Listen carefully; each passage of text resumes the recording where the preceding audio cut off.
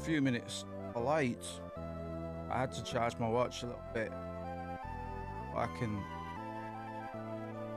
see how poor my resting heart rate is.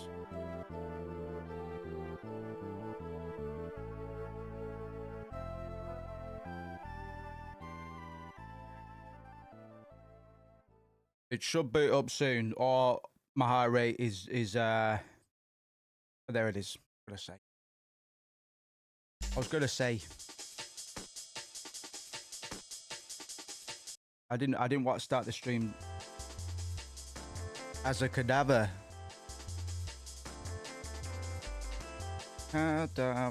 Cadaver.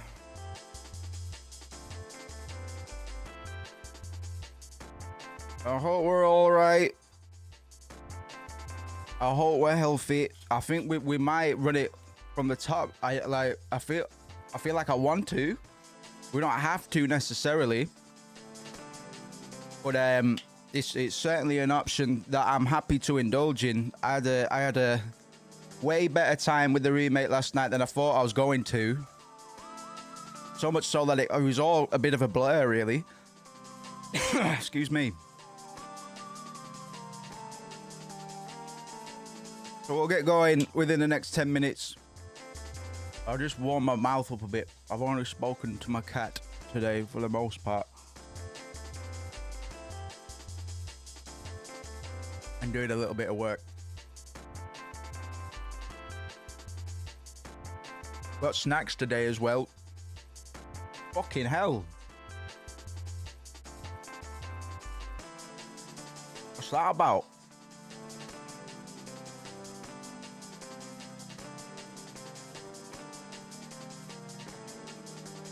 Pour some of this down my throat and watch it. Yep.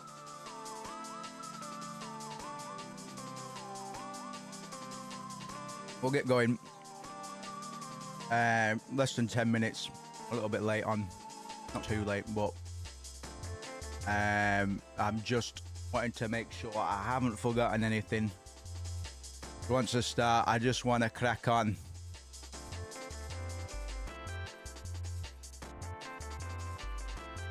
But yes, if people don't mind, I will happily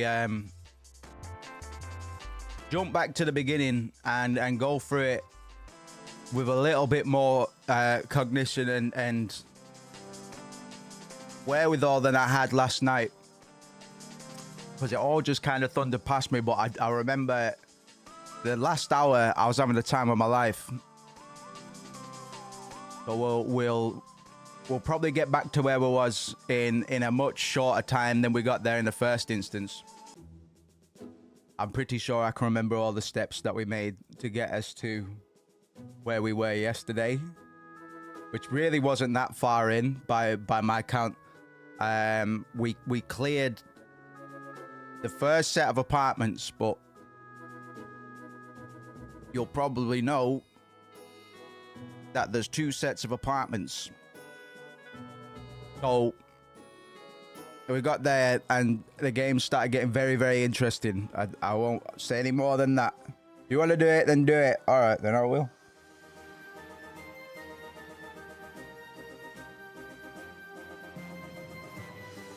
We got to the iconic Angela cutscene, and it brought a tear to my eye. Because the little actress that they got, sorry, that's condescending. What's her name? Gianna Keel. Gianna Keel. I'm gonna say. Fantastic, man. We had Scott Haining as Eddie, but there are 2 voice actors for Eddie, with the other being Danny Carane. And I may have confirmed just in looking at just the main voice actors, but I can see one just where the list is about to end. And that's new. That's a new. I won't say who that voice is for, but suffice to say, I'm intrigued. If nothing else, I'm intrigued because I would be terrified of adding things to Silent Hill 2.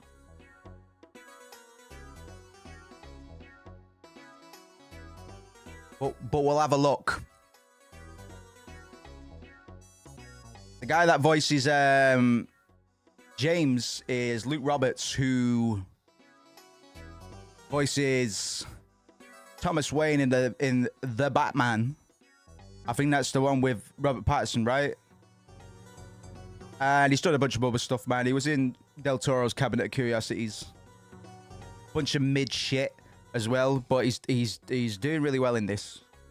I'll double check the other two as well that we've heard so far. We technically heard Laura, but she only the word ha, and then it's repeated, so it's ha ha.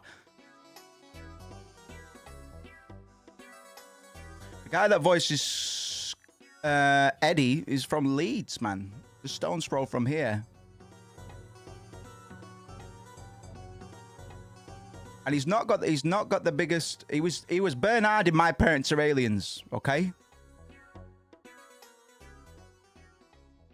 He was Bernard in My Parents Are Aliens, okay? What's Homegirl done as well? Where is... What's her name, man? Gianna Kiel. Because she's my favourite so far, man. You killed it.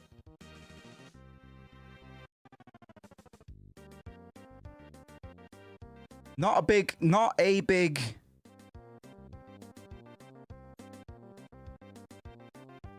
resume either, but she's killing it in this, man. She'll definitely get work after this. I can't remember. I don't know who the fuck Bernard from My Parents Are Aliens even is, to be honest.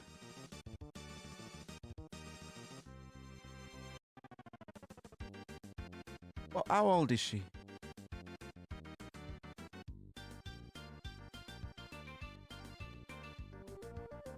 No.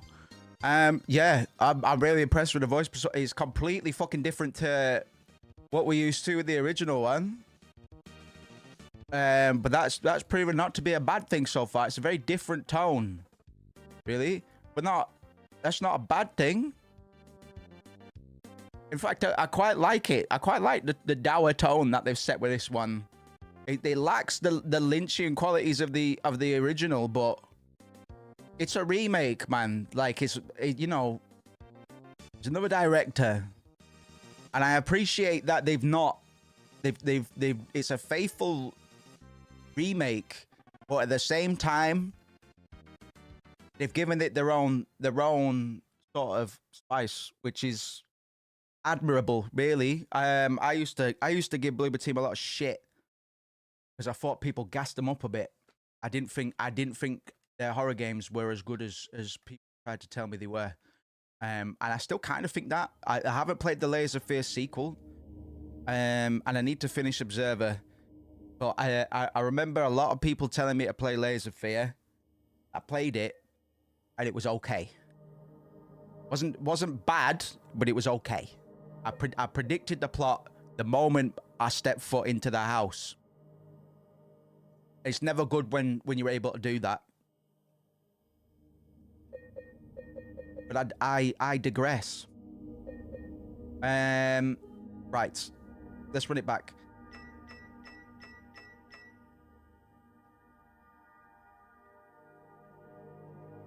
And we'll run it the same, man. We'll put puzzles on hard.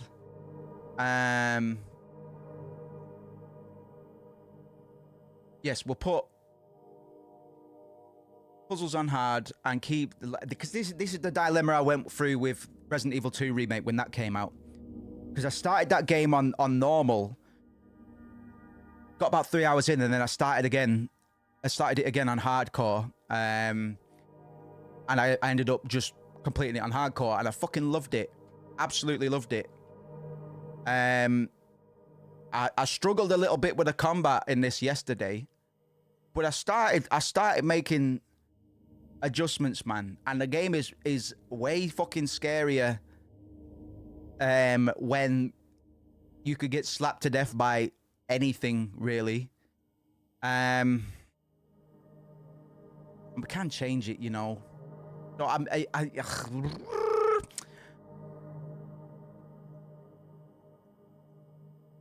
might give hard another go.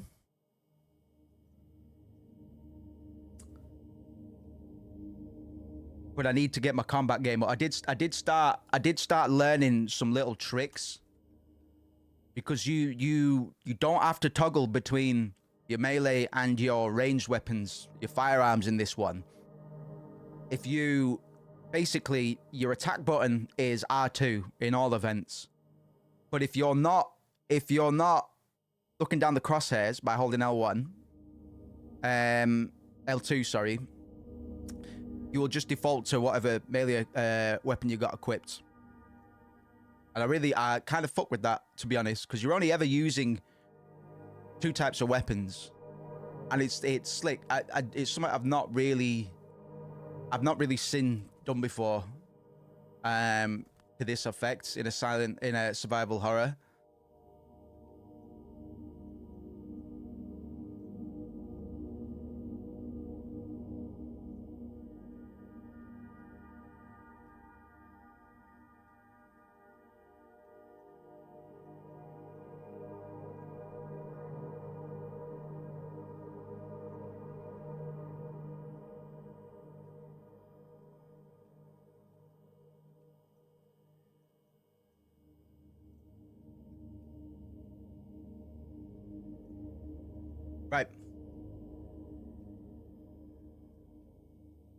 Right, we'll do that, and we'll see how we fare. If we're blazing through it, I'll consider a change. That's fair enough. Do it on hard, says Leonic. You're speaking my language. What I mean, man. I've just been bred to play hard mode where it's available, but we'll see. We've got an even split in opinion right now, which is awkward. That's actually, it's good to have you, man. So why is my heart rate so high, man? It's gonna drop right down as soon as we get going. I'm just being a bit boisterous. We'll definitely do puzzles on hard. Definitely. Because we didn't fly through puzzles when we tried the game yesterday, but we were able to do them, man. We were able to kind of knock our brain cells together a little bit, and we persevered, man. So without a doubt, any complexity that I do definitely want. I know that's what I'm thinking, Miles. Honestly, I did just get back from the shop, which is all uphill. But we were setting at a serene 75 to 80, which isn't a great resting heart. But we were playing a horror game.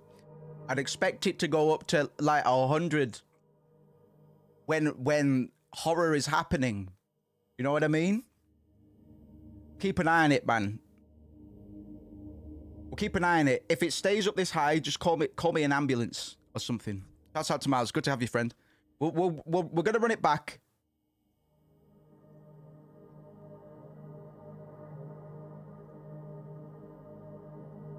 And what are you saying, Miles? Should we go standard or hard for combat? We've always got the option to change it, and we're gonna fly through the first bit of the game. So I want to run it back from the beginning because it was a bit of a blur when I got into it yesterday. Puzzles were hard on normal because no brain. Some of them require, yeah, they are. To be honest, I'm surprised we did quite well. We got up to the coin box puzzle, which I won't talk anymore about, but I really enjoyed that one in the original Silent Hill 2, and they just made it 5 times better somehow. I was really suspect about them revising certain puzzles. It seems like they've not been afraid to integrate similar puzzles like the coin box, the clock, but they've changed them quite radically, to be honest, while still kind of respecting the setups of the original puzzles.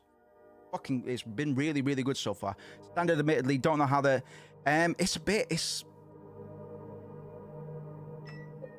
we'll see. I'll be a lot quicker to change it than because I struggled with it yesterday because coming from Silent Hill 2 OG 2001,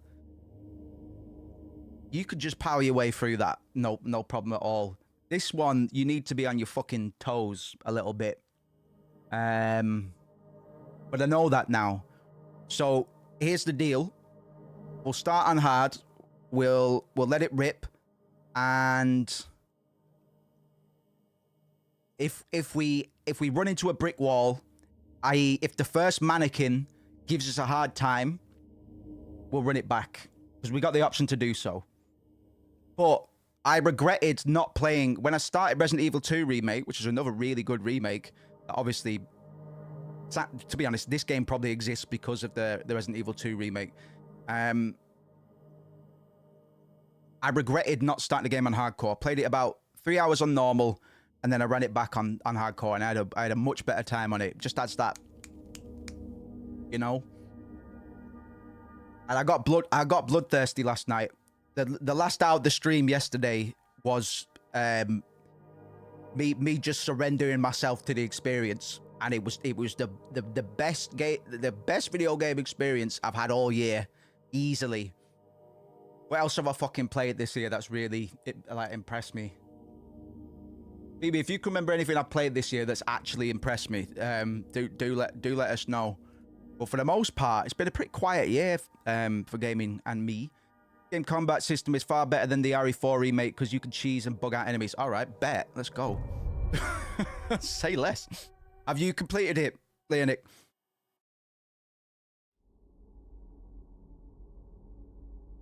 I'm a big fan of the OG. Hyper fan of the OG. Outer Wilds, yeah, but I haven't. It hasn't bit me yet. You know what I mean? I need to give it a bit of concentrated sessions, man. The way I am with games, I'm either up for it or I'm just not. You know what I mean? Sometimes I try and force myself to play things, but my heart's not really in it. My heart's really in this one today, man. It might explode.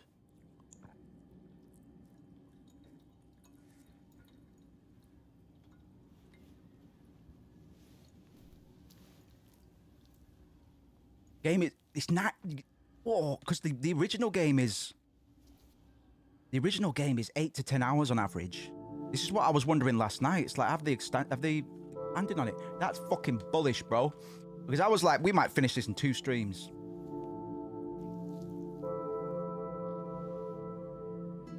Oh shit! I'm sorry. By the way, I'm sorry if Stream Elements is annoying. It was yesterday, and it is going to be annoying tonight. I'm just trying to see how well it works on YouTube, but I didn't tweak the timers between last night and today. I'm sorry in advance. Mary. Could you really be in this town?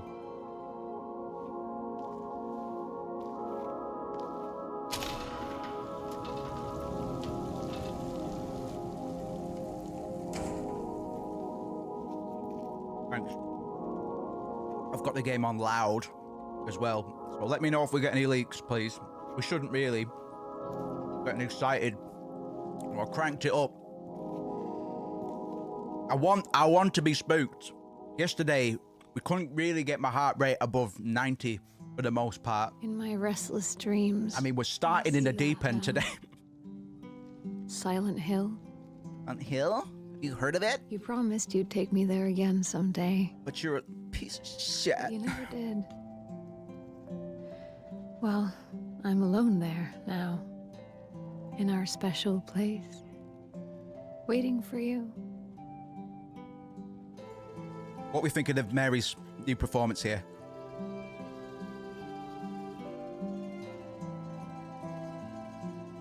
Mary is probably the hardest role to I got a letter. for an actor to try and approach from a fresh angle, in my opinion, because she's the most human character in the original. My wife's name. She usually has the best performance in the game. Couldn't possibly be true. That's what I keep telling myself. Mary died of that damn disease 3 years ago. Why am I looking for her? Brilliant. Let's go.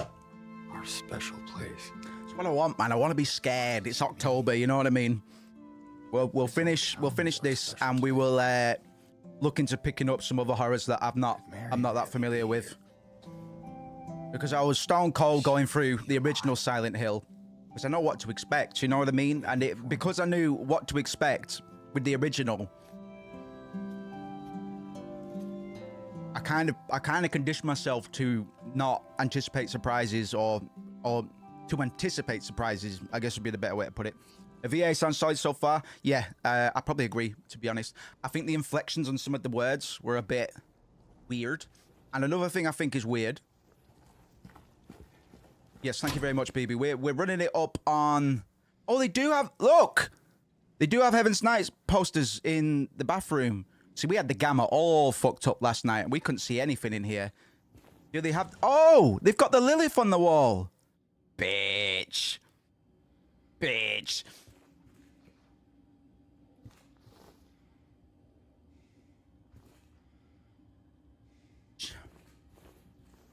I was very surprised they didn't just let us loose from the bathroom. This is the iconic bathroom is the first environment Team Silent developed for the original.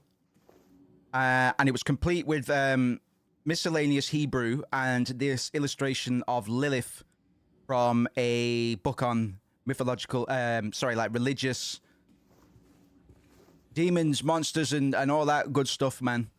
So we couldn't see in here yesterday because my gamma was all kinds of fucked up. But I'm so happy to see they've got a Heaven's Knight poster in here. That's quite a big deal.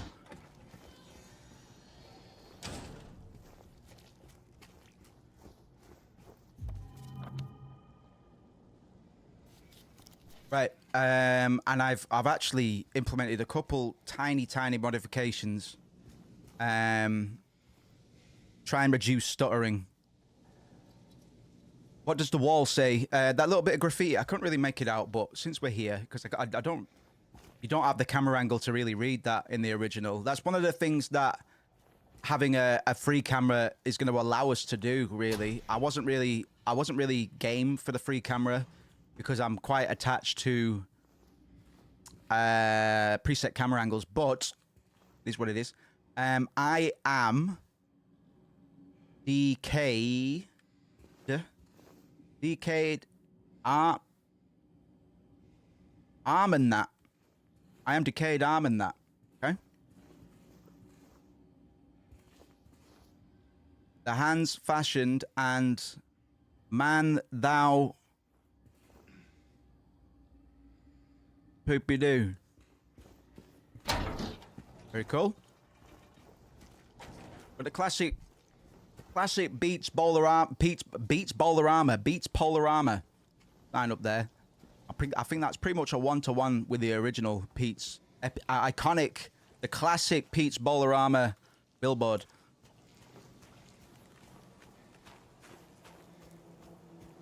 And much like the classic, we have a little bit of time to reflect whilst we approach Silent Hill proper. We're not going to get into any beef in a hurry.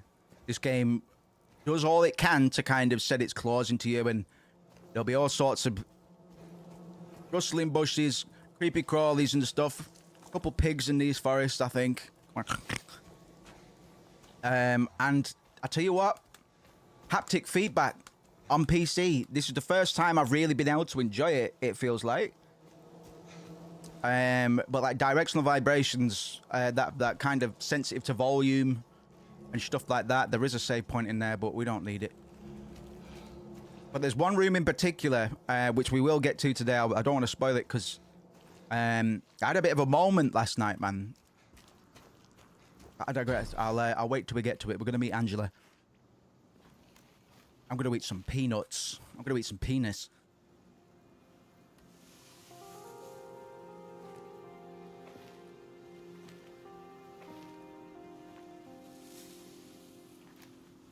Excuse me. I'm sorry. I was just... Hey, it's okay. I didn't mean to scare you.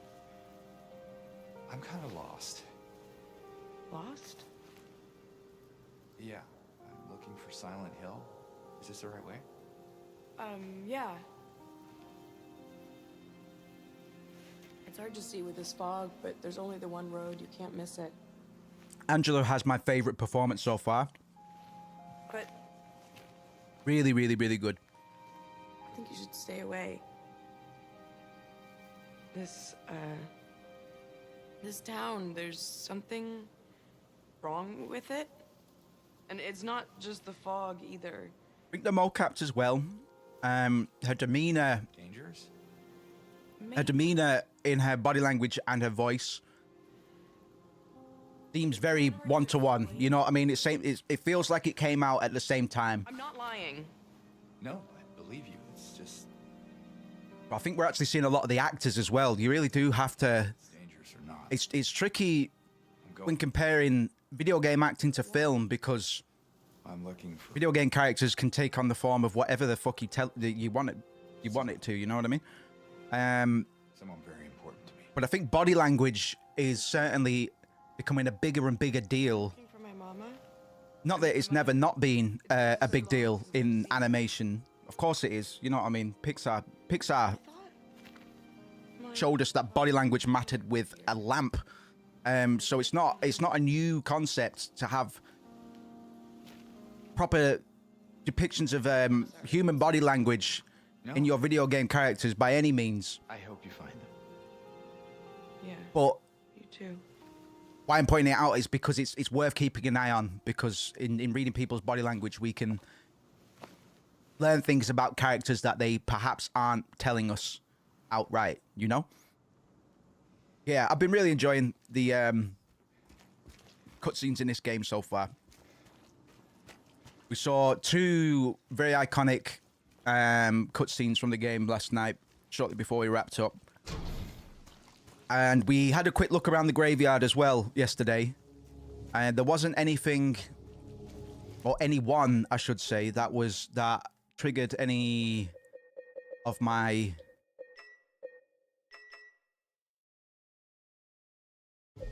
foreknowledge of the Silent Hill 2 mythos. I'm just going to tinker with the settings a little bit, see if we can push up the quality a bit.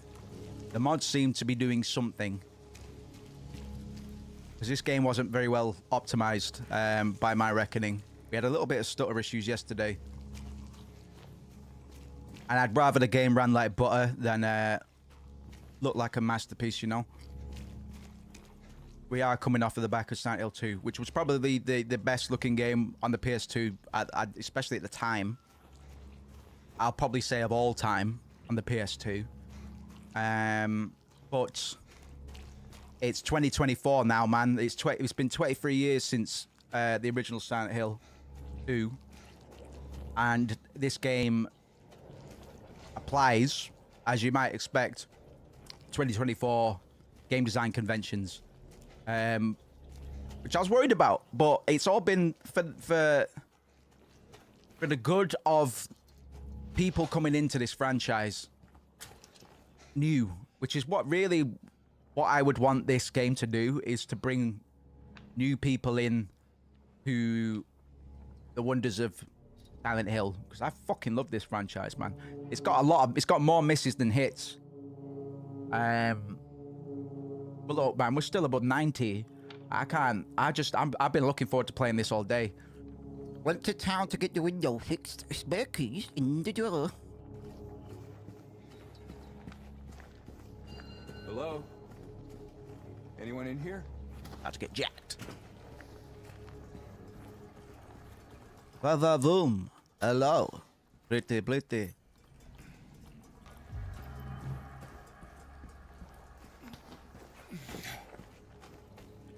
Maybe we'll get a fucking Silent Hill 2 movie at some point, Doug. I think, hand on heart, another director's going to take shots at a Silent Hill movie at some point, and I'm not really against that.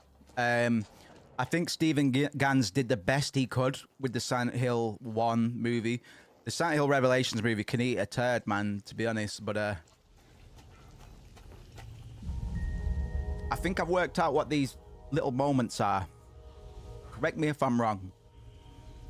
I think when we trigger those little events, and we will trigger... I thought that was a rat!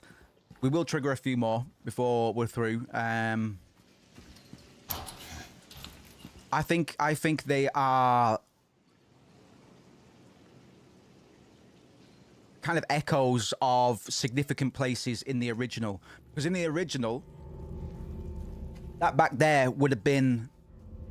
Well, it would have been a bit further on, but the way it's set up, the way it's designed, looks like the place that you get the stick, your first melee weapon in the original.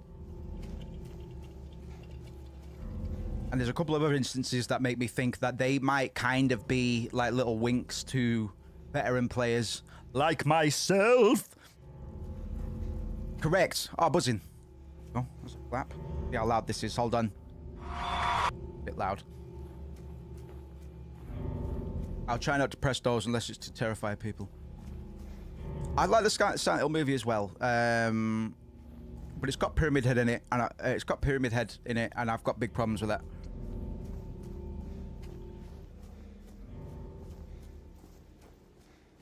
Well, thank you for joining us today. I will have a lot to talk about in regards to Silent Hill 2.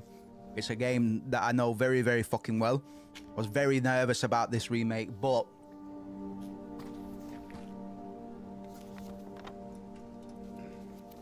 Bloober Team have kind of shown me the way. Shouts out to Nux, man. Bless your heart, my man. But that's why we wanted to set up on here. Just in case there are any old heads still knocking about, man. We're not going to turn this into a gaming channel, per se.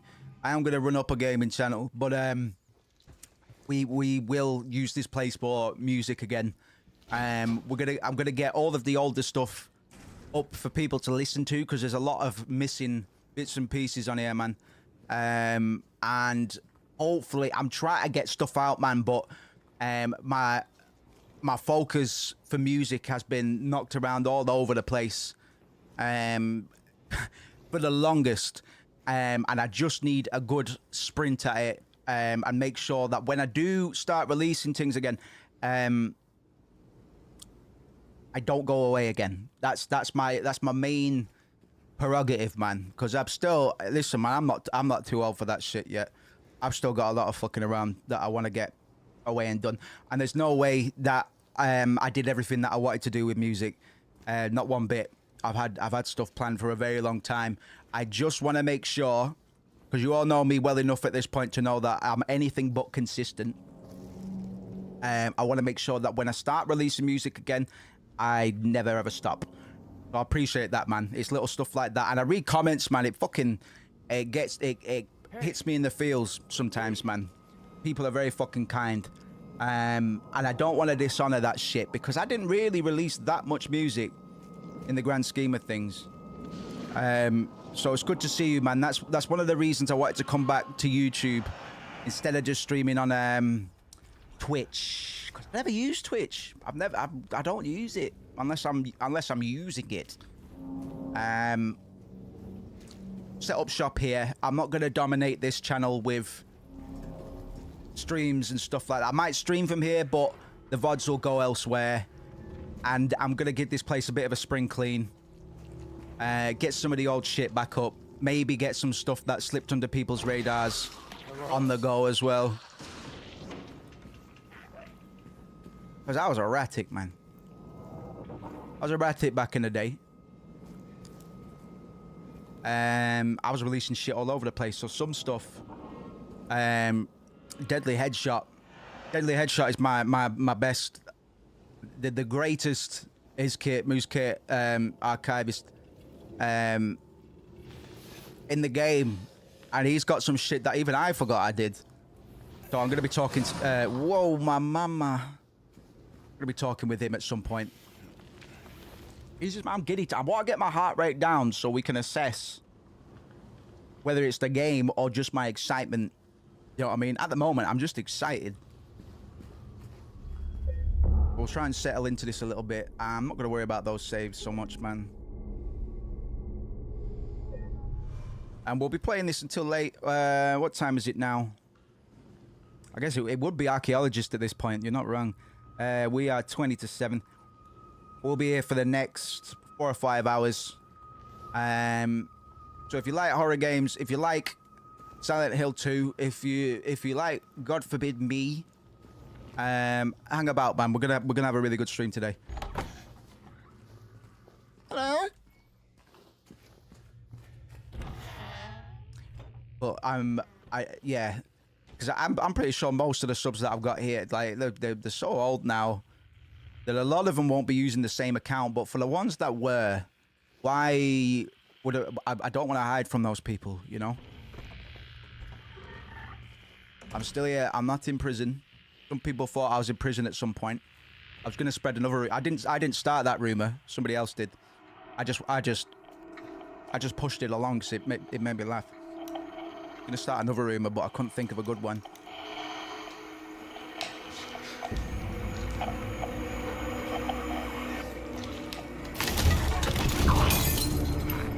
Mercy me. Shouts out to Sean Flynn. Oh, fucking hell. We got a good one today, my friend. Hang about. Good to see you, friend. I hope you're well. I meant to come see you the other day. I was in a rush. Stay back. I noticed that the van was out. I meant to come say hello. Grab some food, but suffice to say I didn't. Hey! Spitting on the floor. Get a job! Get a job! Loser. Hey!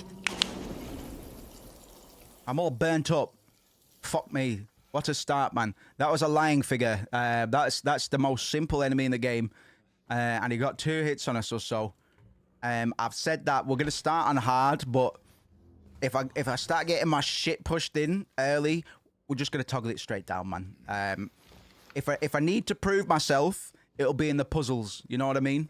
But at the same time, if I can tolerate and keep up with hard combat, then we'll do that. But we will always have the puzzles set to hard because that's how we roll. It's a fucking buzz, mate. We were just playing the original a couple nights before this. It's one of my favorite games of all time. I know everything about it, man. So we wanted to cover that first, so everybody was familiar and I was up to speed. You know what I mean? Because I've got a bad memory, man. And get straight into the fucking remake, man. And it's a buzz. It's a real buzz at the moment. They've confirmed that they're probably going to... Bloober Team are probably going to make remakes for some of the others as well. And potentially even an original Silent Hill game. Which after seeing how well they've handled this, I'm quite excited about that now. I wasn't before.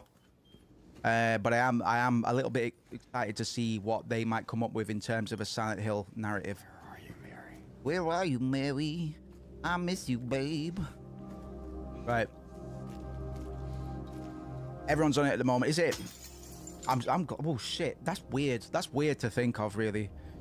The original's 23 years old, man, and it's always, you know, to super fans like myself, it's always been a bit of a crown jewel.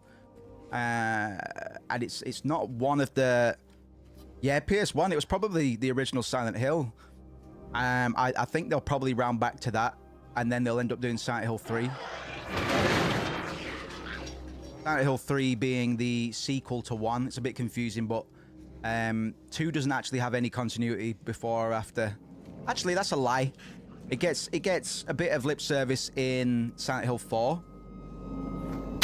But it's not significant, really. It's kind of they took a few names and made proper characters out of them. But it's one of my favorite franchises of all time, man. And I'm never short of things to talk about.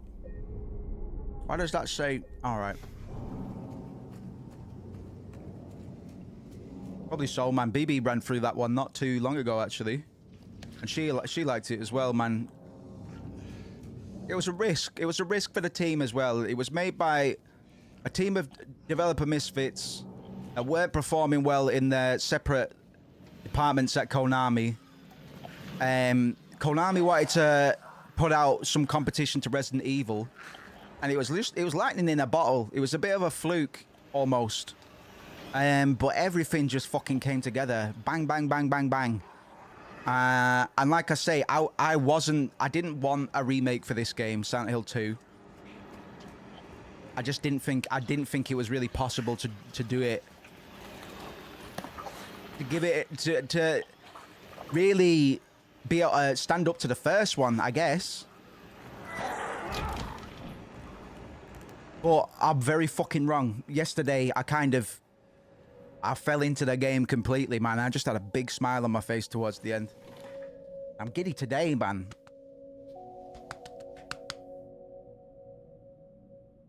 I'm trying to hit it to slow down.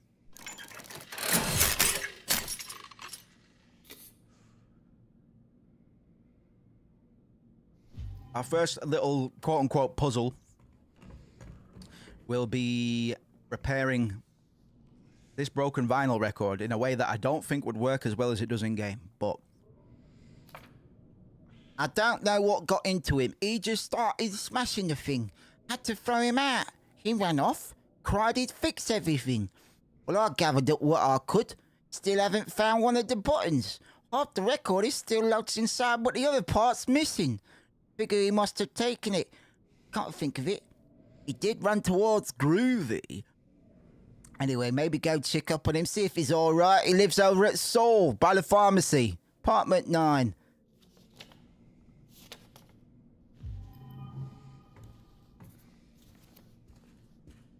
That's my Neely's Bar proprietor voice. Liked it. There was a hole here. It's gone now. Right then. We have to go get a few little bits and pieces, man. We have to go get a few little bits and pieces, man. Bear with me. Where are we? Right now, we need to go to the Seoul Street Apartments. Yes. Groovy music, and I think we might have one more stop as well. We're going to pile through this, man. I thought it would be worth to touch down on this from the beginning. We did make progress yesterday, Friday night, though. You know, my head was mashed. Everybody, a lot of people were out getting their head mashed. Or mashing heads. Whatever you're into, man. I don't judge. And it was all a bit of a blur when I started yesterday, so, hey. Why not run it up from the top? Since I'm such a big fan. And I don't think we found this last time. Hey, they can be killed. Just make sure they stay down. Good advice. Hey.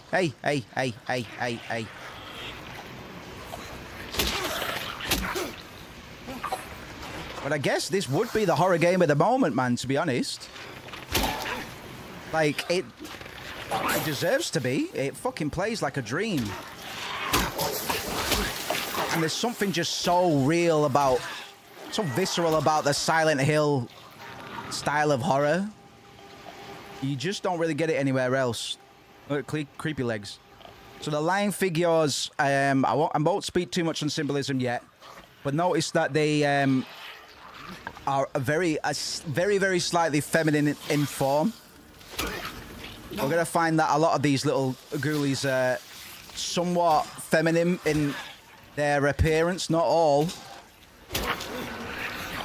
But realize that everything means something. It's one of those games. You might have seen me play a few of those if you've been watching, if you've been keeping up with my streams over the years. Everything means something. Nothing is there by coincidence. None of these monsters are just monsters.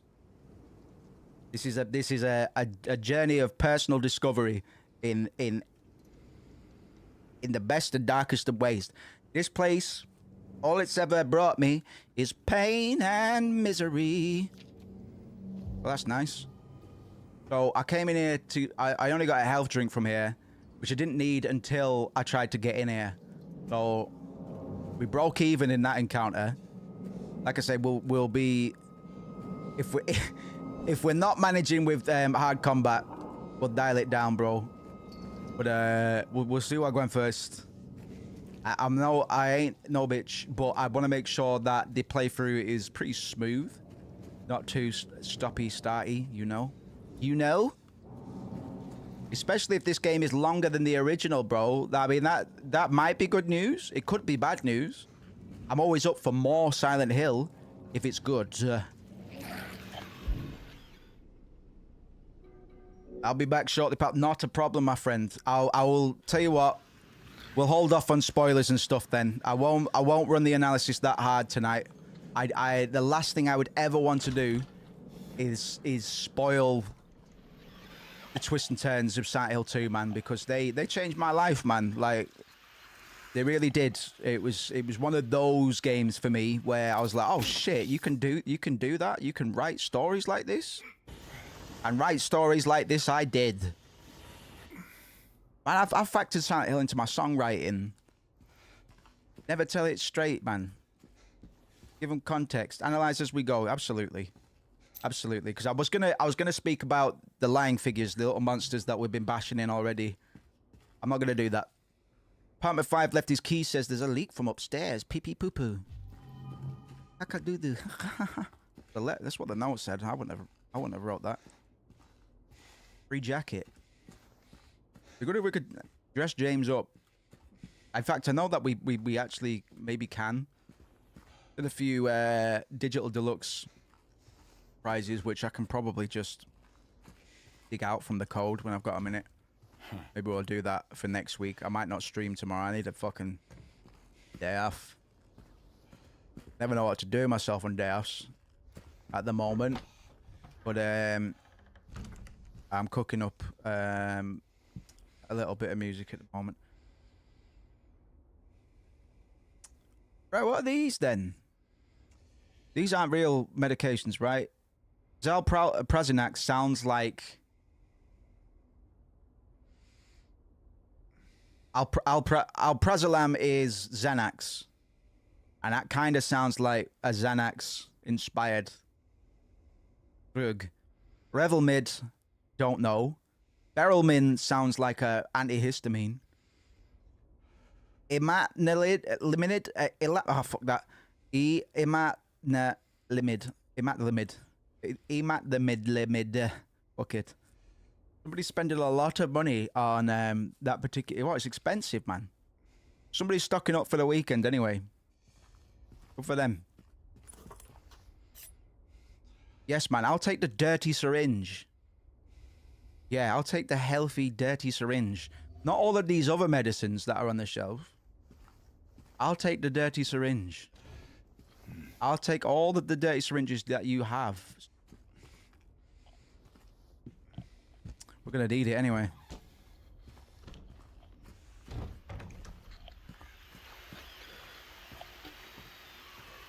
The radio that we've got kicking off at the moment is an enemy proximity device. The game does still do jump scares, but it also has a way of building tension through the radio. Whoa, bitch! It's a bug! The radio will tell us that there's an enemy nearby. Even bugs, it turns out. But the tension comes in from not knowing where or what the threat is. And I'm very glad they carried that over. I am. Hello? House cleaning.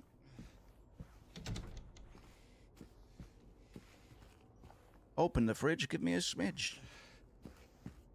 Come on, James. Put your head in the toilet. Come on, don't be a pie pooper. Put your head in the toilet.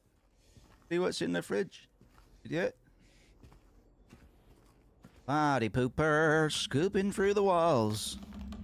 Oh, don't get bit. He's gonna get bit by a mosquito.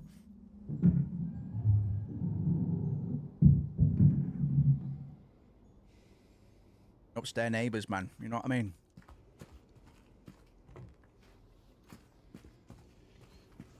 Hey, it's quite cozy, man. Quite a cozy little pad. Hey, it's quite a cozy studio. Apartment, you know. Yep. And beautiful. It's Silent Hill, actually, in the summer, it's absolutely gorgeous. Shut up. Got our mind out for the weirdos. Hey, you're gonna snap when I jump through the window? That was lucky. Hello? Give me a shot of tequila, something like that, for my troubles. I've come all this way, after all. Bum bum ba-dum, bum ba-dum. Give me a hole.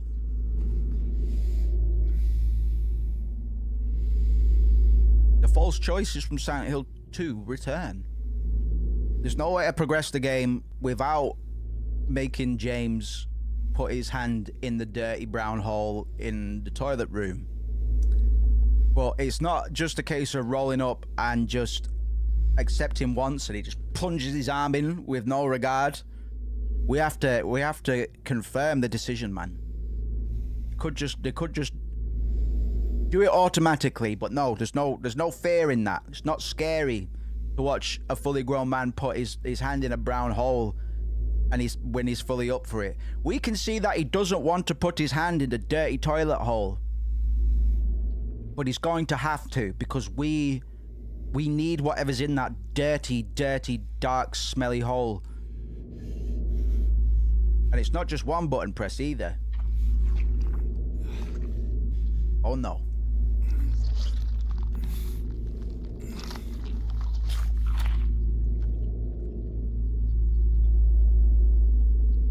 Got a jukebox button.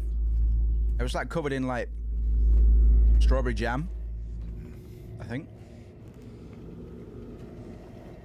I think there's like a jam factory in Silent Hill.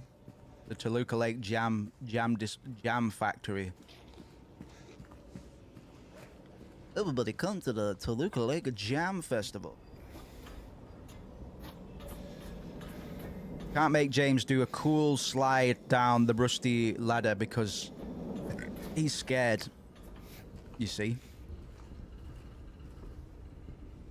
I'm the trash man. I come out and I throw trash all over the ring. And I eat it. I mean, I didn't find one health drink in the whole fucking...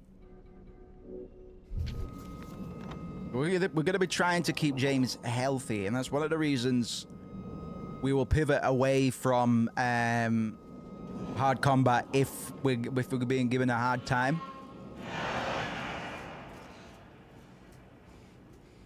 It has something to do with the outcomes we might be able to expect later on in the game.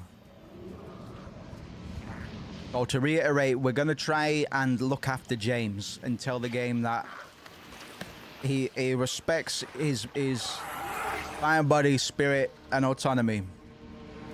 We don't want the game to think that he wants to top himself, if that makes sense. Does that make sense?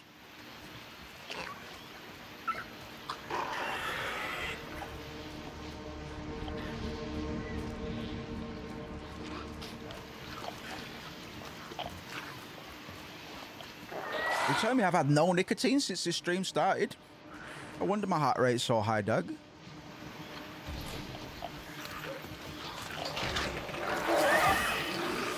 Yes. Blue. Hey. Keep it down in there. Try to listen to my records. Sweet home Alabama. Oi! Oi! Oi!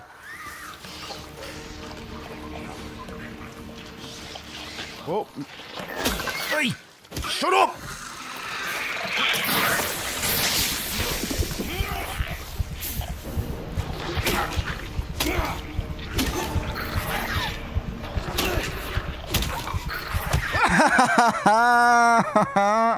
Right, I learnt my lesson.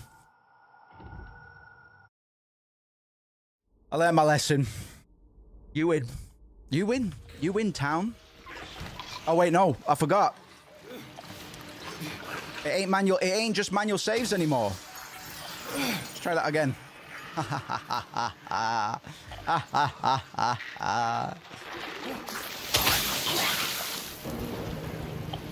Come on, then. You big wet. You big.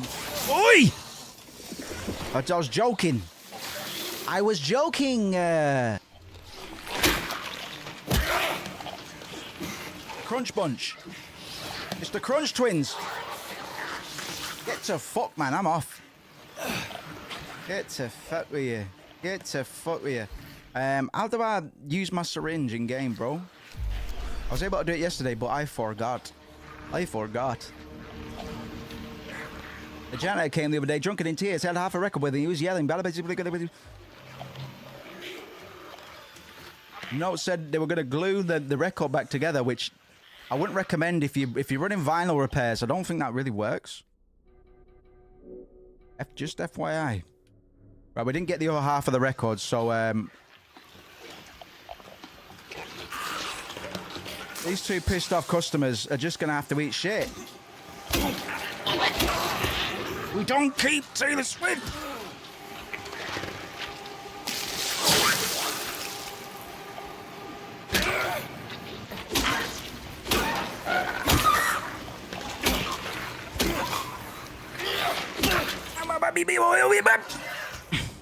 Eat ass, motherfucker. I started scatting.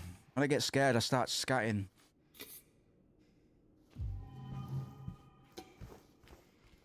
Are there any health drinks for me? Through there. Any health drinks for a young James out on the town? Gotta get his rocks off.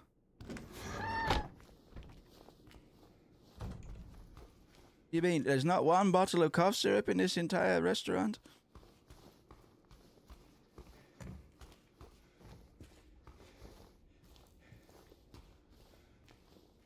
I suppose not. Alright, we got out of there moderately clean. I think we have all that we need to go back and listen to some tunes on the record player and the jukebox down there, you know. Funky tune. Where we at then? Where we at then? Oh no, we need to go to the Texan Cafe. Squeeze me. For a very weird reason.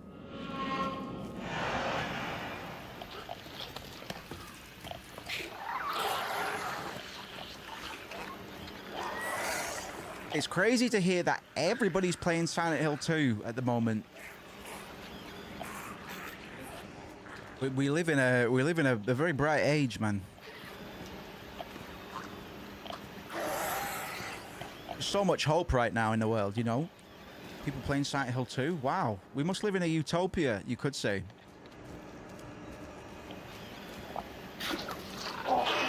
Hello, morning.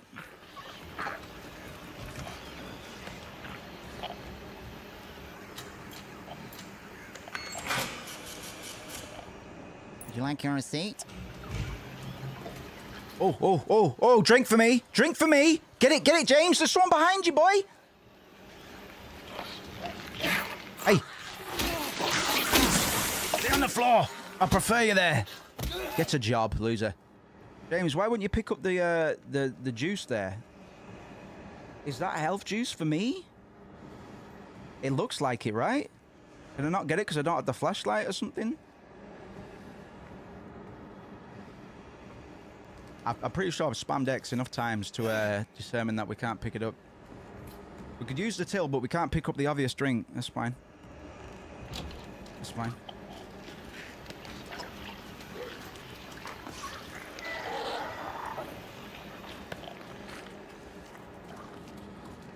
See if there's any in these little dirty alleyways and such. Let's just go off the beaten path a little bit. You know what? We'll run up a save as well. I should be breaking into more cars, man. I haven't conditioned my head to know that vandalism is a valid option in the remake. Because it wasn't in the original.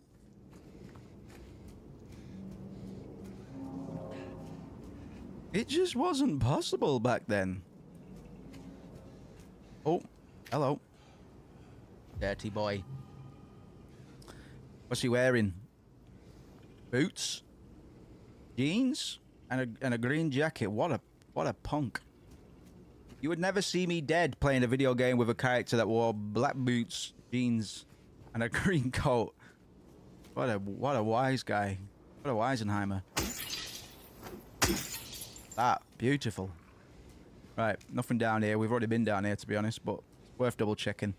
We got the save popped. We popped a save, Mum. Mum, I can't come to lunch. I need to pop a save. Because autosaves won't be a thing until 2006.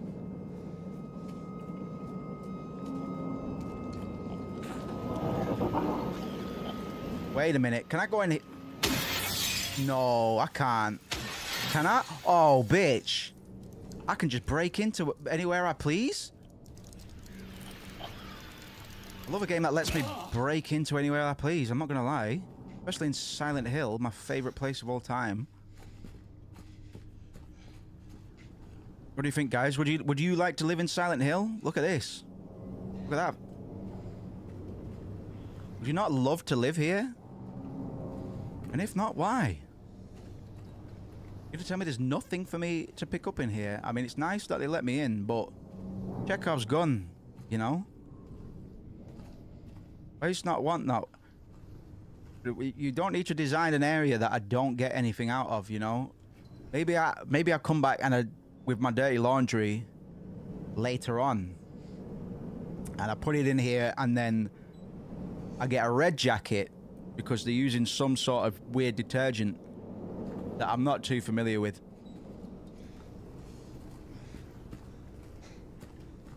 Just drink all of it, James. Drink everything that you find in a laundrette. I'm sure at least one of them will make you give you a bit of pep in your step. Tell me, if you lived in Silent Hill, what's the first thing you would do first? What's the first thing you would do first if you were here with me? Your favorite gaming streamer, Boost DOGG.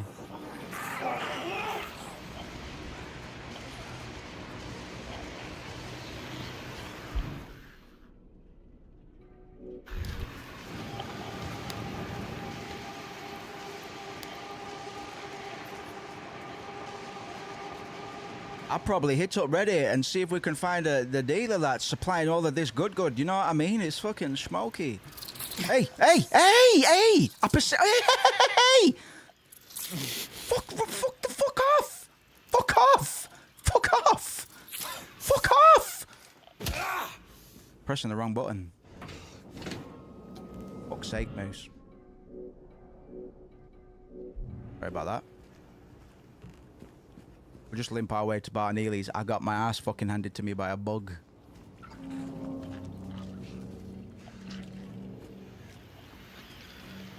To be honest, most of the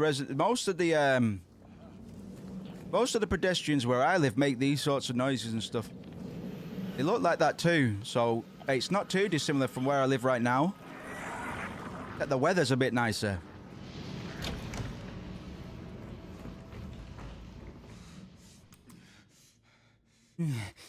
I'm hurt. I'm hurt. I'm okay, guys.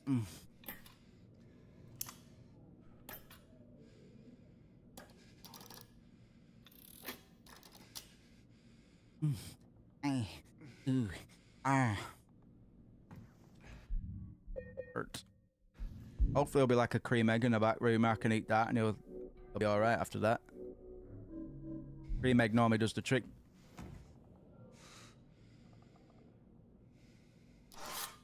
Oh, hello. Well, hello.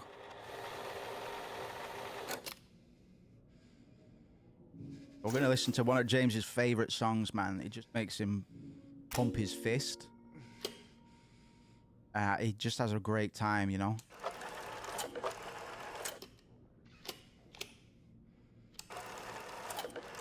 Bit of a party animal. A little bit of a party freak.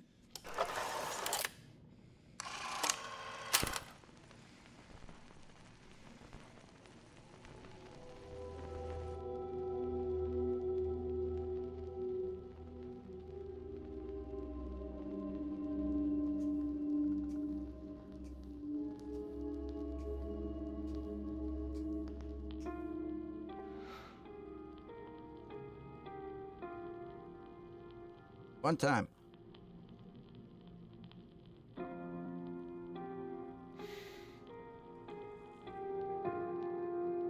A real vibe to it.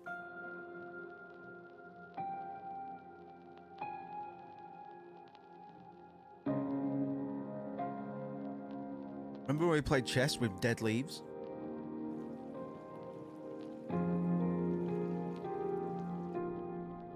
Park on the lake. I have a park on a lake, James. Whole day there. Just the two of us staring at the water. Talking to. Can't have a park on a lake. How are you gonna make it? How are you gonna make it float, James? You're not thinking about what an engineering feat that would actually be if it happened. Everybody would be here right now having a park day.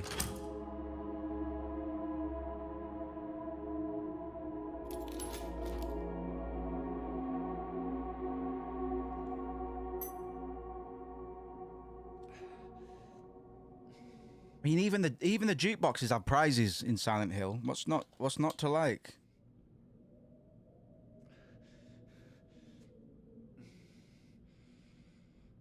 It's not a cream egg, but it'll do.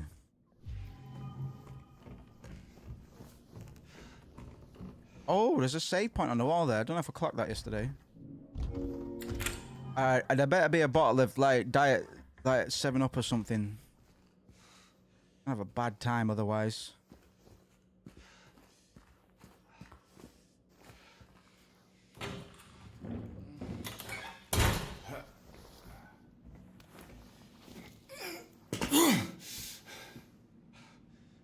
James, I hope nothing bad happens to you today. Like,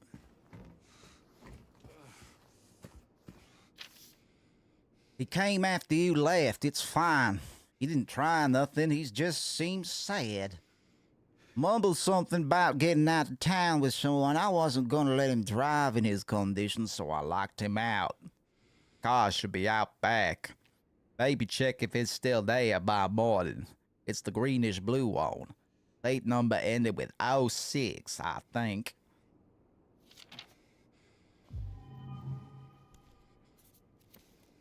What the fuck was that? Did you just write something down? Did it? You're using a felt tip for, bro. Bro, are you weird? No health, no energy drinks, nothing. Allie. Owalicious. Well, we're gonna fuck up these cars. Try and find ourselves at... I got an achievement for smashing windows, bro. See? Real video game now. I think they're only gonna have one health drink. I myself will never leave the house without at least one health drink in my rusty car. Oh, there's a big... Not today, friend. Dig about, man. You might find some last night Chinese. That'll perk you right up, son. Wait! Failing that. Smash a few windows, man. That'll make you feel better. See? We're doing it. We're really doing it. Chat, we're really do... Oh, never mind. Just leave now. Sorry, chat. I'm embarrassed. Hey, you. Hello? No sleeping in... There's no sleeping in your cat.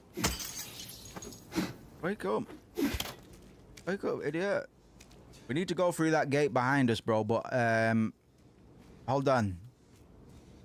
Or did I already get to that one? Silly me. I guess we won't be holding on too long.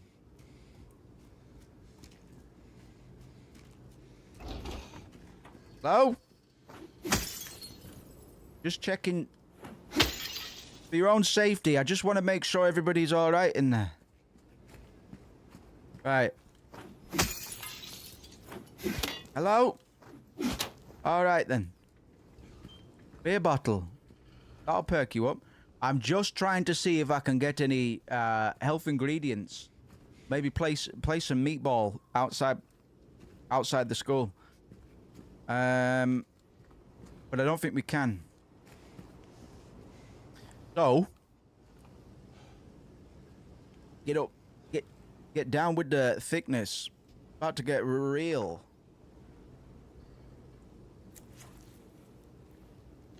You are my favorite streamer, I think. Oh, thanks. I knew I made you mad for a reason. Oh gosh! Gosh in heaven. Not today.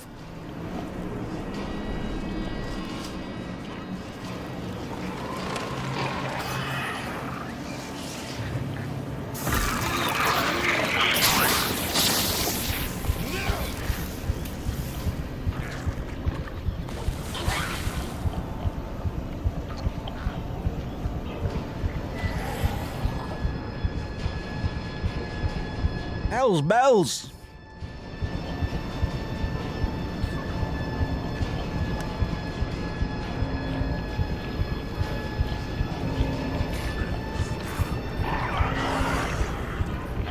Don't hurt me! Oh, leaves! Hell's bells, man.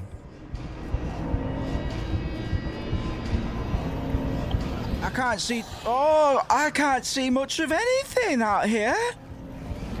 Christmas crackers. Get inside, James. Get warm. Put the fire on.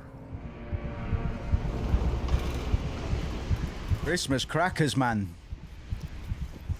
Christmas crackers. You know. Whoa. What a fracas. Any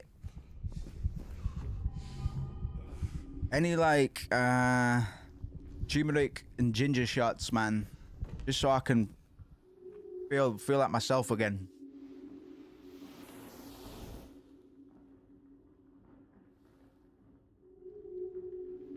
We are presented with a box with 5 circular depressions.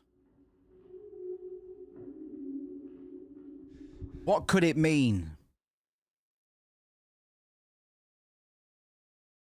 One second. I want to make quick time progress in the apartments. We cleared these out yesterday. I don't want to just plow through it, but I'm gonna make sure that we progress with purpose, because this point on, there is a bit of backtracking to be done, and I don't want to be backtracking more than necessary. But at the same time, I want to make sure we hit all the same notes that we did yesterday. And I actually know that there is a health drink around here today. Do me just fine. In response to your complaint regarding the gunshots coming from apartment 217, we paid a visit to the tenant, and he assured us that he does not own any firearms. He was fully cooperative and granted us access to the apartment. True to his words, we did not find any weapons or traces of use on. Should the noises persist, please inform the janitor. Yours sincerely, Woodside Apartments Administration. See, somebody's working around here, man. We want to try and get our head out of the red. At the moment, we're in a little bit of pain, and I don't want to leave James squeaking and squirming for too long. So we're gonna pop a quick save. Sorry, we're gonna pop a manual save, as a matter of fact. And based on how we do from this point on, we'll definitely consider knocking the combat difficulty down, just for the sake of progress. But we're gonna get a skill check very, very shortly. That's gonna help us make that decision for us. With the idea being that if we get ground pounded by the next Ghoulie, we'll knock it down. for the sake of progress. I want this to be a pretty smooth stream, or smooth playthrough where we can make it. So, without further ado, I give to you Silent Hill 2. Whoop-a-dee-doo. Hello for you. Pay special attention to these mannequins. For instance, what gender is the mannequin? Don't say what? Don't say what? Don't tell me don't say.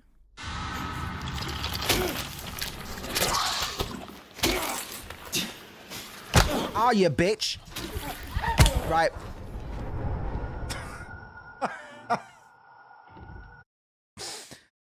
What I was saying about the first mannequin.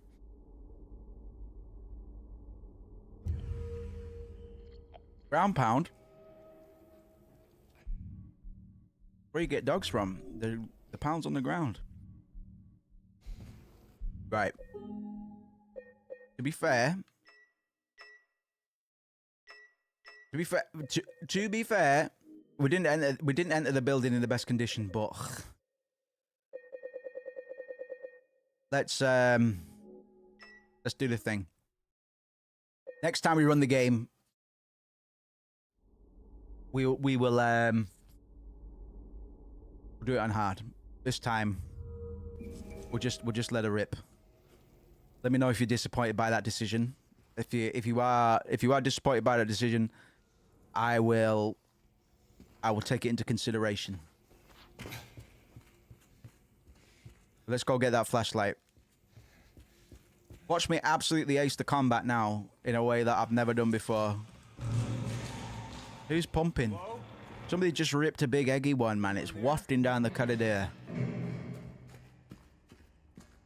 I mean, if I was fighting here, it would probably smell of all the fine cuisine made of eggs. Hello!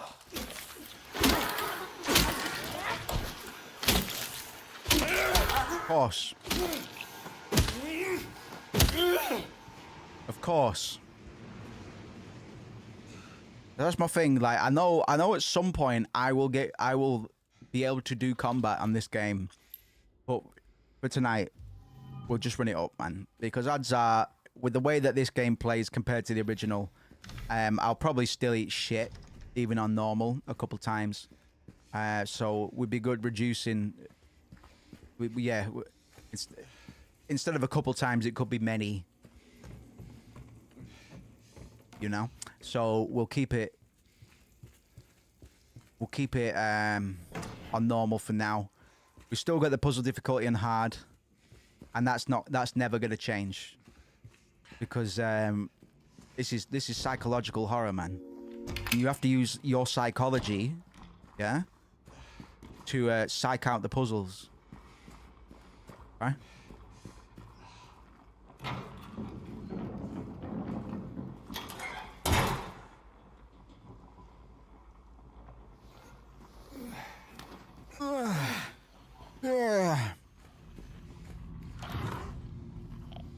Check these oh. How can you just sit there and eat pizza?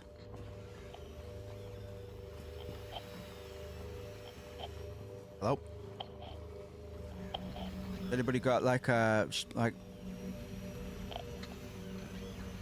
any smoothies hidden about, you know? Like, is there a bug squeaking at me? Is that a bug squeaking in my ear, or?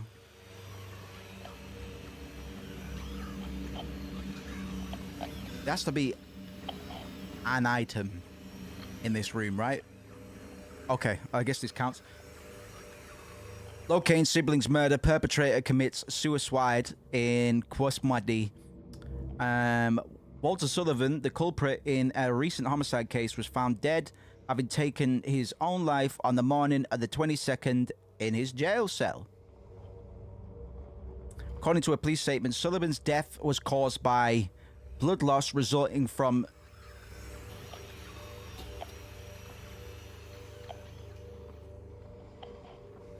severing his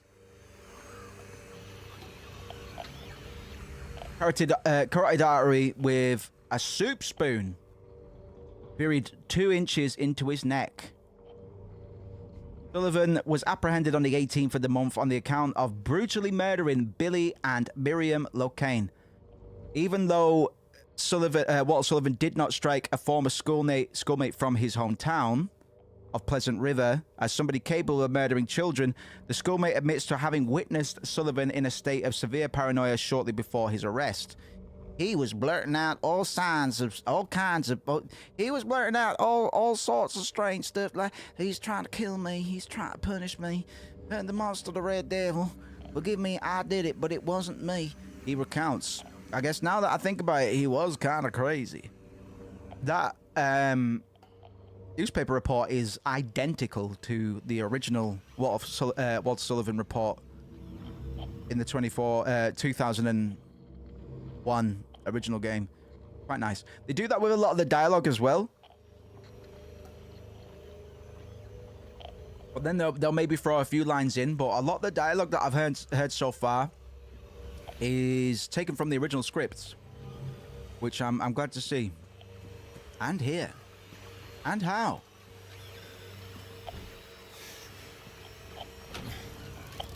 Hey!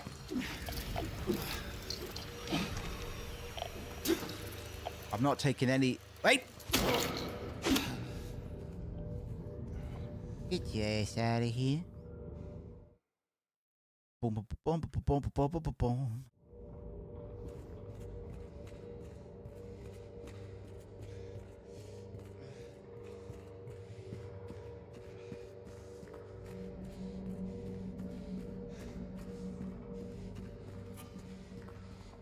Oh, shit. Oh. Little key. I hope a little goblin doesn't run out of the darkness and kick it.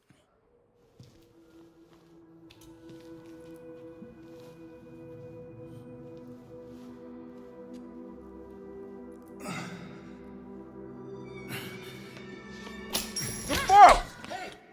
Wait!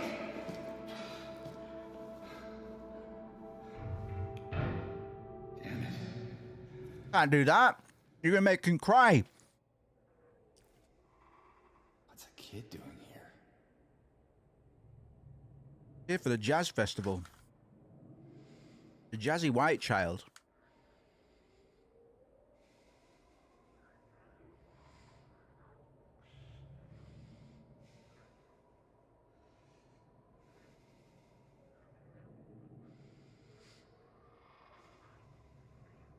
Right, well, I guess we're going, I guess we're going back to where we were. Back to square one, because a little goblin ran out of the shadows and poofed our key. Our key. We found it, finders keepers. As far as I'm concerned. The law of nature.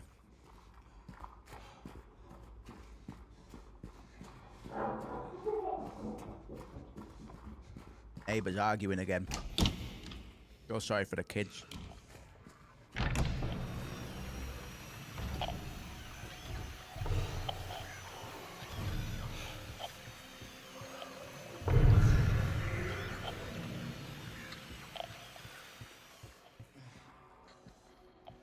Hello? It's me, Mr. Bug Zapper. I don't like this one bit. The radio isn't reliable 100% of the time. Sometimes it will fail us. So that's all right, my friend. Don't worry, you've not missed a pinch. Because we've been running it back, my friend. So we're just at the start of the Woodside Apartments. And we're going to be making quick progress. But since we had some people joining us that couldn't make it yesterday, I wanted to make sure everybody had a proper handle on what was going on. So far, we've got here in very quick time compared to what we were doing yesterday. I'm just trying to do it safely and swiftly, you know?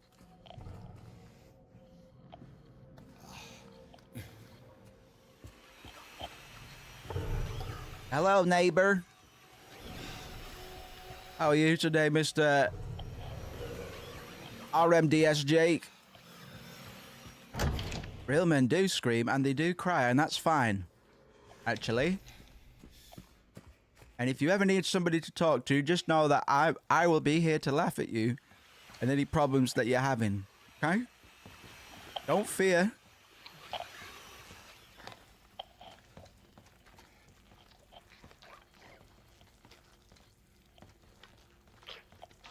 Oh, wait.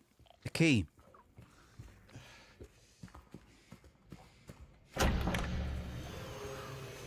Start again, day.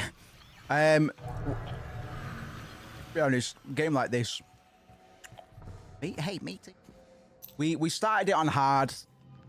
And then I got pwned by the first mannequin, so I was like, right, listen, I don't want to take the piss. I don't want to take the piss. I did have bigger balls going into it today, but I'm a man of my word. Hey, I was looking at my map, you creep.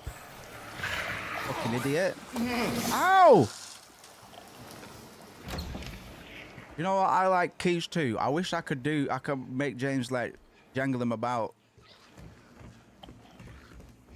Maybe I can.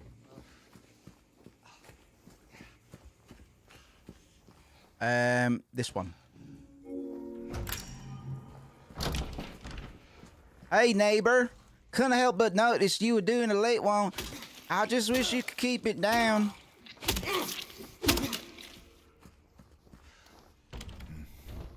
Gotta make sure that this guy's not gonna stand up again. He probably will do.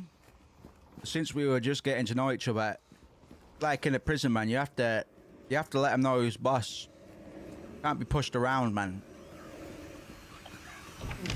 If you ever go to prison, take my advice.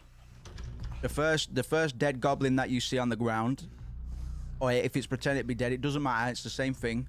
Make sure you get your big stick out and fucking put its head away. You'll thank me for it, don't worry. Yeah, how is everybody doing? Let me take a minute, man. Like, my heart rate's been irate today. It started to come down a bit now.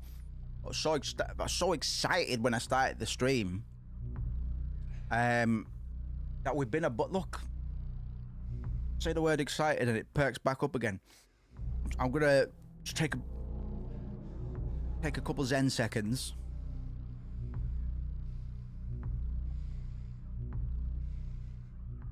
And ask you all what you had for dinner.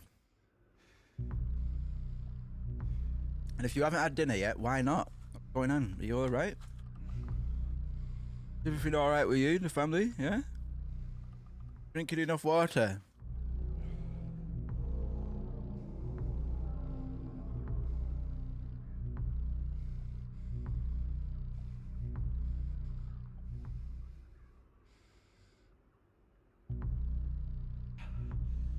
Got a big bowl of beans.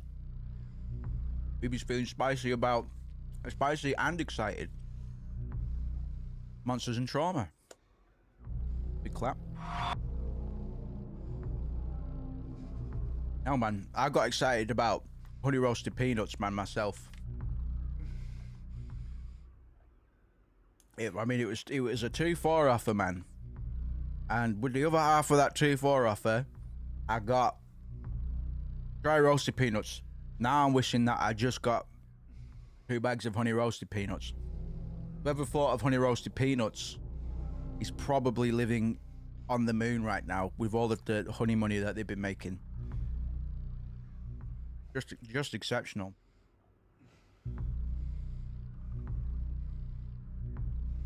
Oh fuck, I just dropped one. Okay. There. 5-second rule.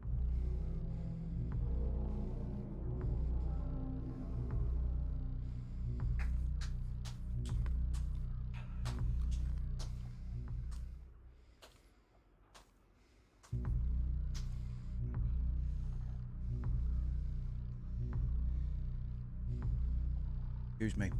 Sorry. I did say I stopped to be polite and ask people how they were doing, but really, I wanted to eat some peanuts, as you can see.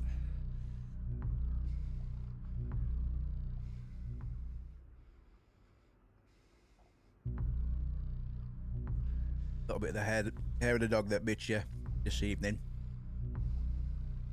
And I'm sorry, yeah, I am sorry about stream elements, man. I haven't done any Discord, stream moderation since whenever I set that idiot up. But I will do some tomorrow. Peanuts mukbang. I'd do it. Oh, I do have some steak peanuts as well. I've got multiple varieties of peanuts. Peanuts. I've got multiple flavors of peanuts. I'm gonna be eating and putting in my mouth on stream probably. I got some steak flavored peanuts in my little collection there. James needs a Colt 45, man. You might notice that the gun is in a shopping cart. The developer's going, ha, it's so fucking easy to get guns in America. You put them in your shopping cart, man. But really, whoever lived here wasn't very well. For one, anybody that has a shopping cart in their where they live, it's either a student or somebody that's mentally ill. Usually both.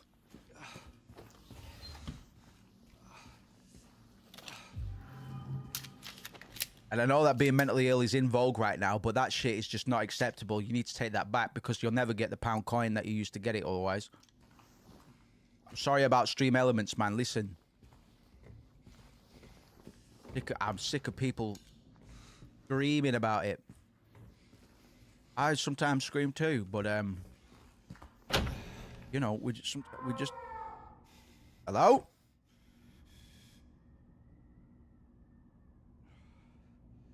Kitchen sucks. Better than mine.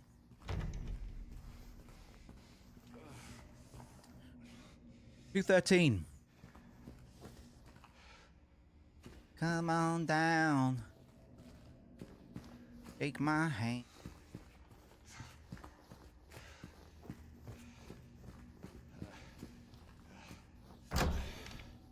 $213, right? Oh, maybe I need to creep. Is this the way I crept through the wall? Ah, it's not. Who was that screaming? That was Diarrhea Dave on the floor above, man. Always eats hot chili on a Friday night, and he spends all Saturday paying for it.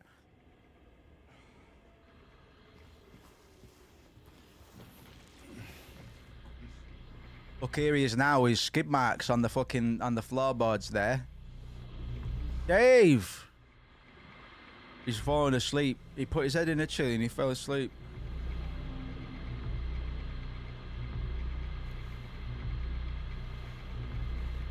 Listen, man.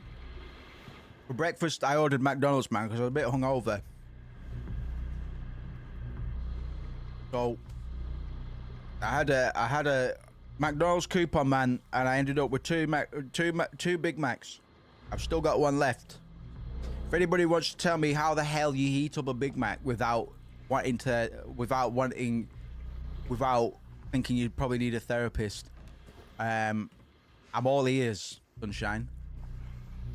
Can you smash TV? No, I actually tried to yesterday. Yesterday I put a bullet in it, and it didn't work.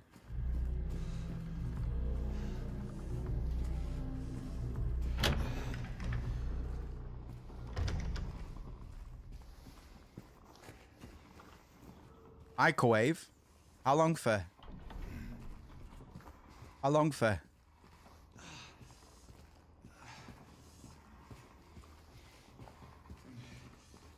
Oh wait, there's a key in there, right? Hello? Did I get the key? There it is. How long for? How long for? 212, right? 30 seconds and check it. They get hot fast. There's all the syrup in the burger buns fucking coagulating and bubbling and bopping around, man. I could do with a, like a sody pop or some shit like that. Do you feel me? If you feel me, put a 1 in the chat with an exclamation mark. Yes, man. My kind of glug. Sweet glugger lugger, idiot. And how?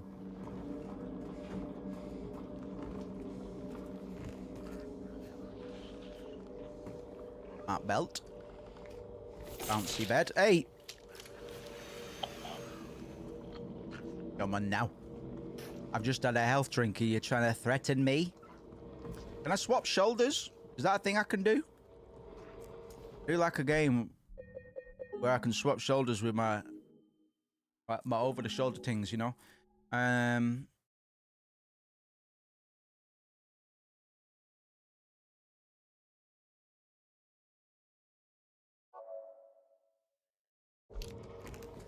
Don't think so. Where'd you go? Where'd you go? Oh, hello. I can't headshot you because you do not have a head. Okay? Dump on you. Best I can do. How do you headshot that which does not have no head? Bullets in the fridge. Ice, ice, freezing.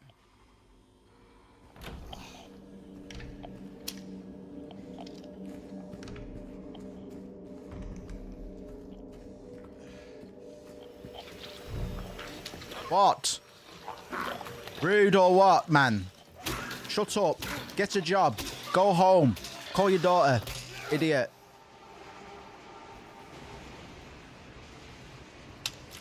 Smelly as heck, these lot, man. They just don't have any real... No flannels. No flannels, no shower gel. Just a bunch of idiots, really. What? Weenie Boys, FM. Go to heck. Piss off. What?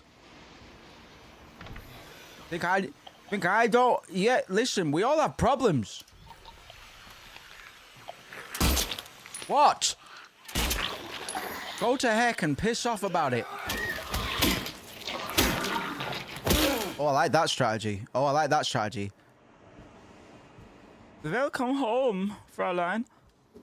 Smash the cake, James. We don't like pink cake. Okay. Pick that up, though. You took a powerful shite. Put us all to shame, man. Look at that. You ever taken a shite that powerful? Take a picture and let us know. Send it to me on Discord. I don't believe you.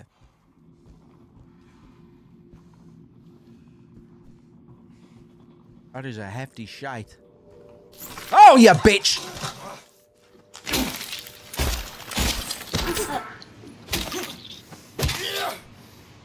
The reason that freaked me out is because I saw it half a second before it jumped out. I think that made it worse.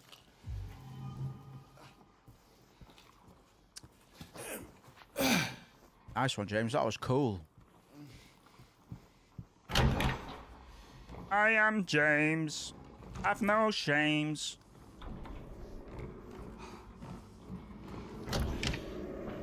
Welcome home.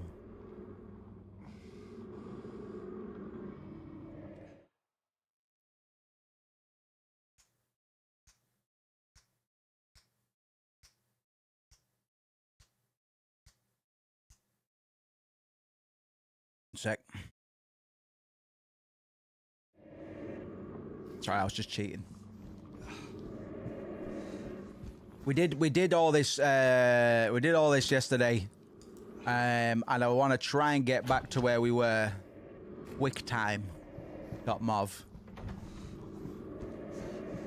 So I've got a wee little guide up there. But so far we've hit the same notes we hit yesterday. Which is kind of, in terms of the guide, we didn't do much that the guide that I've got up alongside me here hasn't told me to do. Which is kind of lit. Nice one, man. I always get hungry when I stream these days, man. I don't know why. When I start talking about food, that's why. That's why I got the penis. Sorry, the peanuts.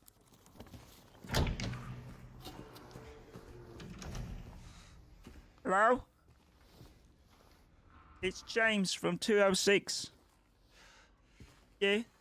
Very smelly in here. I just wanted to see if you were okay. Yeah? What's that? Bang. They got bang beans or some... what is that? They got some bang anyway. They got bang in a can. What more could you ask for on a Saturday night? Bang in a can. God, we could do like a pick me up. You know. That was something for James. Got a bit of the hair of the dog that bit him. No freaking way, dude.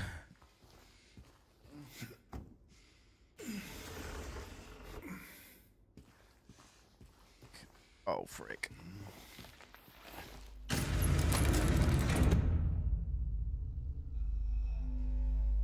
Frick.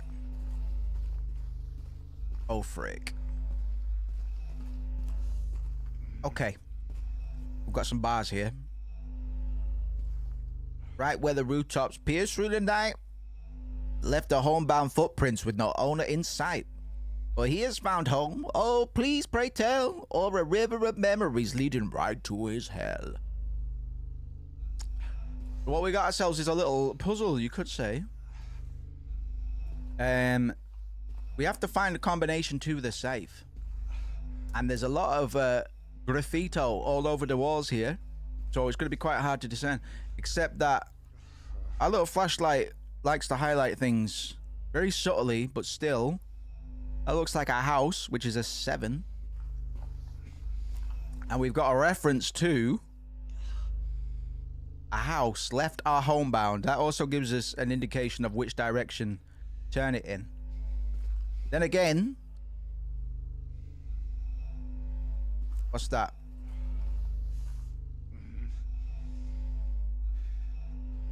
Because that's like a lot. That's like a few houses. Like at least 2 houses. And that do be looking like a river. So. Right. Left. Right. River? No, rooftops. 13 in a rooftop. So we turn right 13, okay? And then it speaks of footprints, no owner in sight. Because we got rooftops, footprints, river. The only words that are embiggened are the ones that we probably need to use. We got rooftops, footprints, river, right, left, right. Homebound, 7, because there's footprints leading towards the home. Rooftops, 13, because there's a 13 in the roof. The roof is on. 11, river. Tell you what, I should work that out. I'm just gonna go for a quick, well, I'm going for a piss.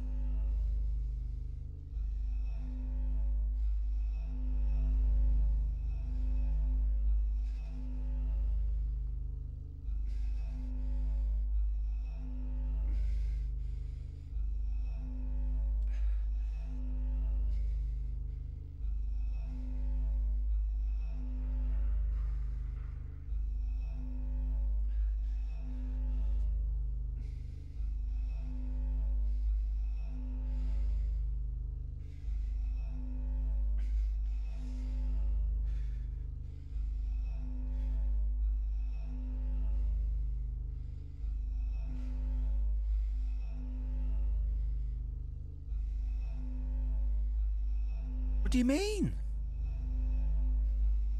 Should have done that when I was unpaused, really. I don't want to leave James's head in health in the red for too long.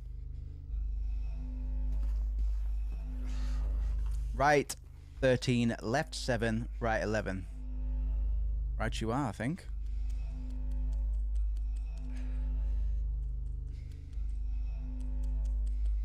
Oops. 13, 7, 11.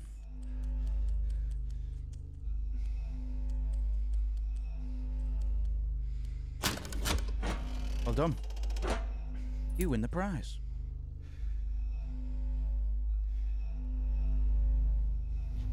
Coin of bloke. Bloke coin. Everybody buy bloke coin now. Send it. Bloke coin going to the moon.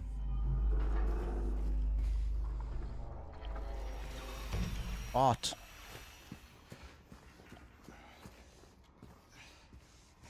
Darn it, man. Or let me just bottle. How is everybody? Are you haunted by the demons of your past? Which ones? What did you do?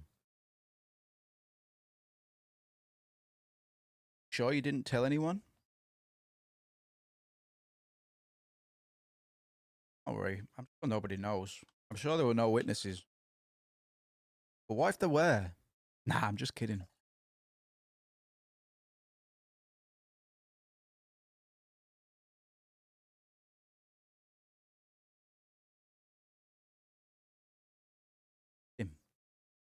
Just kidding, chat.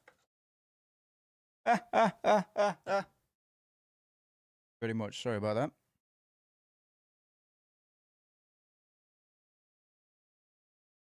We got the steel key. Room 205, I believe.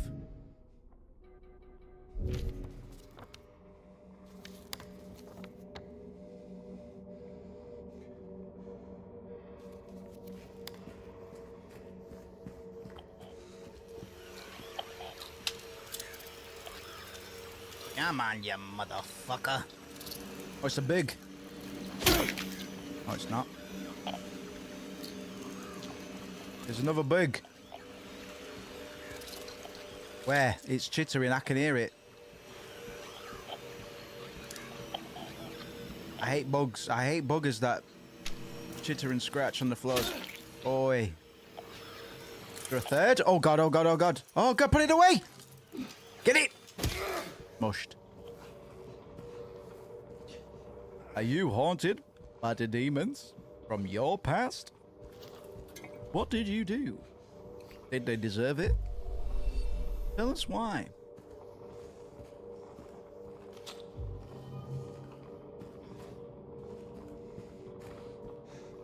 Why did she deserve it? It's okay. You're with friends now.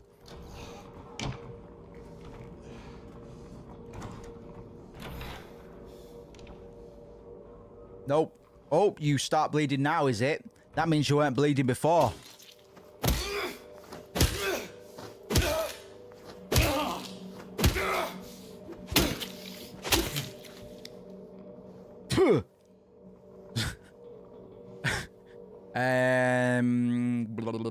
We got the small staircase key, didn't we?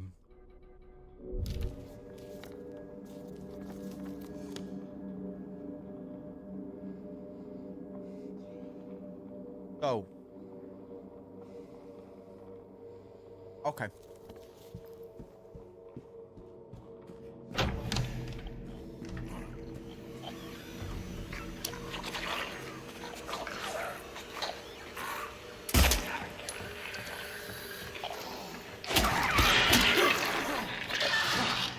That's the strategy, really.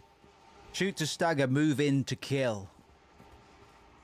I think it abides by Resident Evil rules as well.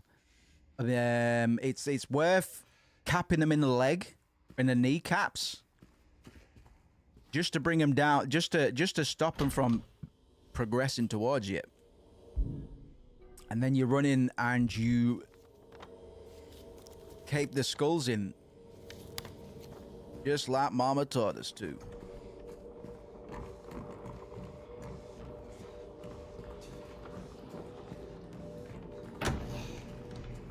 Whoa. We're making quick time tonight. Let's keep it up. Hey, hey, hey! It's a quick time. .mov. Dirty boy. Little shit kicker, man. Can't believe he got a hit on me. I'm actually really, really sad. I didn't even need to go that way either. Fuck me.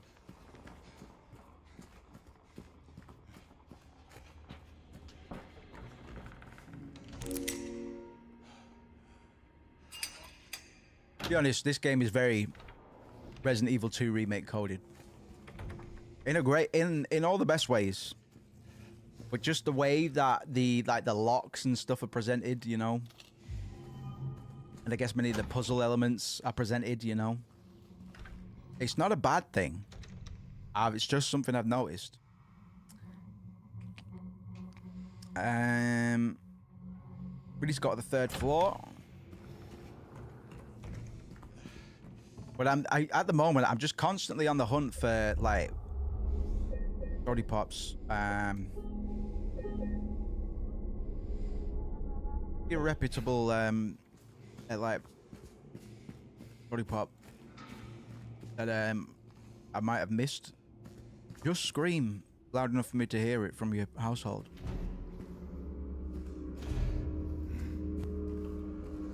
If your neighbors can't hear it, I definitely won't be able to. Oh.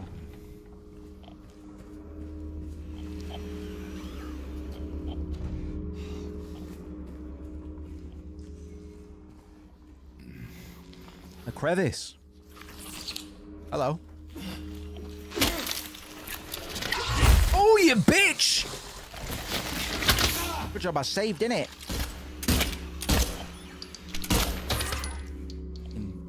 Arse bag, man. Fanny flap. Fanny flapper. If I don't find a health drink, I might as well just die because I just saved. Oh!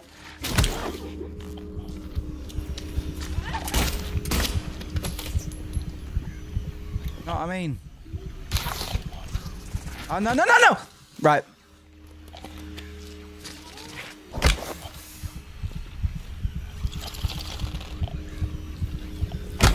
Oh shit, I died. Rats.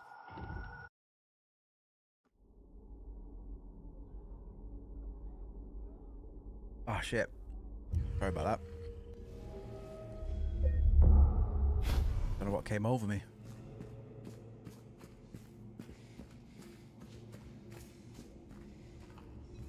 That was obscene.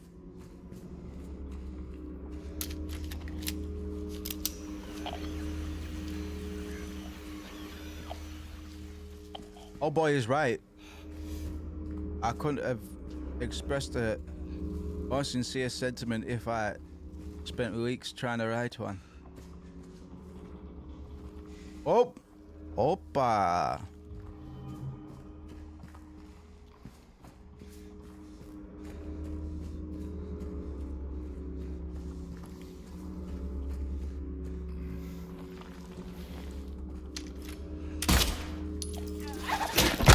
Oh yeah, that's not fair.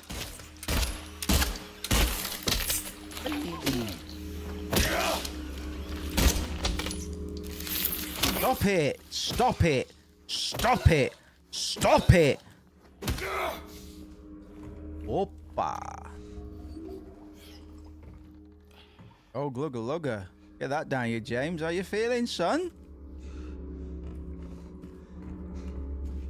Now you've only got mild red vignette around the screen. You must be feeling buzzing about yourself.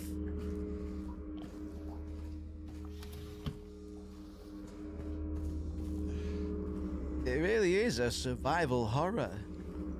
I really feel like I'm surviving along with the protagonist of this video game.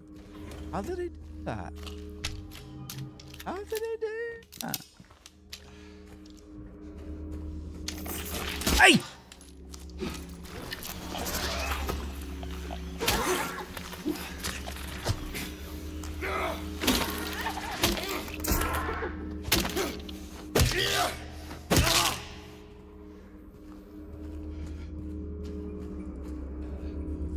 Sorry for shouting. Who puts bullets in a first aid box, man? That's very cynical and I don't like it. I know there's something here. I know I can feel it. It all looks normal, but it's not. It's underneath. Pulsing. Trying to get out. Is it trying to get out or should I get in? I have to uncover it, rip it to the surface, peel it off layer by layer so I can see it. I know it's there.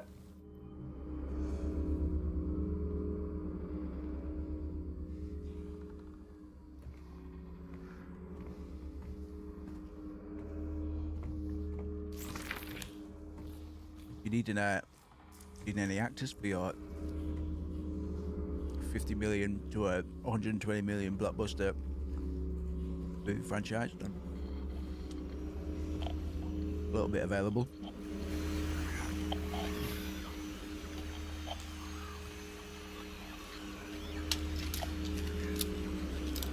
Who am I kidding? I'm desperate. I'm fucking desperate. Hey! Who are you? Where are you? Where are you? Fuck, I actually didn't know. I actually didn't know.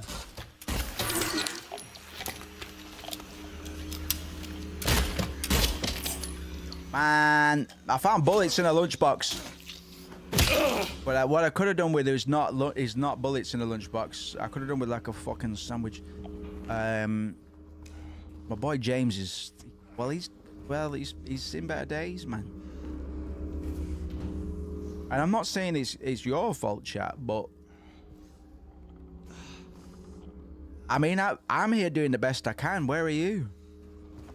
Where are you when this is going on? At least I'm here for James.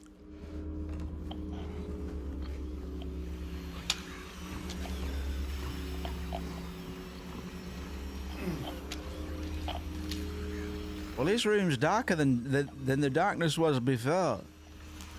I have to say, out of all the darknesses, hey!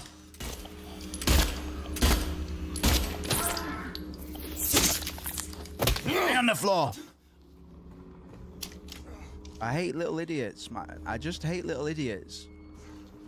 It's not their fault that my intellect is and my muscles are bigger than theirs, but I would just try harder. If I was anybody else but me, I would just try harder. I'm doing the best I can. I was wrong. Wrong. No, I wasn't. I was entirely right. I need to peel off more. Something more. Blood close. I was looking outside, but it's in me. There's something inside me. Or someone. Bro. We've all felt like that sometimes. I used to be a woman.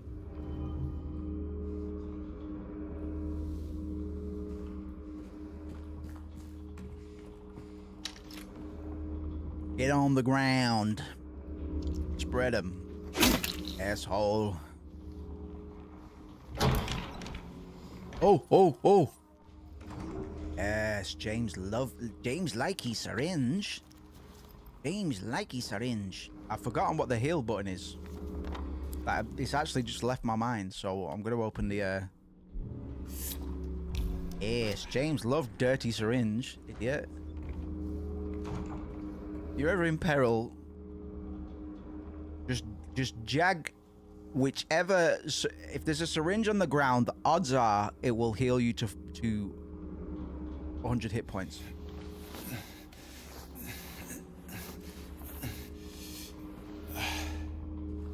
That's just science. I googled medicine once and that's what it told me.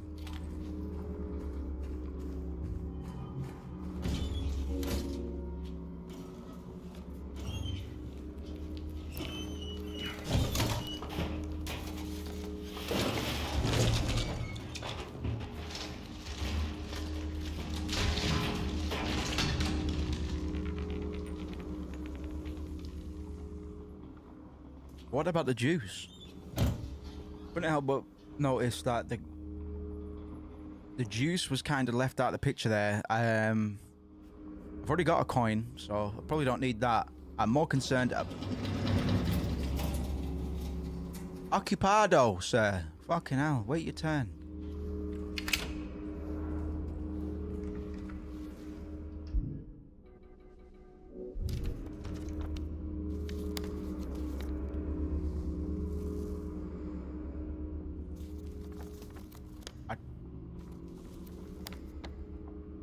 What floor am I on? Oh, there I am. Logged chute. I think we'll go in, down the stairs. We'll go retrieve that coin. And then we'll all eat a tasty tenderloin. We'll have to share one, though, because I've not got much money at the moment.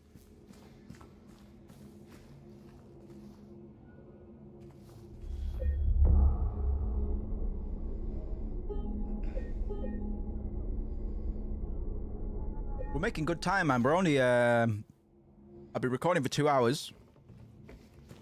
The guy had a couple deaths, which sent me back about 20 minutes. But aside from that, we're making very good time at the moment. Thank you for joining us on youtube.com/@iskit, believe it or not. And I've been deliberating on the rap name things. I've been back and forth for a minute. I like to change my mind a lot. And there's thoughts to be had in terms of what name I'm gonna use going forward, because nothing's ever set in stone.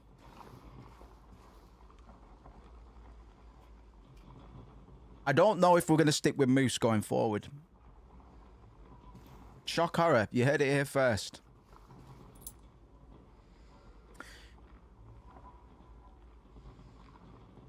We might go back to his kit. And I can't really articulate the reasons as to why I had a change of heart. Besides the fact that Moose, as you know, that's what most people know me as. But it, like, if you hear it being, imagine we're at Coachella, for example.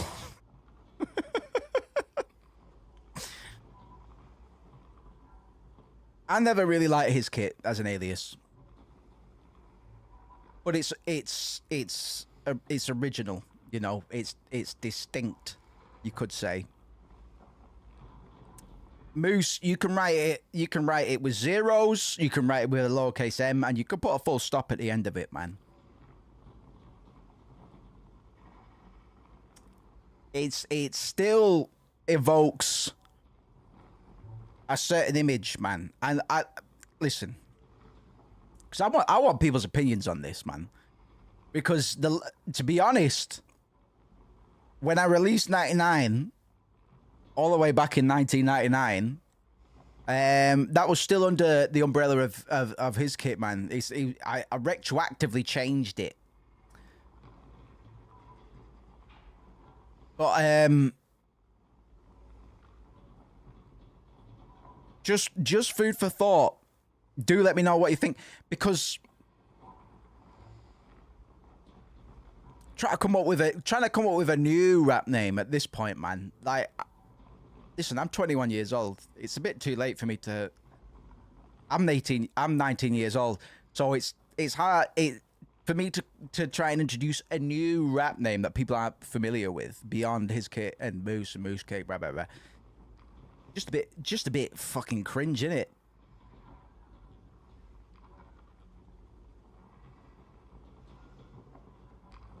So even if I don't like his kit, it doesn't really matter, does it?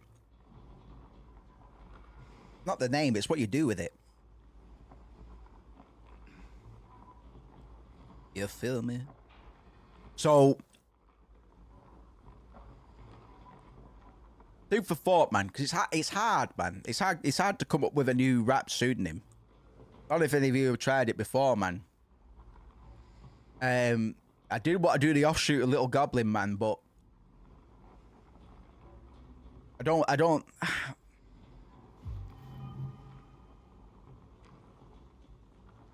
Just food for thought.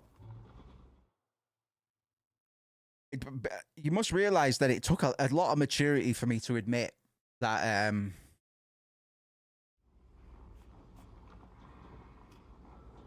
living up to the name that you're given, whether by parental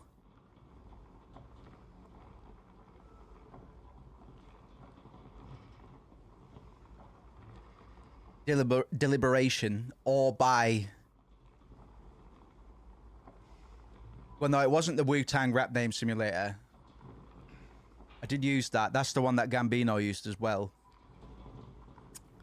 I did use a rap name generator to get his kit. About 5 years ago. About 2 years ago. But it was given to me and I accepted it. More people call me Moose than my God-given name, and I prefer that. But phonetically, to the untrained ear, to people that are just coming in, it doesn't evoke. It doesn't. I'm stumbling to try and articulate it because I've been thinking about this. You can tell I'm excited about it. Jesus Christ, I've got an erection as well. I don't know if YouTube Terms of Service likes that word, erection. Oh no, it's going. Now it's flaccid again. Oh.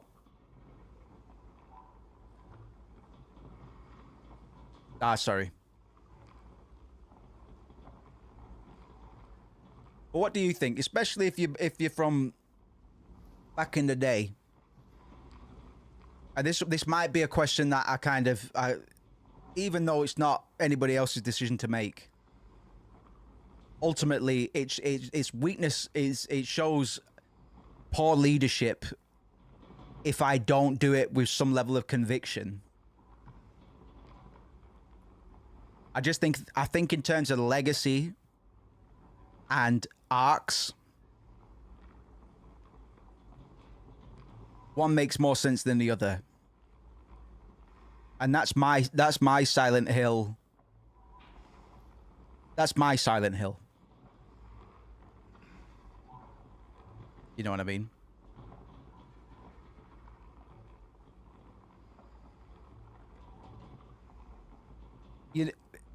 If you know what I like, if you know what I'm like, you know what I'm like. I never liked the Zeros. Well, I never liked you, so.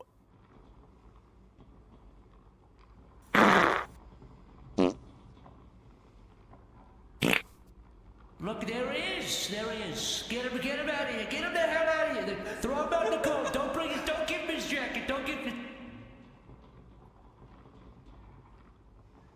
So I never expected Trump charging into a goblin's nest to not get some goblin vomit and slop and blood on him. I just don't want to catch him in bed with a goblin. Think about that, idiot.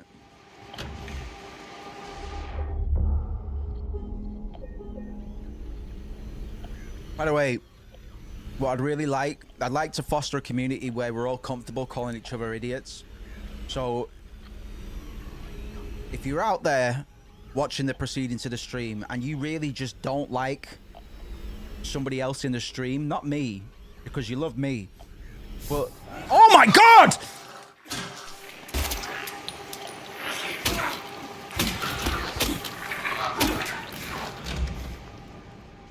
Say you don't like somebody in the stream chat and you're just like, they're a fucking idiot. Go ahead. Even if it's one of my mods. Because if they kick, ban, or silence you because you perceive them as an idiot, I'm in your corner. But you've got my guarantee on that. Just have at it. Take Jake, for example, or Alvi Online. They might be an idiot. I'm not saying that they are. I'm just saying that if you feel that they are, your feelings are valid here. And you should speak your truth. That's what we do here. I can't believe I just got assaulted in a save point room. That's perverse, man. I've never... My Resident Evil training has let me down. I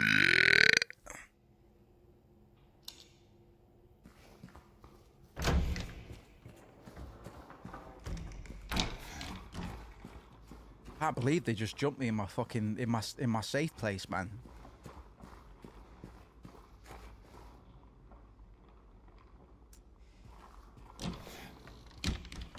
I'm not scared or anything.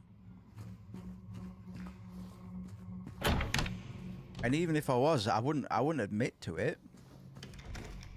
So truth is,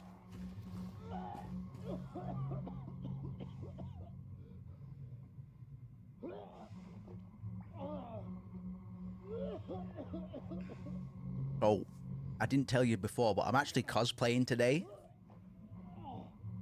of my favorite video game character of all time, man. I love this guy. So I'm actually cosplaying today. I was a bit embarrassed, but I'm cosplaying as this guy in the fridge. Has he got 6 fingers? Or is that a little like hot dog? Yeah, I'm actually cosplaying as my favorite video game character. It wasn't me. I didn't do it. I didn't do it, I swear. Hey, are you okay? I didn't do anything. He was like that when I got here. I love this performance. Back there. I really love this performance. I didn't do it. I swear I didn't kill him. Yeah, it's all right. I'm not saying that you did. Look, my name is James. And that one. James Sunderland. I'm not saying that you did. Eddie. Oh, whoa. I think you did. So, do you live here, Eddie? No. I'm not even from this town. It's just... Something brought you here. Yeah, you could say that. Well, they came Something after brought you here. I didn't know what to do. I so missed that. ran. Something brought you here. Figured it might be safe, but then I found the guy in the fridge. Easy, deep breaths. Look, this place, it's not safe. These things, this whole town. There's something wrong with it. Might be best if you just get out of here. Yeah, you're right. Hey, you want to come with? Maybe together we can find a way out of this town. Oh, sorry, but I can't leave. Not yet. Eddie's sexy, man. Look at his baby blue eyes.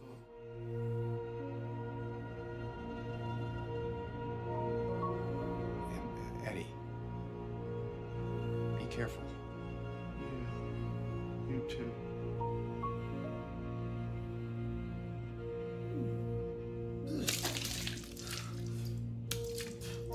Tell you what. To illustrate why I like that performance so much from Eddie, and I think James does really well as well. I really like how natural this dialogue comes across. I'm not saying that you did. I'm not saying that you did. Okay? I've seen a lot. Eddie, I've seen a lot of shit. You know, if you did do it, you made a mess of the guy, but I'm not saying that you did that because I've seen some quirky characters on my way to getting into this bathroom to watch you bath it all up, man. And that is sexy. Like you are really sexy right now. And if you did kill that guy, really sexy. But I'm not saying that you did. I really like that. It's a really kind of like natural exchange between the two characters.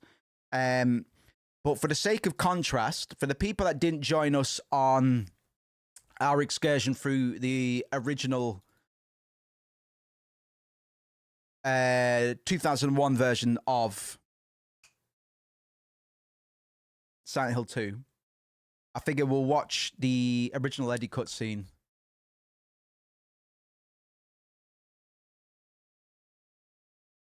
Just for contrast, because I want people to understand why I like that cutscene so much, man.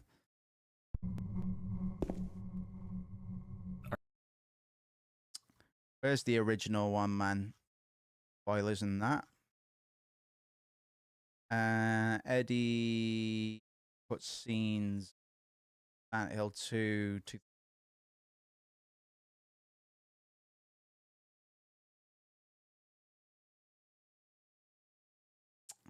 If this is actually hard to find, man, as if it's not, you know, I mean, I'm glad that we're getting a lot of the.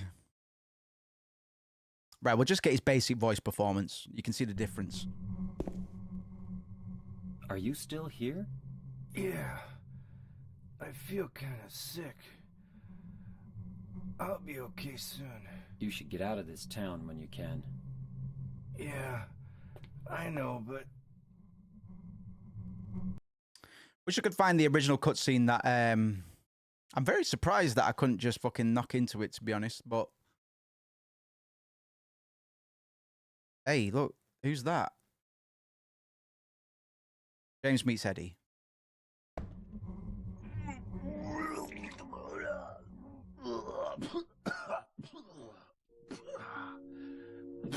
Same music cue.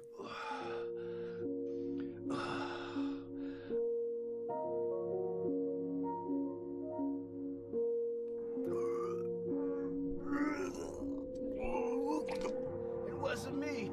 I didn't do it.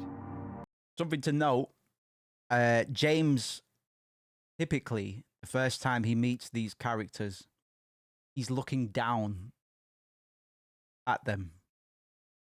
Physically, symbolically, generally, and it's the same case with Angela as well. She's not keeling over a toilet, but she's still shorter than James, so it still applies. James isn't interested in any of their bullshit, you know what I mean? I'm roleplaying. Listen, I'm cosplaying, man. Do what? I didn't do anything. I swear. He was like this when I got here. My name's James. James Sunderland. Eddie. Eddie. Who's that dead guy in the kitchen? I didn't do it. I swear I didn't kill anybody. You're not friends with that red pyramid thing. Red pyramid thing? I don't know what you're talking about. Honest. But I did see some weird-looking monsters. They scared the hell out of me, so I ran in here. Well, I guess this place isn't too safe either. What happened here anyway? I told you, I don't know. I'm not even from this town. I just...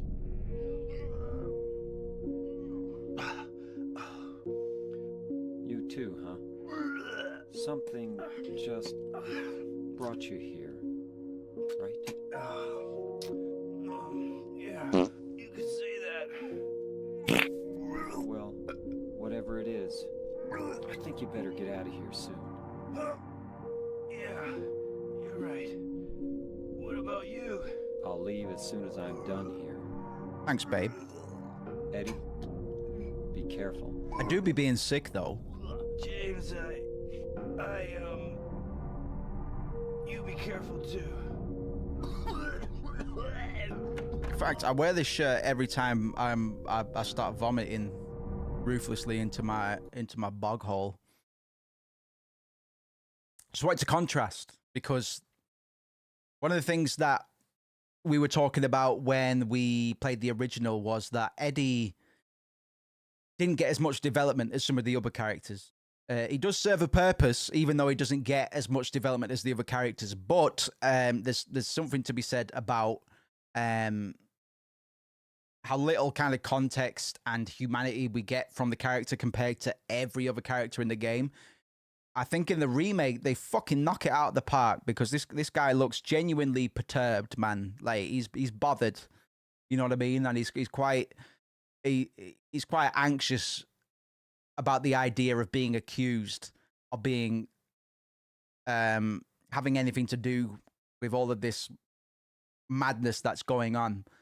You don't really get that impression as much in the original. But I really like that here.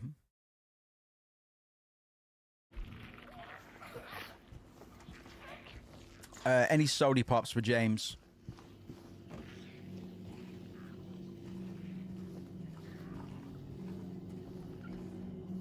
We're not too far off. Excuse me, fucking gas, man. We're not too far off from where we were yesterday. As a matter of fact, we made very good time today. I think it was well worth starting again. Even if we weren't joined by people that were fresh to the experience. Sorry. Even if we are joined by people today that weren't around yesterday, I think it was still worth it for me. To just kind of get a little bit of a better bearing on what to expect going into this. And I tell you what, we put all these guys down yesterday. I don't think that's going to be the plan today. I think I'm going to bait them out and I'm going to hop in the pool because they can't... I might have made a mess of this. You know what? We can go for a jog. James has got good cardio. I'm trying to pull them out of the pool so I can just dip in, have a little, you know, little skinny dip, grab the coin, and fuck off, man. Look at that. Look at that. Beautiful. And are we going back in the same way? Let's just do it. Look at that. That way we keep all of our boom boom bullets, man. We can keep them for harder times, man, because they will be upon us before too long. And sorry, late reply. I don't know where clips go either, but please, they help me out a lot. I will be trimming through these 4 clips at some point so we can run the social media racket. So you'd be helping me out. Just make sure that they're actually funny. For gosh sake. I'll be so mad if they're not. Right, are you ready for a puzzle, guys? I actually need another piss, so... I'm gonna go for that. And I'll show you, I'll let you guys start to kind of muse on the puzzle we have ahead of us. Just for context, we got 3 coins. There's no more coins than this. And we're going to have to solve some riddles. The kind of storytelling riddles that involve the faces of the coins that we have at our disposal. So we're starting with the snake coin.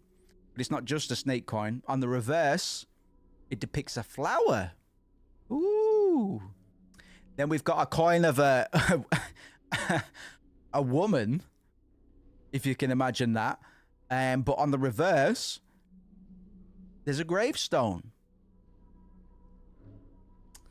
Then we've got a man coin. Yeah. But on the reverse, there's an image of a sword because men, we do battle. And we be using swords for our battle because we can deflect bullets in this day and age. If you haven't tried to deflect a bullet with a sword, you best start now because you're gonna need that. You're gonna need that. So to reiterate, I'm gonna leave you with the little puzzle prompt, and then I'm going to go and eject dirty brown liquid down my urethra into a puddle of water surrounded by brown. The brown liquid out of my urethra, and it's gonna go. And whilst I'm doing that, you're going to be thinking about the coin of the snake, which on the other side is also a flower. The coin of a woman with a gravestone on the other side, because women deserve to die. And then the man with a sword on the other side. just kidding, by the way. I love snakes.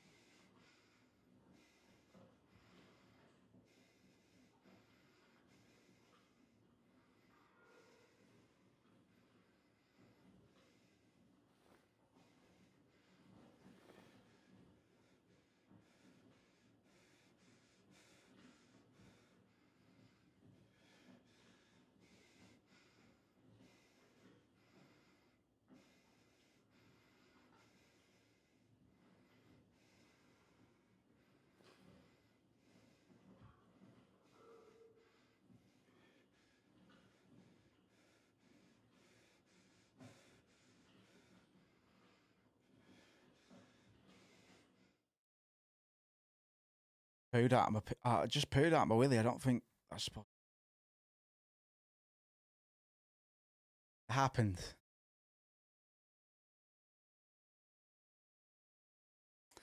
Right, let's get into this.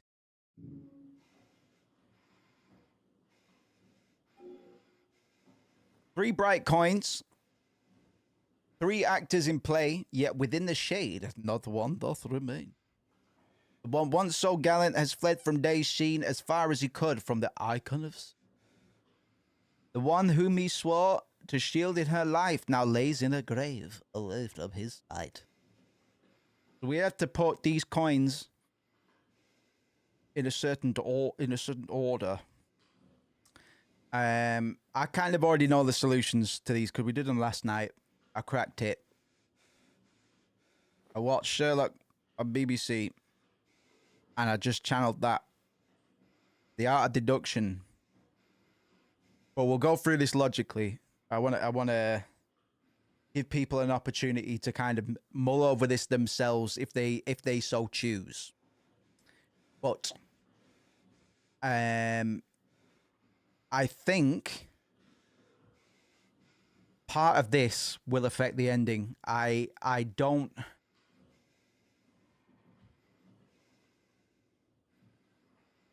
don't know for sure because I've not spoiled it for myself, but I think the context that we get at the end of this kind of implies that there might be some greater implications. You Googled it.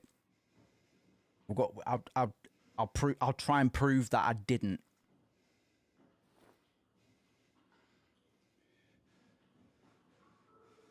We've got sun, moon, and we've got allusions to day in this particular stanza.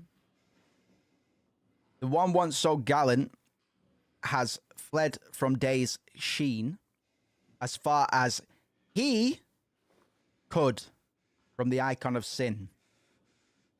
The furthest you can get away from the sun would be on the left. And we got a pronoun, he.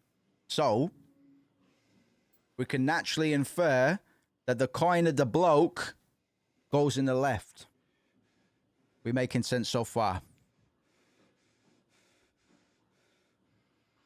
3 bright coins, 3 actors in plane, yet within the shade, not one doth remain.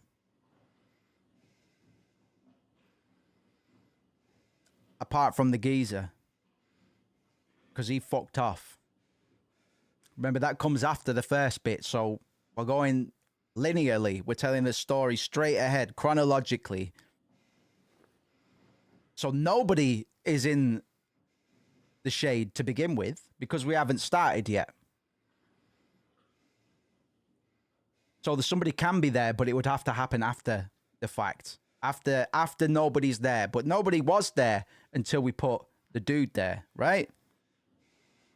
And then now that we put the dude on the left, the one whom he swore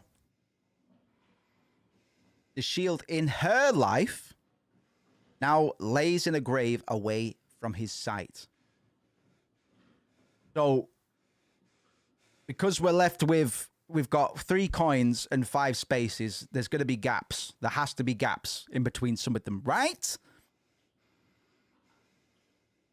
So, by that reckoning, the coin of the woman cannot come in front of him, and then it's fair game. It could be the middle slot, the 4th slot, or the 5th slot. But we've got 2 coins left.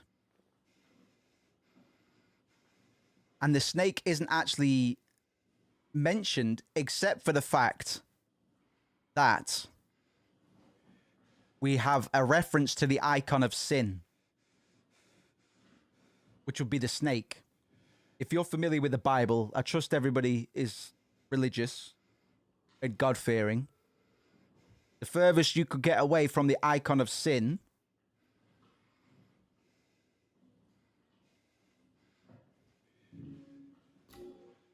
would be all the fucking way over there. I reckon it's done by weight, TBH, heaviest to lightest. Well, that actually, to be honest, Jake, you probably wouldn't be too far wrong, I don't think, actually.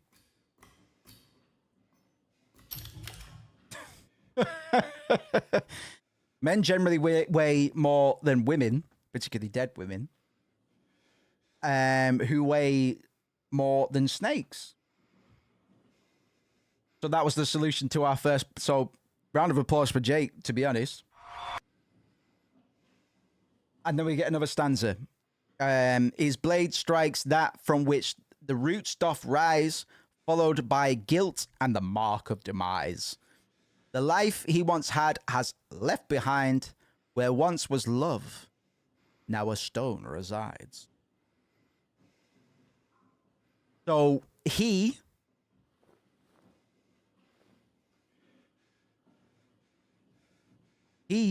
dies, right? So we can swap for now. We can swap the gravestone with the dude, if that makes sense. Because now the gravestone is reflecting the man. And then let's boil down the rest. Followed by guilt and the mark of demise. So what would be used to, what was the instrument that might make man feel guilt out of what we've got at the moment? The gravestone on the other side is the lady. The man, the other side is a sword. And the snake, the other side is a flower. So if we know that the gravestone goes in the first slot and what follows is guilt, what implement might be used that might make a man feel guilty, if that makes sense? Wouldn't be a flower, unless he bought some bad flowers for his bird, bought lilies on Valentine's Day. They're a funeral flower. Sorry, my cat's wailing. Who? Woman. We can't use the woman because she's playing the part of the gravestone right now. But it's not she anymore. It's just the gravestone. They're defined in their own right. If I was to tell you that, right, here's what we're working with. Man, snake, sword, flower. What out of those might you be able to use and after the fact might lead you to feel some guilt? Man, flower, snake, sword.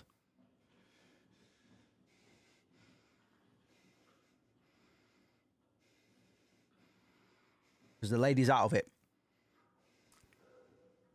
Bang.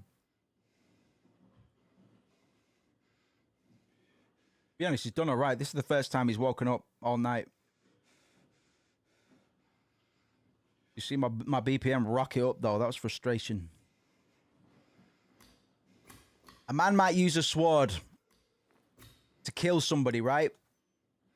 And he might feel guilty about it after the fact. So, sword. The life he once had has left behind, where once was loved, now a stone resides. So that's behind. Followed by guilt and the mark of demise. What do we put on graves?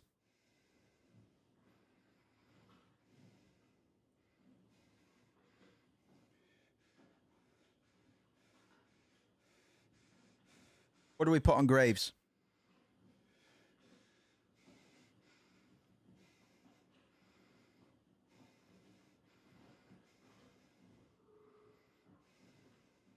Kill Jester.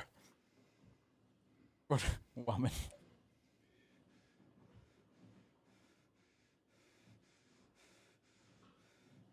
Whilst I agree with Jake, man, like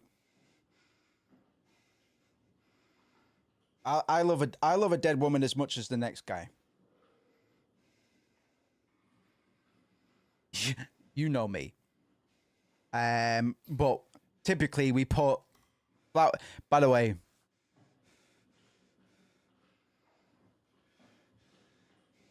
these are just jokes. You know those things. You know jokes, right? I never say anything that I actually mean on stream. I don't hate women. I only joke about hating women. I actually think women are pretty sound. And if you don't feel like women are pretty sound, well, poo-poo to you, sir. How do I flip this fucker around? Stone weighs more than women, though. Stone weighs more than sword, which weighs more than flour, Jake. Right?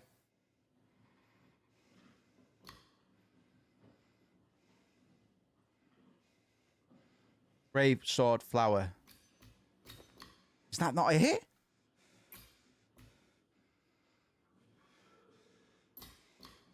Oh no.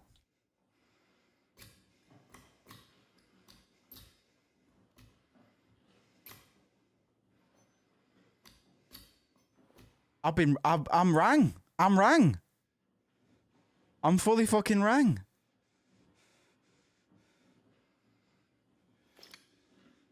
Oh, I'm rang. Sorry, I thought I had it. I thought my memory was actually working for me. He who kneels by oh shit, no, it changed. It changed. No, it changed. I was right. It changed. He kneels by crown that cast a cruel shade onto the visage of her who did fade. By then not a soul, not a sight nor sound, and yet evil slithers on radiant ground. The last one, the last point, evil slithers upon radiant ground. We've got the icon of sin. Sin equals evil, right?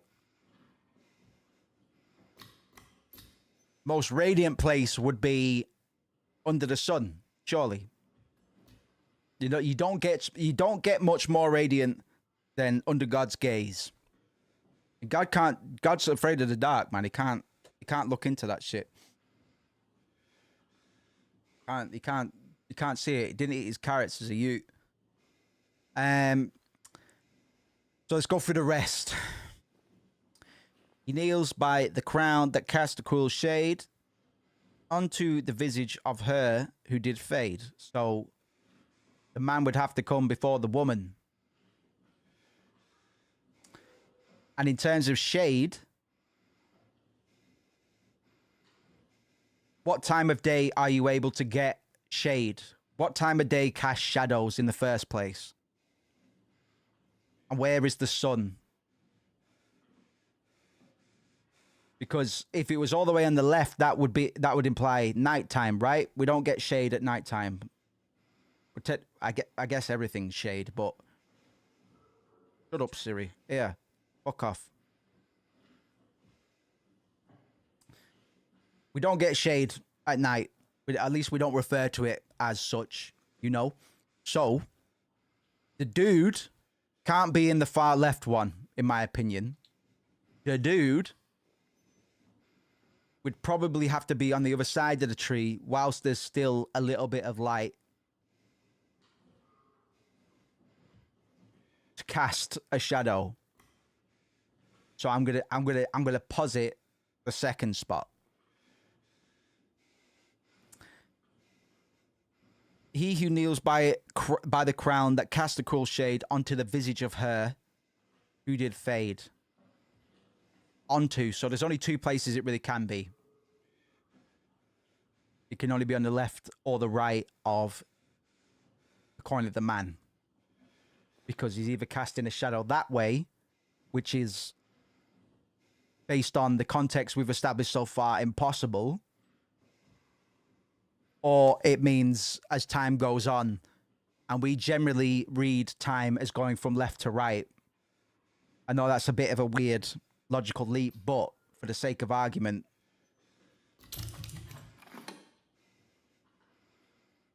And here's the fucking kicker, and I want people's opinions on this. So I'm going to wait to see what people think about this. So if you're out there and you have an opinion, the beast that from death and decay had spawned, he who has failed, she who's now beyond. Let me say that again. I like it. The beast that from death and decay has spawned, he who has failed, she who's now beyond. Now you pass judgment on figures of play, and choose where the burden of sin doth lay. I'm going to wait, because this one is the most interesting. And I think it's going to have greater implications down the line. I didn't think about this last night, but now that we're running it again, and I've had a little bit of time to think about it, I think what we decide here is going to be quite important. So, what do people think about this? Because it seems like we have a choice. The top coin slot has opened up. I'm talking about the one at the top of the tree. Not these 5 down here. But we have to insert one coin at the top of the tree.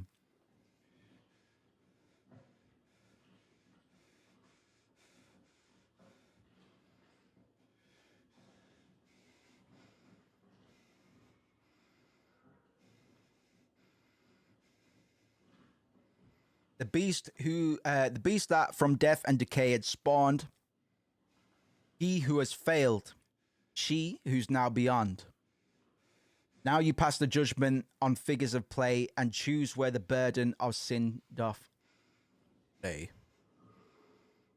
It sounds like everything that came before this particular stanza was telling a linear story about somebody who was guilty and was trying to escape from sin.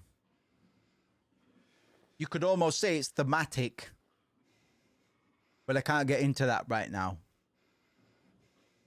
If you were to choose any 3 of these current actors, man, woman, or snake, who would you pass judgment on first?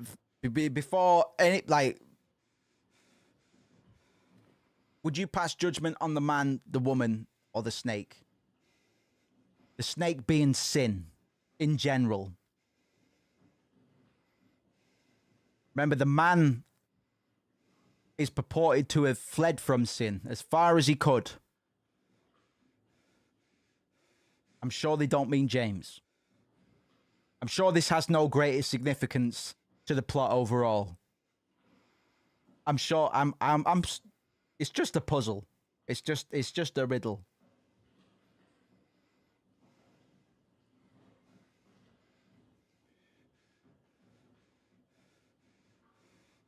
This one concerns me a little bit. Because based on what I know, Snake, is that your final answer, babe? Think about it. And I mean, think about the context you have. Is sin to blame, or is sin not just a concept? How can sin exist without rationale, implication, and conviction to do something? What is sin really? The man fled from sin.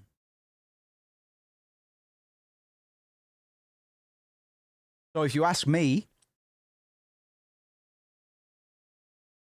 the one I would pass judgment on, personally, is the dude. What's he so guilty of? What's he running away from? Can't remember what we put in there yesterday. But it made me think. It made me think. And fair enough. I'm coming into this with a little bit of foreknowledge. But not really. There's no knowledge that I have that I didn't give people when we ran through the original, right? And you have to remember, this is a pretty faithful recreation of the original. So really, there's only one coin that I'm willing to put up there myself. I just wanted to see if anybody else would kind of infer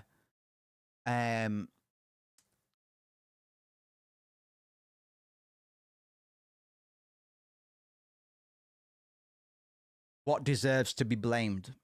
Because you can't really blame sin itself. Sin is in a vacuum. It is sin is only created after the action of another, you know? Sin doesn't exist by itself. Somebody has to be the harbinger. Somebody has to be the birth of sin. So I'm going to put the man up there because, and I can argue purely off of the first stanza, the man fled from sin. He's guilty. Just admit you can't do the... Right, for this one, we can actually pick whichever we like. Like, there's no quote-unquote right answer, but I think this is going to have greater implications later on. So, by that measure, I'm going to put the dude up there. I'm going to put my fucking vape there.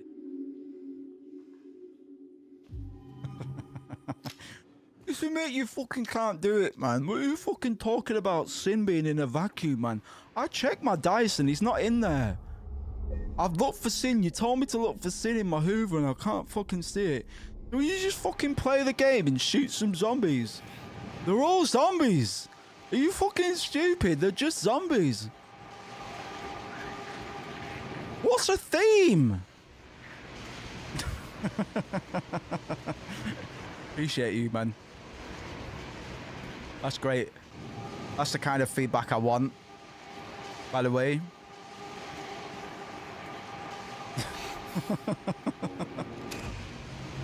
Look, there's a tree on the door, bitch. I didn't notice that yesterday.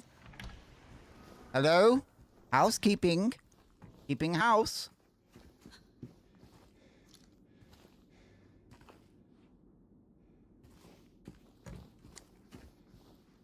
Looks all right.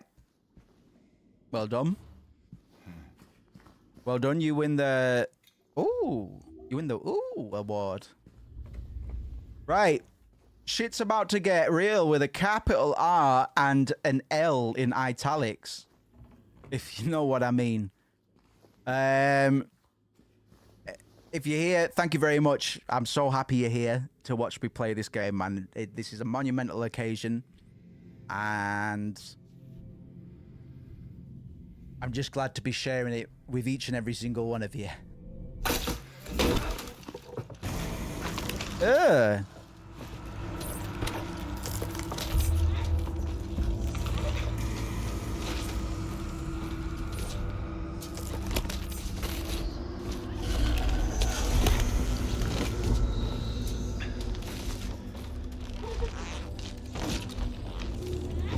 Sounded like a zipper, didn't it?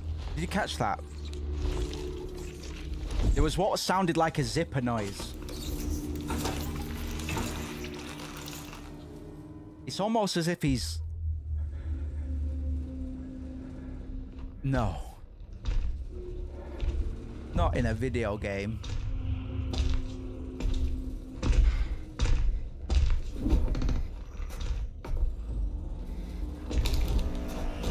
I love this when he starts like...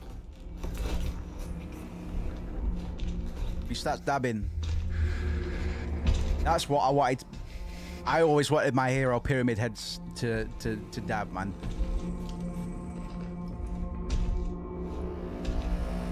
And who's the antagonist here, man? Pyramid Head's just chilling, man. He's just doing his thing.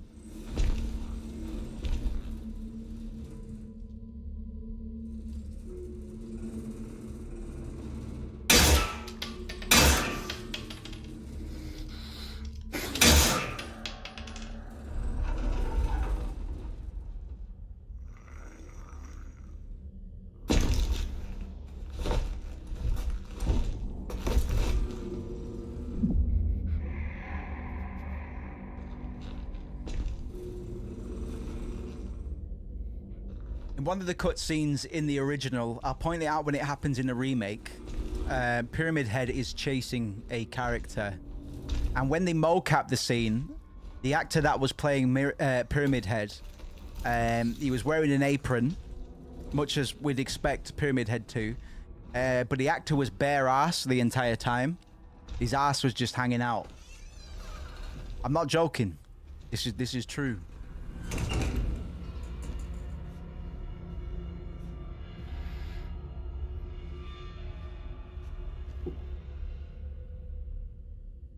Right, let's get freaky with it. This was the point of the game last night where I started to have a fucking field day. I really felt like I was at home and this game was made for me. Join me, won't you? You can see I'm excited, man. Because I've been anticipating, man. I'm wondering if my heart rate will go down once I'm past the point of what I know is going to happen. Because today I've just been fucking riled up, bro.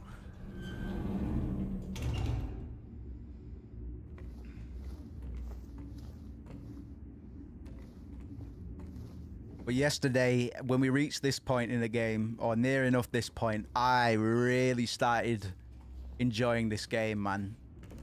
Probably, maybe not in the way that the game developers intended, but it allowed a certain part of myself to truly flourish.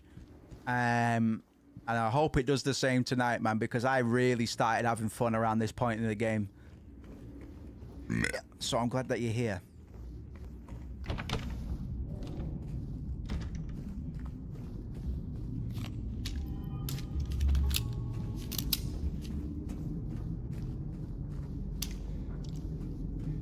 Things are a little bit dirtier in this block of flats, man. You could almost say we're in the other world.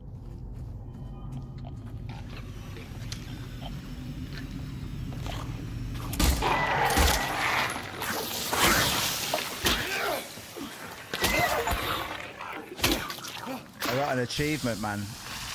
Kill 75 enemies with melee weapons. Aren't I cool? I love achievements. They're so cool. They mean so much to me. Apparently, I went down the slide and I went woohoo. Apparently, V says you sound like Youngblood. Ask her if that's a comp. Is he a handsome young man? I don't know, man. I'm only 22. I'm fresh on the scene. Shouts out to V, by the way. Hope you're enjoying the stream. I'm sorry about Jake's penis. He showed me it once. It's it's a mess down there.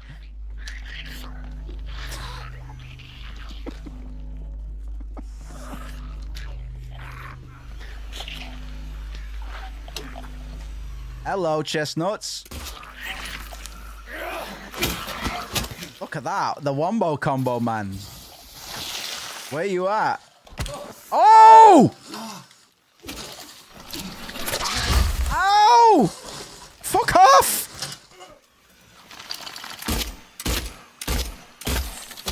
That wasn't very fair. I think you'll all agree with me in saying that that wasn't very fair. If you thought that was fair, turn the stream off.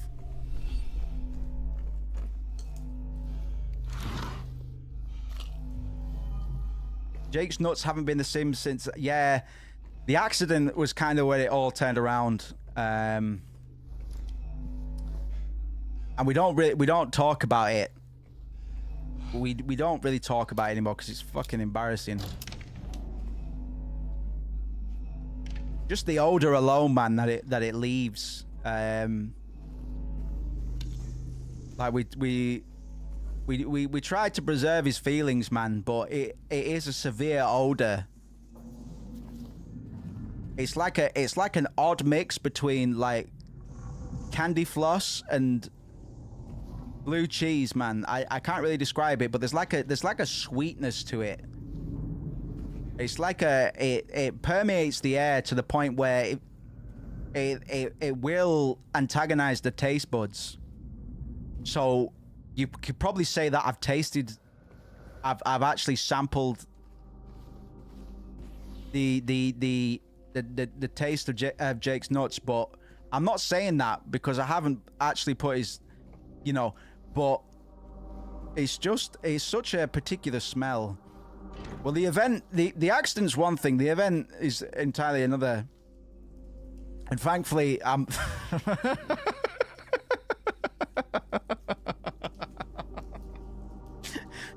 thankfully, I'm way past the point where I give a shit.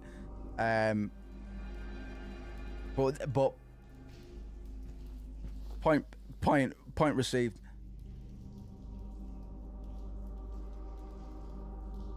Don't forget to drop a like and a subscribe. I'll know if you haven't. And I'm a hacker, so I know where you are. Doesn't matter if you're using a VPN either. First comes their leader. Most crucial, his quest.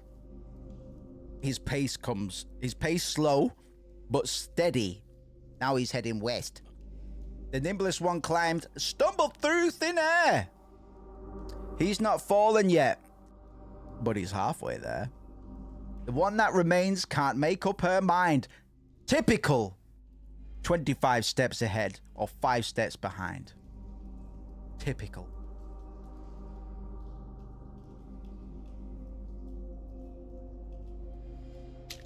I apologize. We're gonna move on from the odor of men, and we're gonna sink into some true error. Now, you might see me do little wheeze here and there. I don't want you to be alarmed. This game is just it shakes me. I'm just so terrified right now. Oh my god, that is so scary.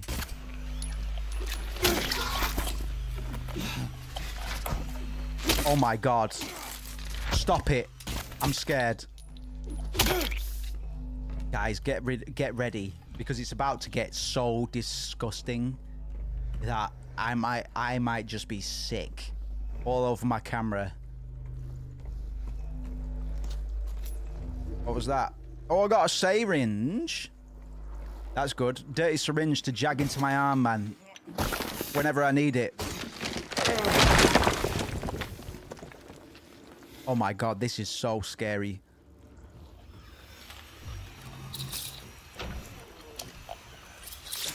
Oh my god, there's a bug.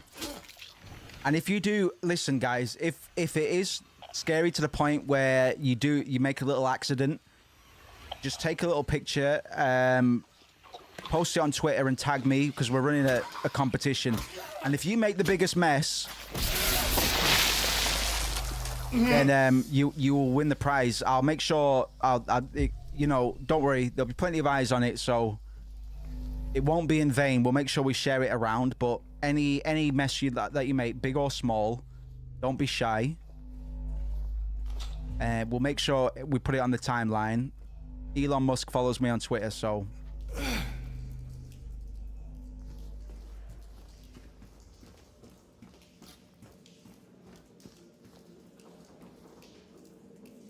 okay. We're nearly back up to where we were yesterday, man. But we're only at 9 o'clock, bro. We're making good time tonight. And I've got plenty of juice in the tank, so we're gonna be going for a while yet.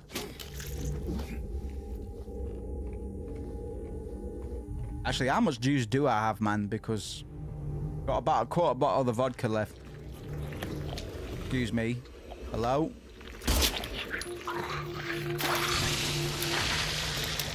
Well, that's just disgusting. That is actually just foul. I'm sorry about that. If I knew there were going to be bodily fluids, I would have turned the game off. They didn't say anything about that on the Steam page, so...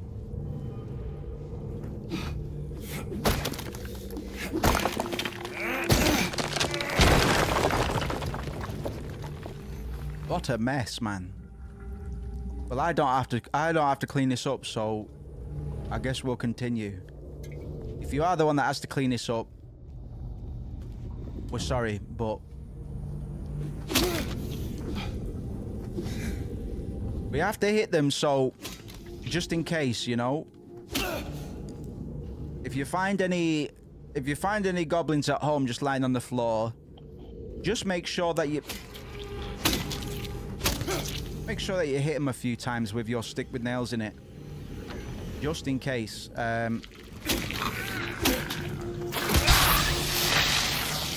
I wouldn't want this to happen to you, man. Believe me, it happens to me too often, man.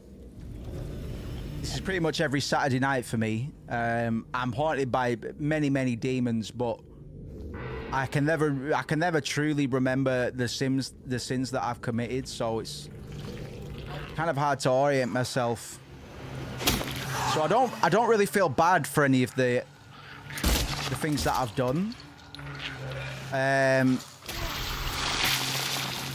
But just know that if I remembered what I did, I'd probably feel bad for it. But that's why we drink. 307. I've heard it's in here.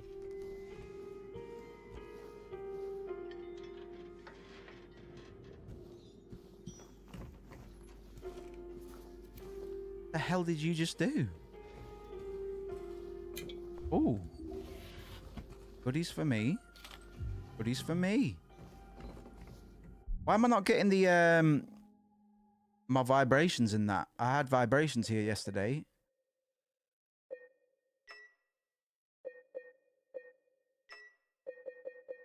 And I'm not getting my haptic feedback today, man. I'm a little bit oh well. Ah well. We're doing very well tonight, man. Thank you for tuning in. All jokes aside, I'm very glad that you're able to join us for this. Silent Hill 1, sorry, Silent Hill 2, the original, and I guess Silent Hill 1 and Silent Hill 3 are some of my favorite games of all time. So it is a true honor to be able to play a remake as good as this. And not just in isolation. It's a real treat, you could say. Ow! Excuse me. Lady.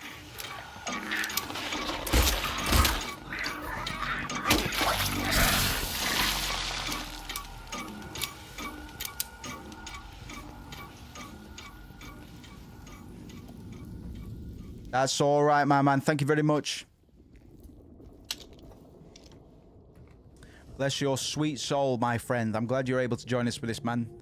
And as I say, if you are running anything for Halloween, you just let me know. I'm fully here for that. I do like my horror games, and we've not really touched on any horror since I've been back. Other than Silent Hill 2 the last couple of evenings, of course.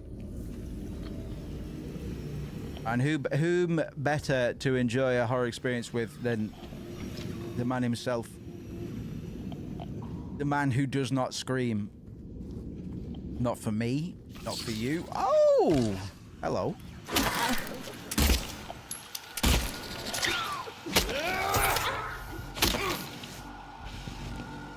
You gotta give him the combo, man. It's lit. Right. Let's find out where we are, what we're doing. Radio. I missed something in that room, so we're right next to it. Let's. It's the. We're gonna have to find a valve handle for that, man. Oh, my haptic feedback's working now. This is the room that I kind of had a bit of a moment in yesterday, man, because Silent Hill 2 plus Akira Yamaoka soundtrack plus haptic feedback. It was all just a little bit much. So I'm glad that it's functioning, so I can try and remember how that felt. Gosh, I cried for about 10 minutes. Right, we'll check that out. We're going to need a valve handle for that. So, I think we've got a couple more valves to come. Where we at? 306. And then on the other side of the building, we've got some rooms to check out as well. The Silent Hill method is just a case of trying every door that you can. Some will open, some won't, but you're best off knowing which ones don't open, because then you're just left with doors that will open. And that's progress.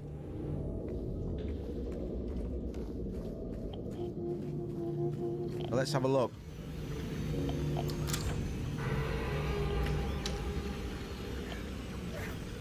Room service. It's me, James. Hello, you okay?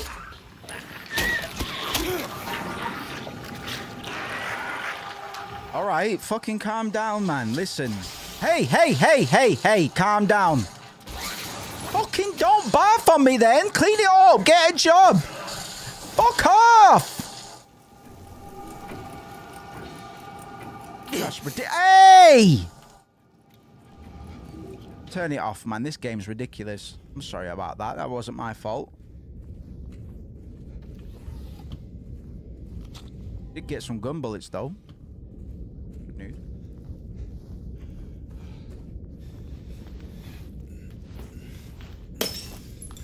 Christmas. Well, I can't have a shower in the dark. I might slip and crack my head, and that's the true horror, as far as I'm concerned.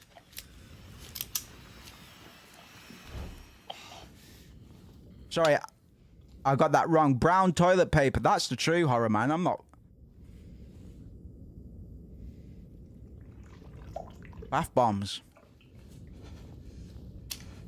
This is just disgusting, to be honest. Somebody's really made a mess in here.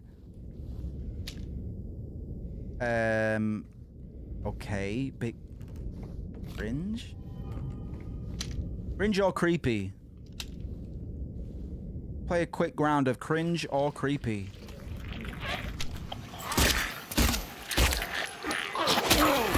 Not bad.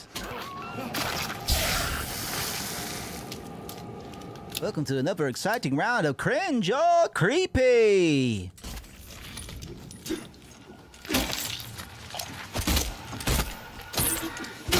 Not bad. Okay. I think fun times are going to occur when I turn that little handle there. So let's Let's waste no time in turning that.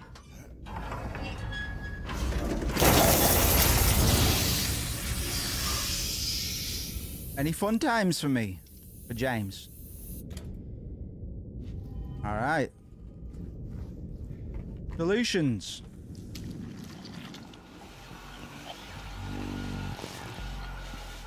If you're ever presented with a problem, there's only one way you're solving it. And that's with a solution. Ow, you little bitch!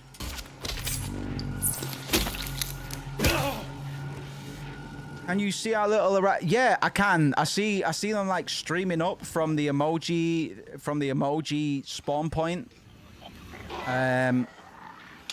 So thanks for that. I wondered what that was from. I was wondering if it was like context sensitive, like if somebody said the word like, it gave a little nudge towards, oh my goodness, this is so freaky and scary. Ow, don't do that. If you can help it. Ow, in fact, just... Hey, hey, hey!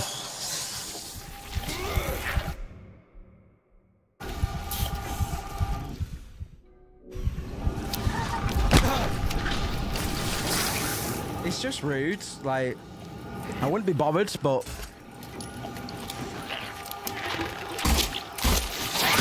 We have manners here.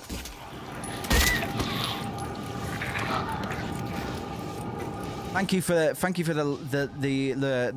emojis there.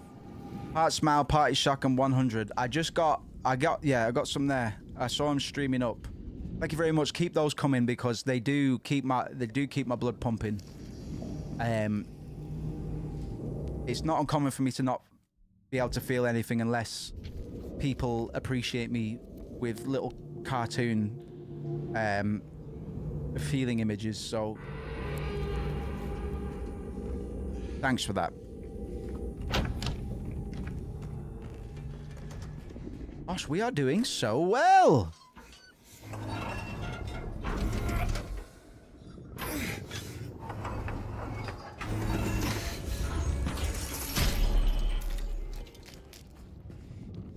I'm being sincere. We are doing very well tonight. And again, thank you very much. Again, if you like this video game, don't be shy. Tell us what you like about it. Do you love James? Is he a hunk? Is he a hunkarama? Or do you have context that would make you feel otherwise? I'm very interested in what you think about this. How is it that I need another piss, apart from the fact that I've drank half a bottle of vodka and a litre and a half of juice? How is that possible? I'm really annoyed. We're nearly back up to where we were yesterday, man, which is pretty fucking bullish as far as I'm concerned. James is hot, but I'd be ashamed to hold his hand. Is it because he wears navy blue jeans and black boots? Which is not a look by any stretch of the imagination. I know this is a horror game, but sometimes too much is too much. If you wear navy blue jeans, tell us why. We'd love to know. What do you wear your navy blue jeans with, for example? We're all friends here.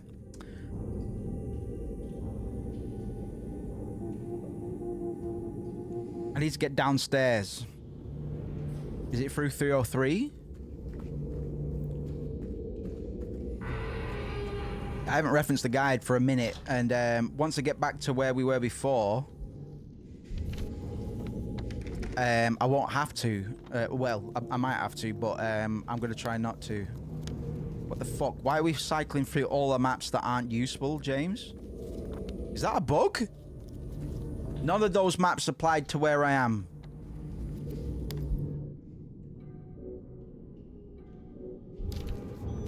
That was really weird. I think that was a little bug. I'm not going to lie. No, it's because he's an adult baby who makes his wife cry. He also made her smile once, I heard.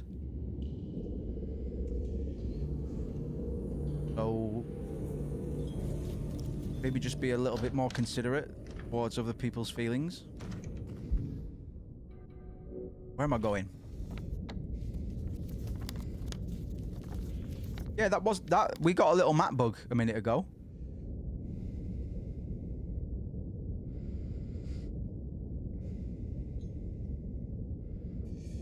It kind of wants me to be in the radio room and to progress through there, I think. But no healing items. Well, that's a doozy. Ain't that a bish?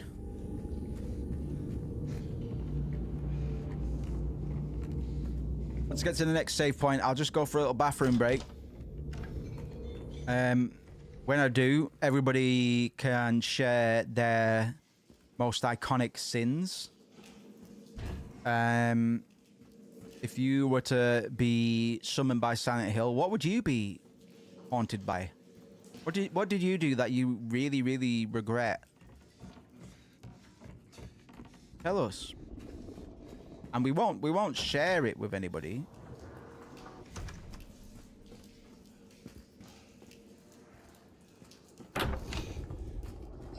Be confused. I got the how did they get to the 3rd floor? We got the clock hand. We got the hour hand from there.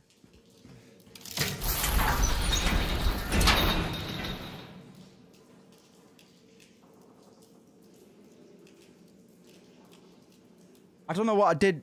Okay.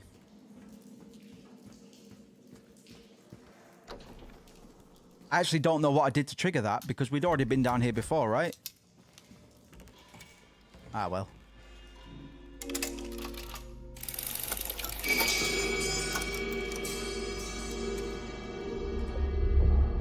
Right.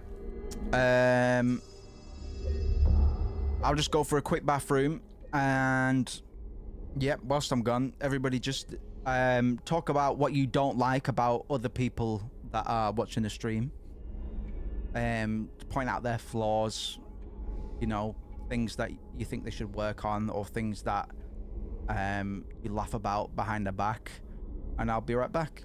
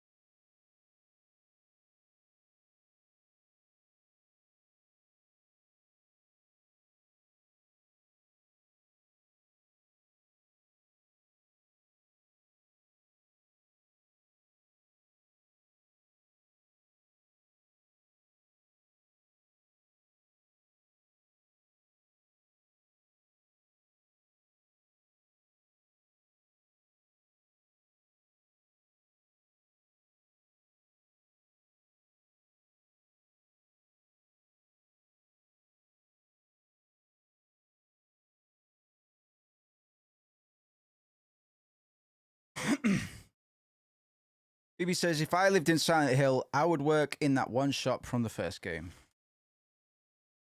What was that?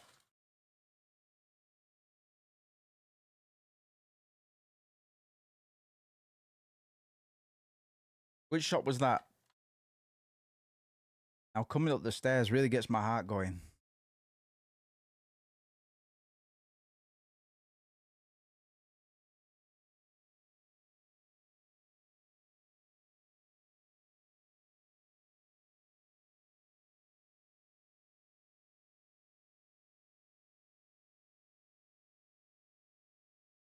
Oh, the peanuts.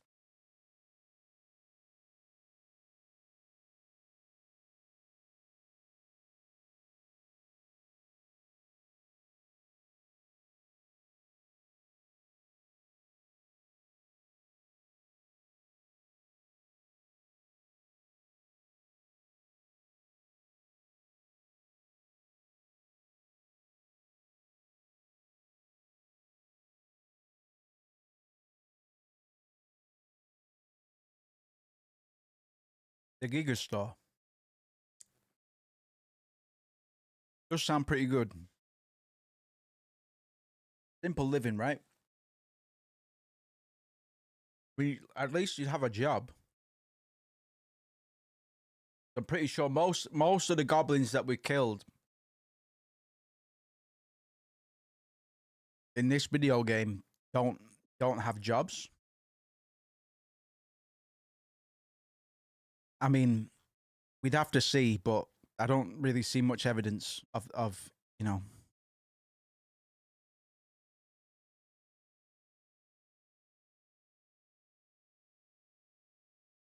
They do. This is something that I've heard myself. I think somebody tweeted that at me. Just give me a second for my body to calm down. Going toilet and coming up the stairs gets me really excited.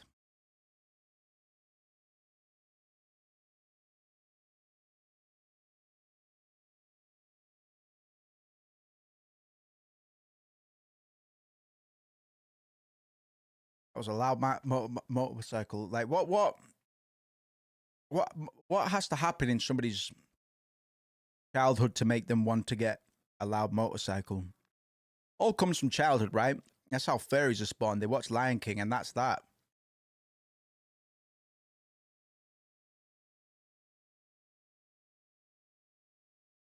I myself ride a motorized unicycle wherever I go.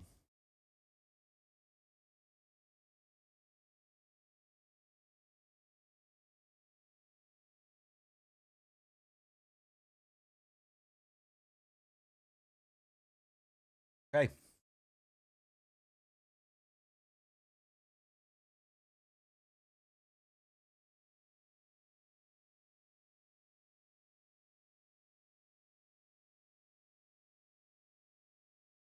Oh.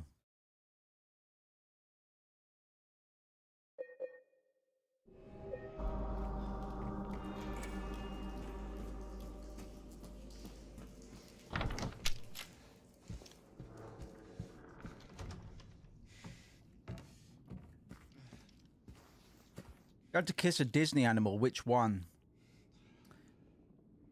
It'd have to be age appropriate.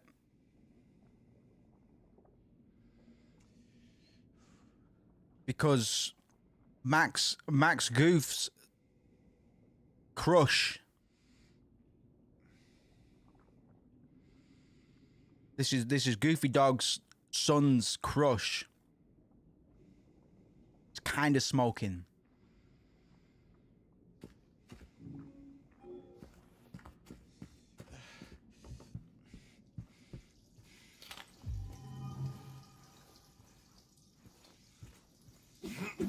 An animal, so I don't think it matters. Yeah, no, you're right. It's not even an animal. It's actually just a drawing that a person did. So probably I can't. It's like Maxine. Is it Maxine? I think it might be Maxine. Maybe. I'm gonna put my hand in a toilet.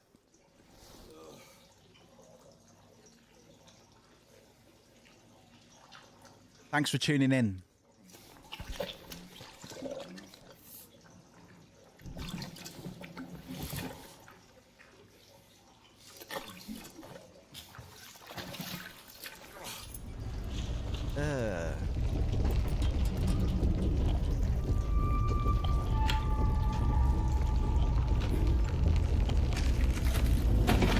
Oh. I myself, bit too gross for me, I think. Ow. Yeah, Maxine. Well remembered. Yeah, she's all right, man. I'm not gonna lie. If I ever turned fairy, that probably would have been what did it. And it's Disney that does it. I'm convinced that it's Disney that does it. Or Looney Tunes. Like Lola Bunny was blatantly sexualized in Space Jam. Like, I'm talking saxophone musical accompaniment sexualized. That we're supposed, as dads in the audience,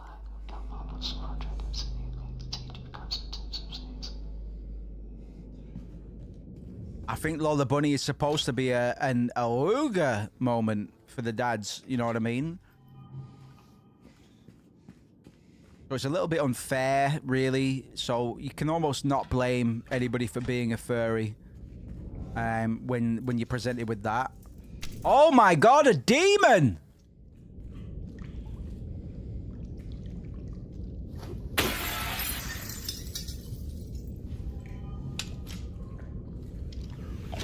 I'll keep these for later.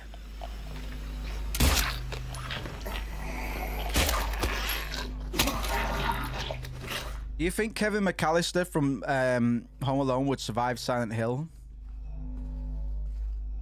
Hypothetically.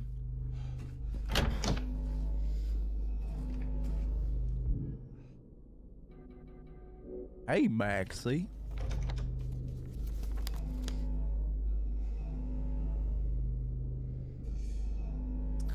Where are we? Oh. Oh, let's go at the clock. Clock. Tick tock. I'm a clock. You're not. Ha ha ha. Beep beep. I'm a clock and so are we. Wee hee. No, because he's a little boy.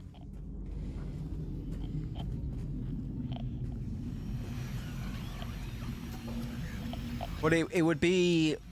That's actually a good point, actually. I don't know if Silent Hill presents a challenge that you would be... That is kind of... That, you know, that is suitable for you. Because Kevin McAllister has some sin within him. Oh my god! Fuck the hell off, man.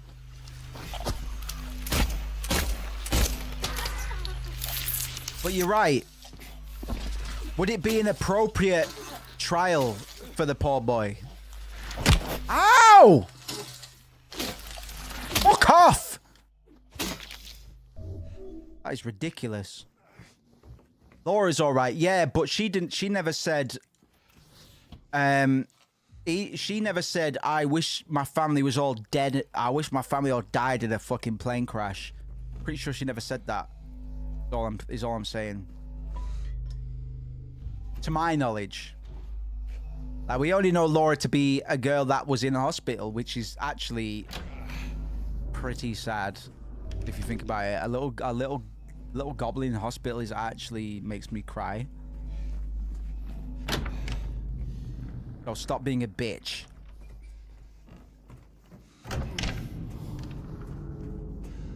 Actually rotten that you'd say that.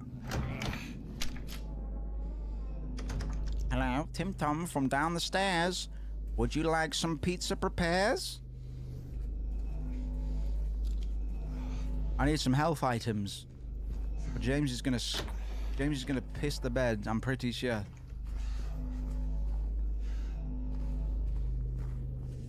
Oh no, that's where we got the goose head, right? I made my family die in a car crash.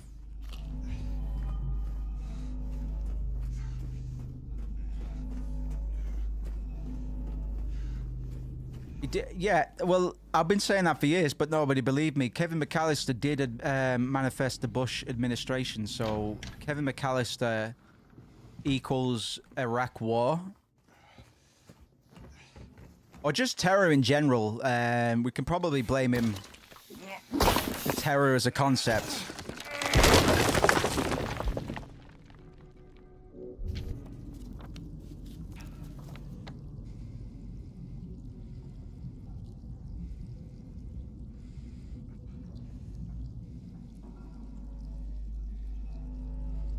Oh, we need to go upstairs, don't we? Is the clock upstairs? No, it's down here somewhere. Clock is in 212. Oh, hold on. How do we get to 212? I'm excited because we're nearly caught up now. To get to 2 on 2, we need 2. Wait a sec, there's still something in that other room? I'm at to believe.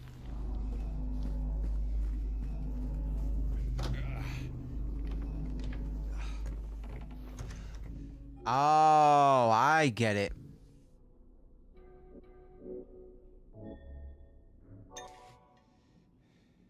Good as new.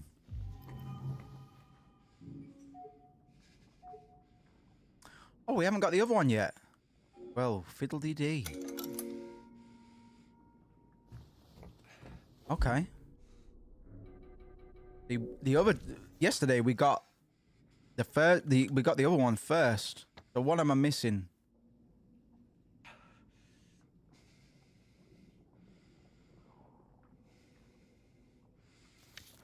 Is it in here? It is. That's convenient.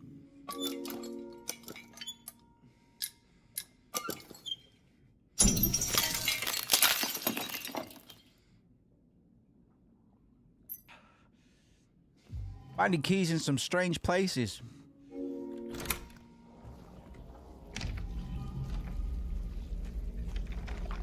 Come on, James. Here we go.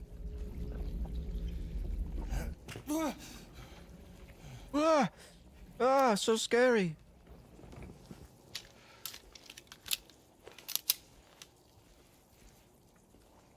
You were here, would you be scared? Don't lie.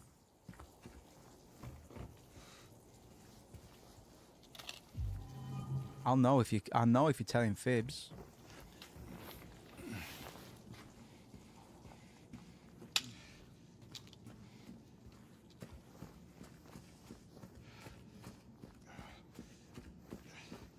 Oh, bitch! Okay, hold on. Let me take a second.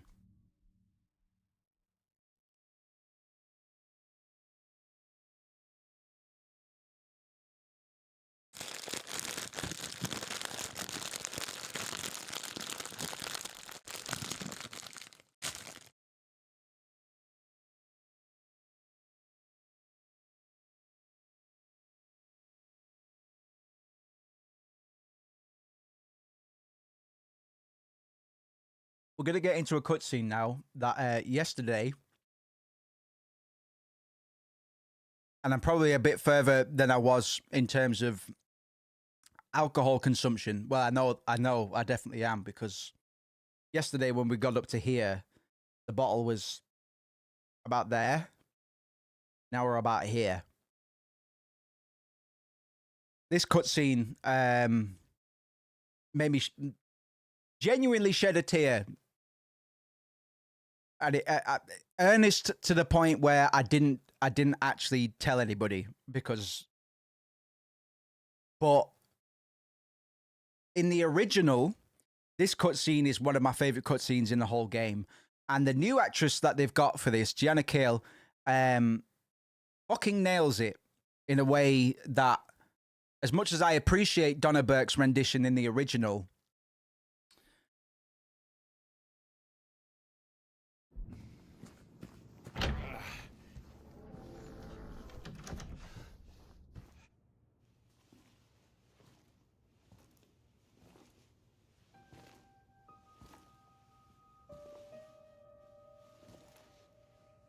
Oh, it's you.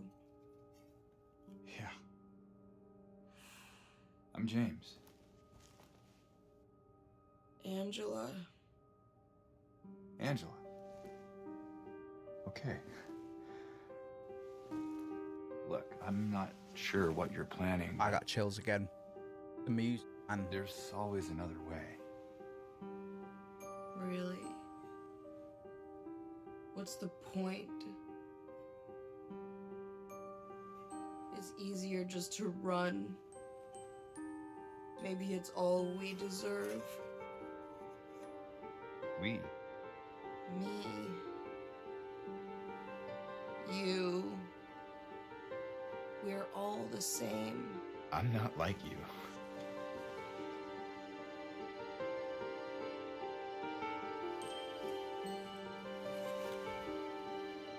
Are you afraid?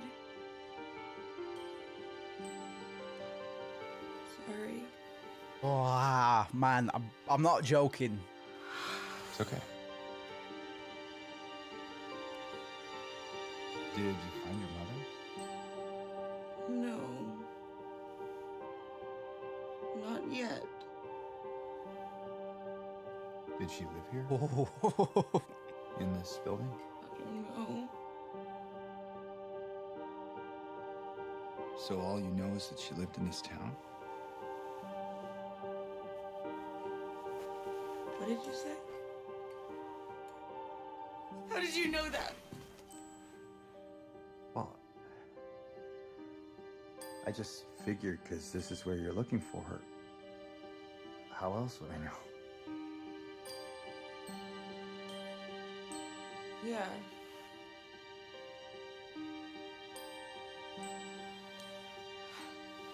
Sorry.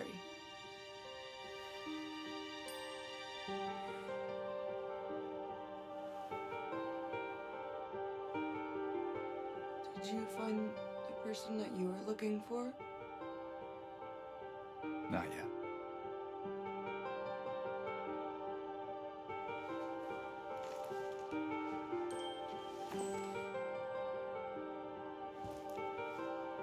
Her name's Mary. She's my wife. I'm sorry. Oh, it's okay. I don't know why I think she's here. She died 3 years ago.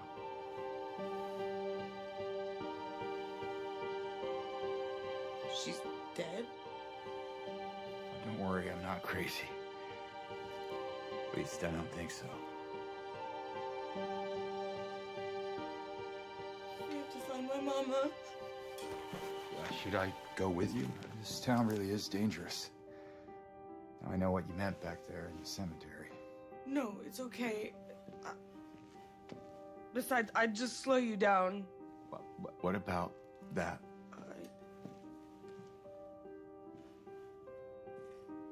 Will you hold it for me? Sure. No problem. If I kept it, I'm not sure what I might do. No! I'm sorry! I've been bad! Please don't!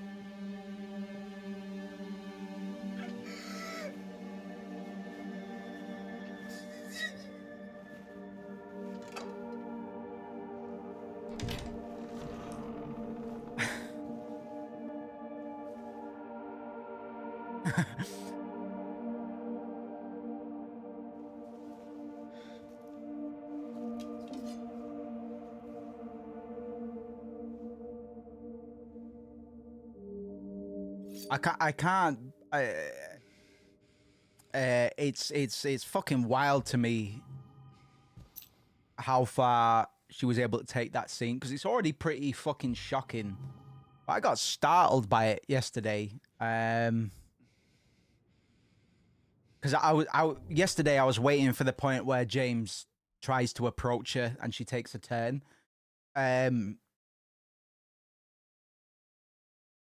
But the way our new actress does it, Janet Kill, it took me off guard, man. I was like, fuck, I was ready for Silent Hill style drama, not actual drama, you know what I mean? So I was like, that fucking hell, man. I thought it was going to be a bit Lynchian in terms of the character exchange, but she fucking knocks it out the park, man. Like, that's easily my favorite cutscene that we've seen so far. It was already one of my favorite cutscenes, but even again, like, it was so fucking good in that cutscene, bro. I don't know where 3 years comes from, other than the fact that 3 years is the rule of threes is the only thing I can pull from that, because I don't actually know. Like, 1 year's maybe too short, 2 years. I don't know, because ultimately it doesn't matter, especially if you know it could be 1 week, you know. Wow, yeah. She's fucking great. Loving the thumbnail there, fucking that. Thank you very much, man. But that's one of the reasons I like YouTube as well, is that I'm able to do shit like that. One thing I want people to note, we can't actually pick it up, but this photo on the floor is taken from the first game. On the left-hand side, we've got Angela as a child, and the doctor says she has 3 years max. All right, there you go. Thank you very much. That makes sense. That makes sense. Thank you very much. I didn't put that together. Well done. We've got Angela, the mother, on the left. Angela is a child, and then the picture is torn in half, and we've got her dad, who has been displaced and is upside down. I'm not going to say that has anything to do with the story, but it might. Just know that in the original game, we could in fact pick up that picture and analyze it properly. Yeah, babe, I think you're right. I think you're right, to be fair. That would be the easiest correlation to make, especially if you consider the historical society and the image of the man himself. I don't want to give names. How do I best word this? If we abide by Silent Hill theory, James visited a certain museum, saw a certain image who represented a symbol of judgment or punishment. And at some point, James would come to perceive the entity that he saw in that painting as being the avatar of judgment. It's not a big jump to say that the conversation he had with Mary's doctor regarding her condition and the amount of time that she might have left might be playing into his subconscious conceptions of when or whenever Mary, dead wife, might have passed away. I'm really trying to word it in a way that's not going to spoil the later events of the narrative. But I think if you were here for the playthrough, the original, you'll know what I'm kind of picking at. I'd best carry on just in case.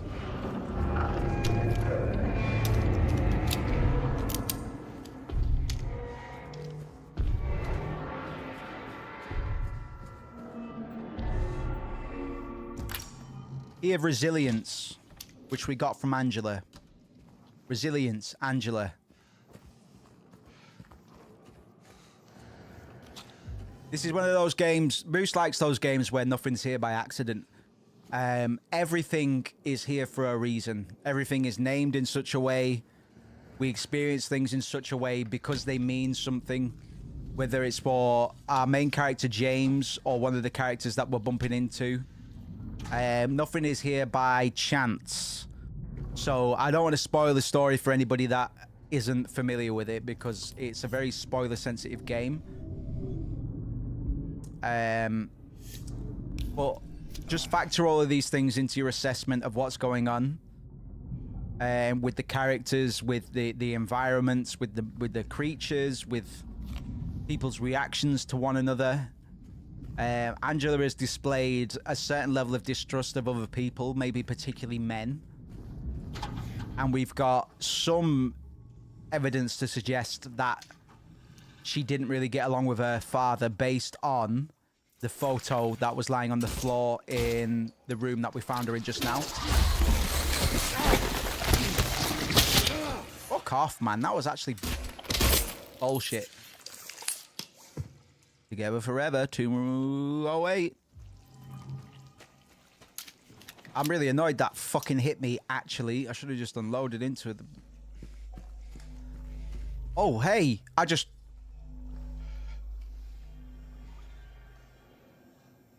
This room in the original is where we fight something. Missed that yesterday.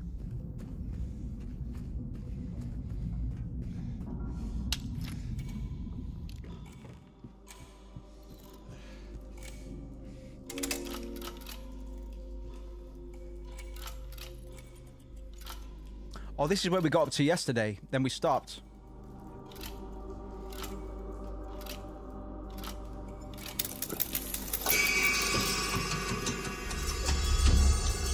So we're all caught up. Cheers.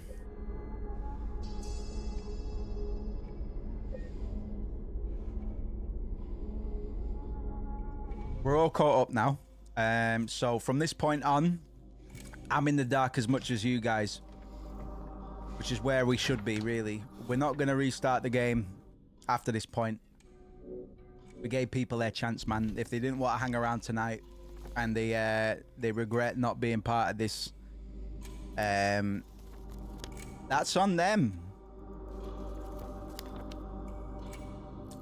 So we have to go find the M on the door now.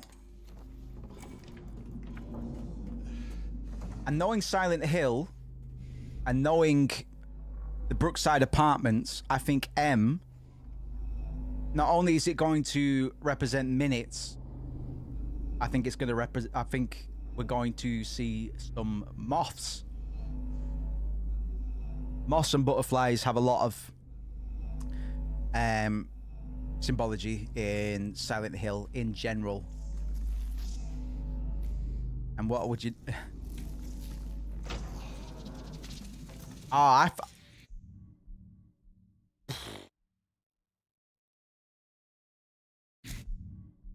oh.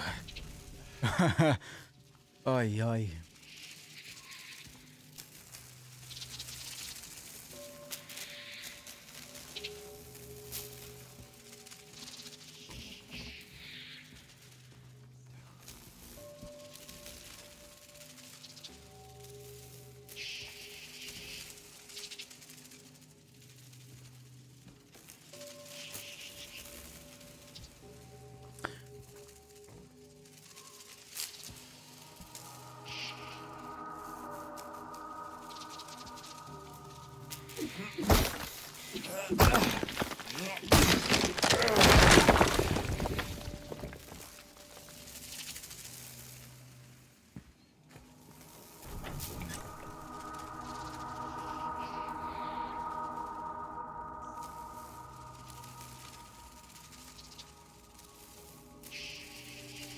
Right.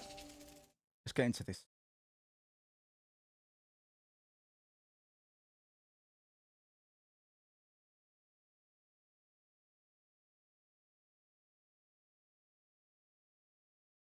I'm just taking notes in the chat.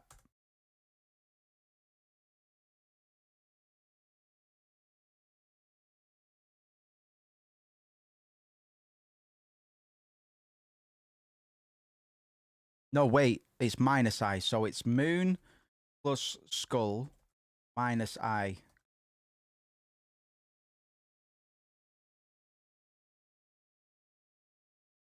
And it's 2 I times skull minus moon. I don't think it matters if it's I or not, to be honest. It's just whatever we perceive to be an I. If that makes sense. 3 is skull plus moon divided by I.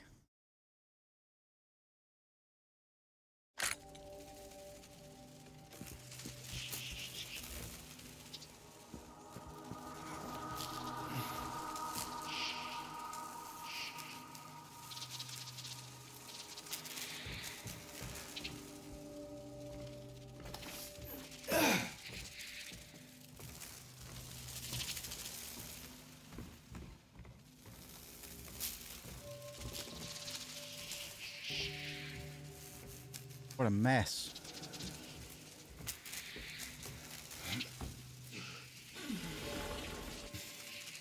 I'm interested to see if my heart rate relaxes now that we're up to a point where I'm not familiar with. If that makes sense.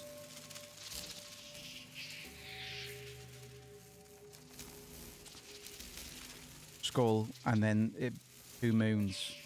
Maybe 3 moons.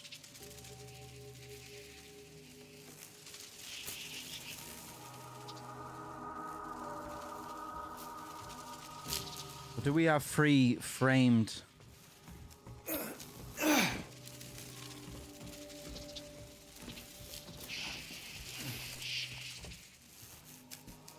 That one's in a frame. How do we determine which one is the first?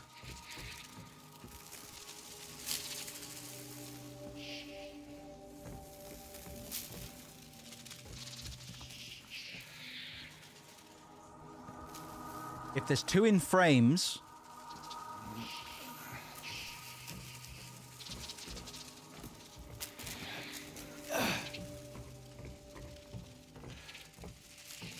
two in frames would imply we want to follow the frames to some degree in terms of working out what the combination to this block is.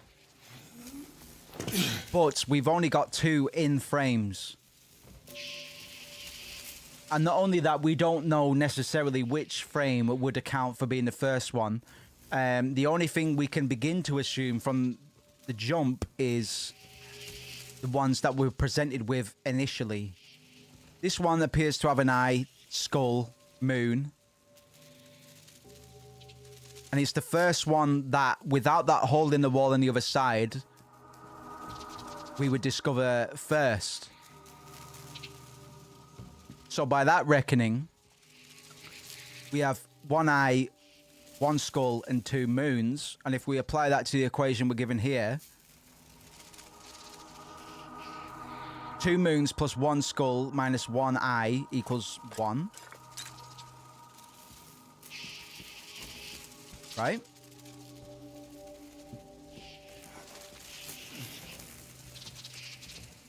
Let's just do this linearly for now. Because odds are, if we get the 2 that are in frame correct, we have the 2... We have the numbers that we need. We just need to swap their positions. It's just a case of working out which one is not represented. So this one will be skull and 2 moons. But yet we're left with 1 that isn't represented. But we do have a few other places that we could pull that number from. So we might just end up with 3 digits and then we just need to decide what order they come in. So we can actually do this with all the information that we've got now, is what I'm saying. It might just take a minute. So that was 1 skull and 2 moons back in there.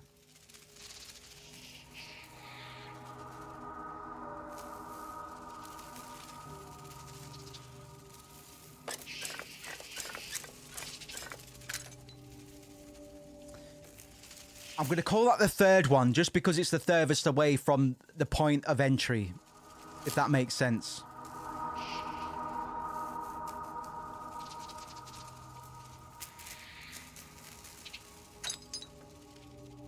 So, if I wanted to try and brute force this with that linearity in mind, I could just rotate the middle one and check every number, which is what we're going to do.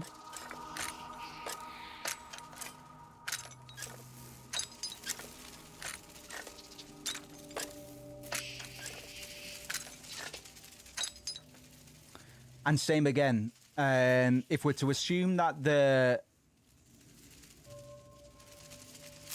framed moths in the other room aren't the 3rd ones, then we can switch this one to 3 and try and brute force it on the 3rd combination.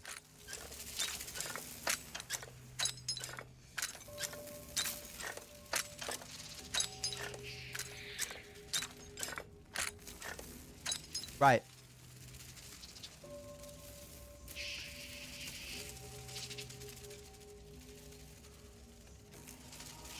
There's still one. We put this to 3, we put this to 1, then we try and brute force it on the 3rd one more time.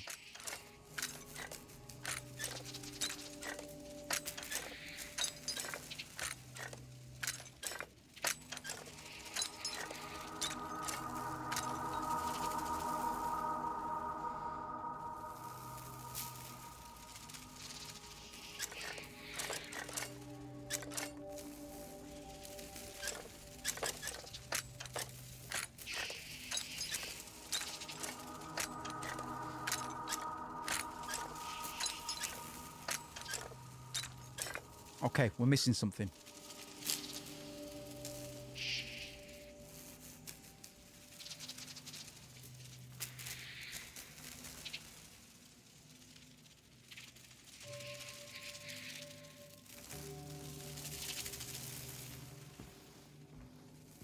Or maybe...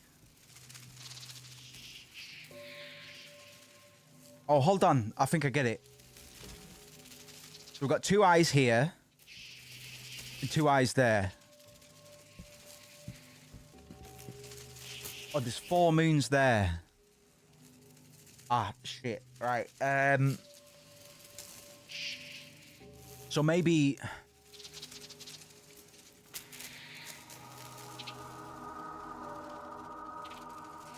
we can assume that the ones in the frame make up their own combinations, right? So let's run it from the top. In the first one, we've got...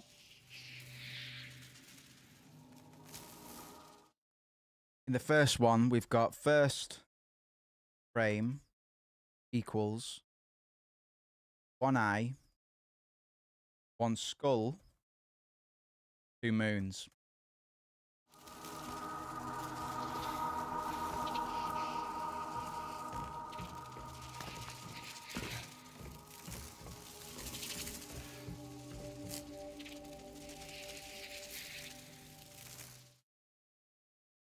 Second frame equals 1 skull, 2 moons? It almost looks like 3, bitch, but I don't... I'm gonna say 2. Let me know if you disagree.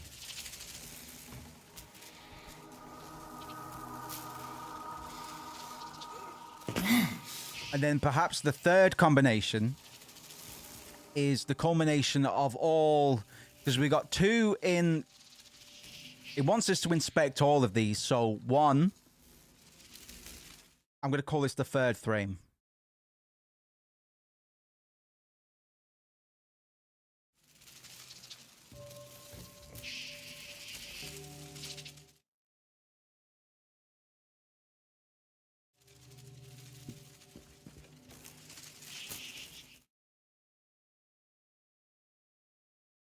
But it's a case of order. And ultimately, if we get...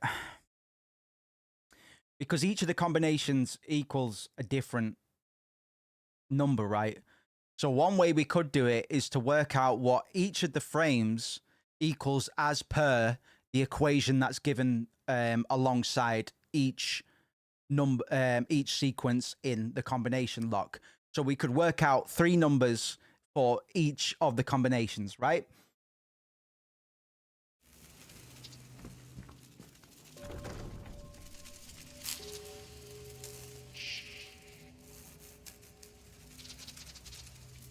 And by that reckoning, some of these don't have eyes in them. That's the only variable between the ones that are in the frames and the ones that aren't. But we're always presented with 2 to 3 moths in total in whichever framing that they're given. The ones that are put in frames, I would say, are probably obviously meant to be considered together as part of the same equation, right? The only one that doesn't abide by those rules are the 2 that are on the little plinths and the one on the chair, which I'm currently considering as being part of the same frame.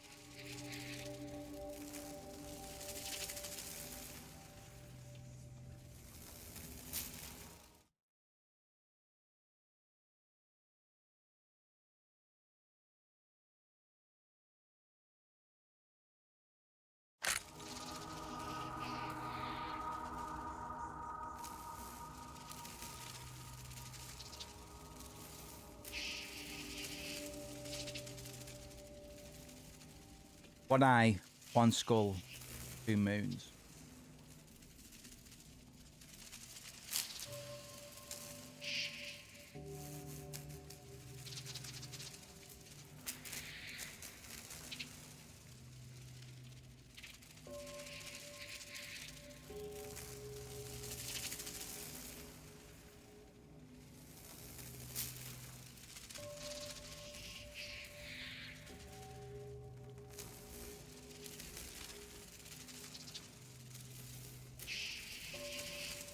assuming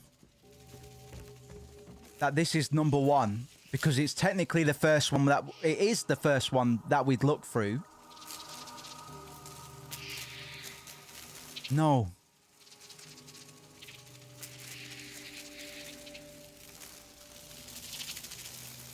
No, that can't be the first one.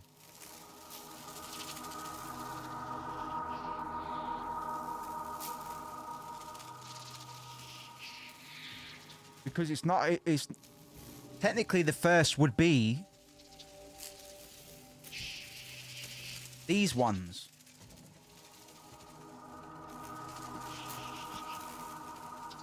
So 4 eyes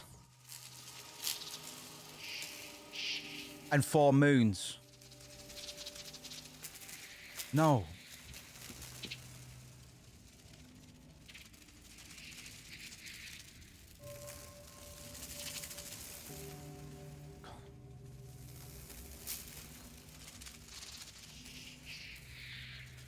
Because all of these have all 3 ingredients. They've all got moons, they've all got skulls, they've all got eyes.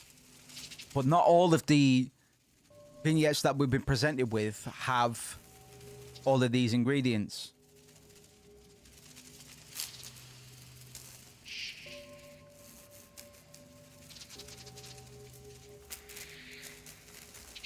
But if these were the first ones that we were to check on... No. Moon. Eyes. Eyes. Because the first one under that logic would be 5. Because there are no moons. And if that's the case, eye, skull, moons.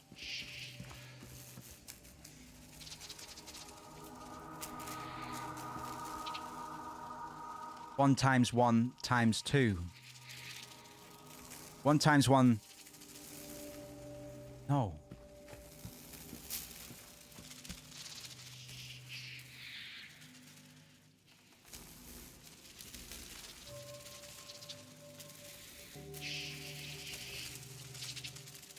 That couldn't be it. That would have to be the... That would have to be... Eye, skull, 2 moons. Eye, skull, 2 moons. Eye, skull, 2 moons. 2 plus 1.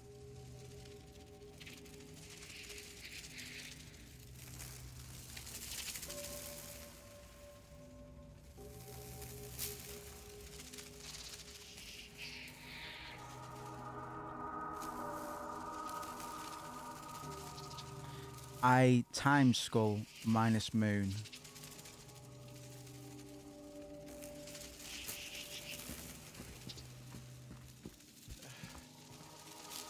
One times 1 minus 2. It can't be that one. Can't be that one.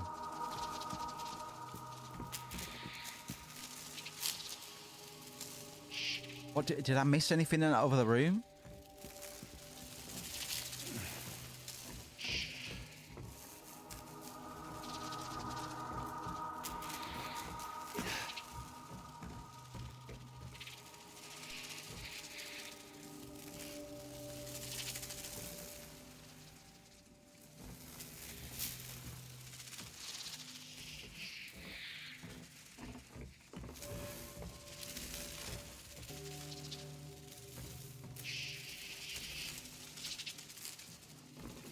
Anybody has any ideas, do let me know. I will crack this.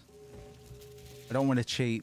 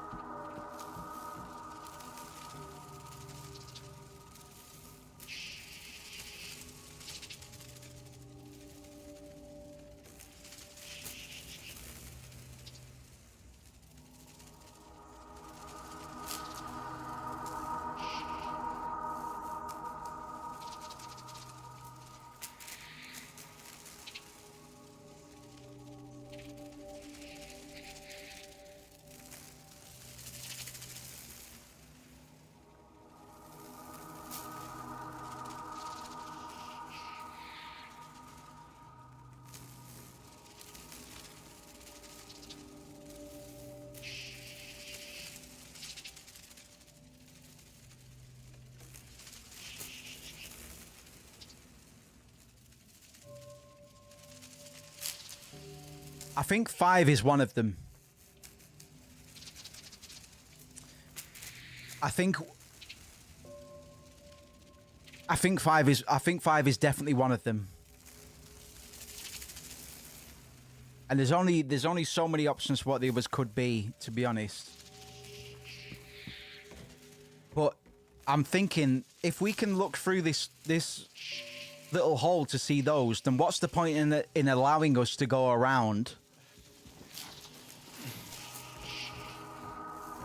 You know what I mean?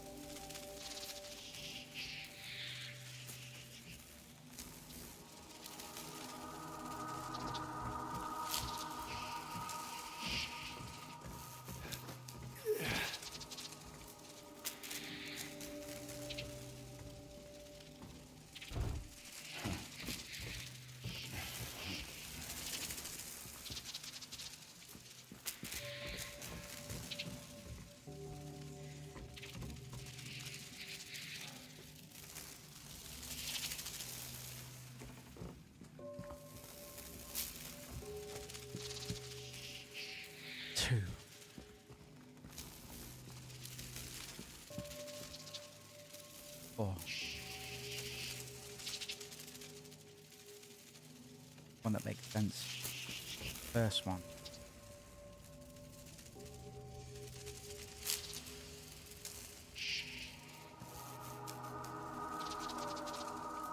No, it doesn't.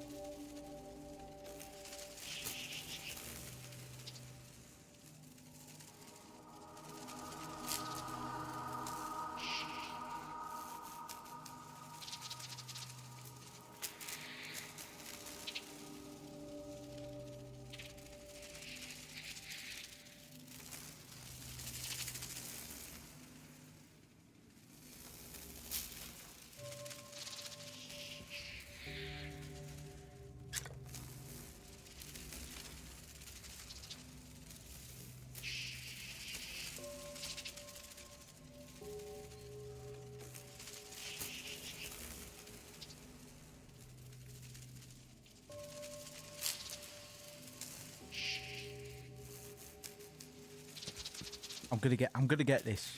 I'm gonna get this. I promise. I will get this. Moon. Or skull. 2 moons.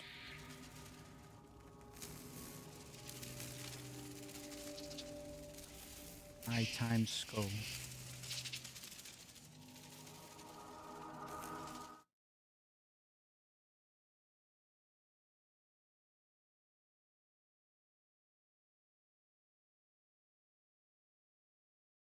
Gotta see if I've missed anything. I'm not gonna go for the solution.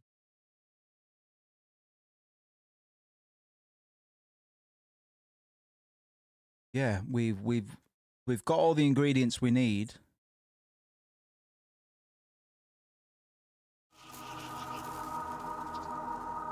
Oh.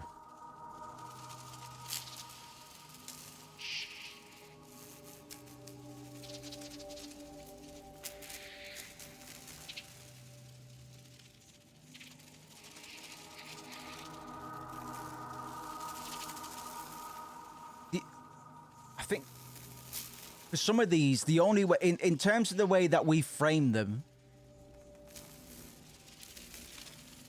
not all of these equations make sense. If we are to believe that eyes, moons, and skulls are part of each and every single equation,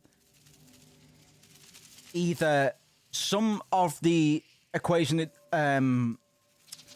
elements are redundant, or we are to work from a pool of all of them. In that case, we can apply the grand total of each of the 3 elements together and then apply them to the equation. That's really the only way, unless we're being misdirected, that's really the only way that we can ascertain, or that's really the only way we have enough information to work with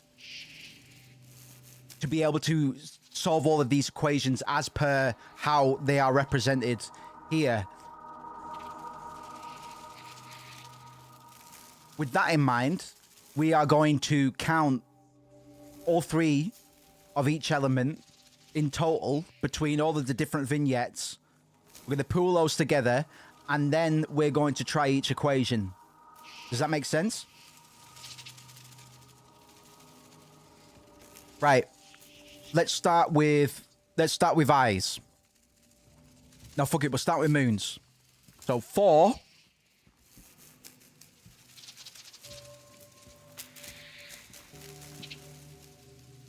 6.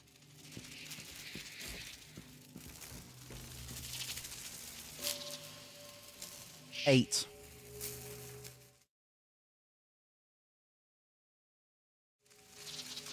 1 skull.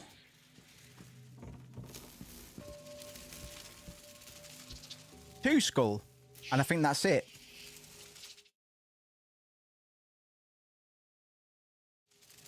And then we're left with eyes, which would be 1, 3, 5,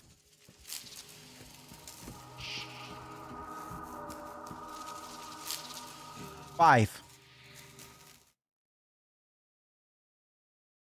And with that in mind, we'll try and apply that logic to each of the equations. So moon would be 8 minus 2.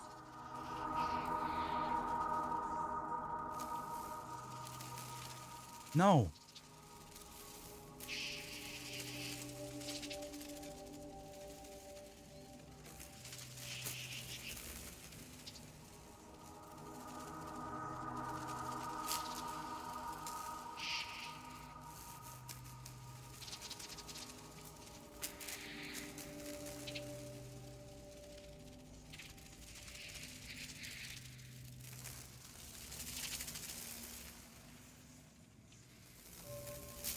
Hold on. No, that would make sense. 8 moons plus 2 skulls minus 5 eyes equals 5. Eyes times skulls equals 10 minus moons equals 2. And then we've got skulls, 2, plus moons, 10, divided by eyes, which is 5. That will be 2.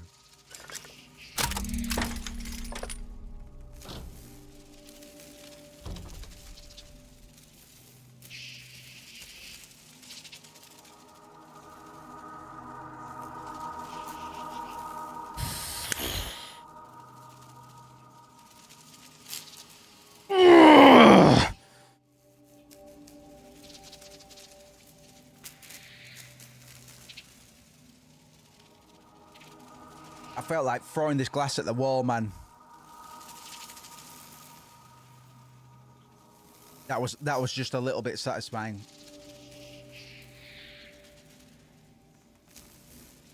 That was just a little bit satisfying. I felt like smashing my pint glass on top of my PC.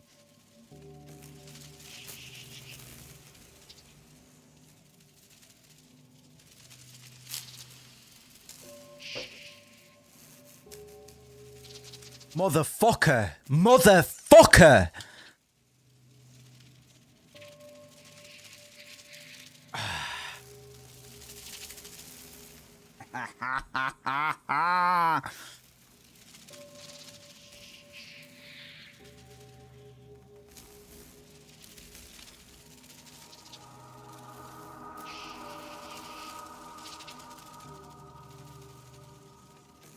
Oh, fucking hell, my brain hurts.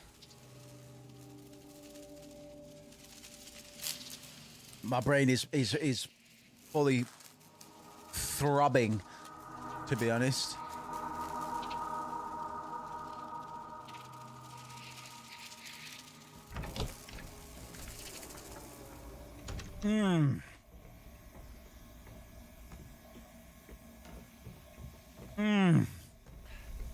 Keep up. Keep up.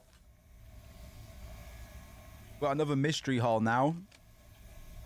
It's got some sort of greenness coming out of it. I'm sure it's nothing.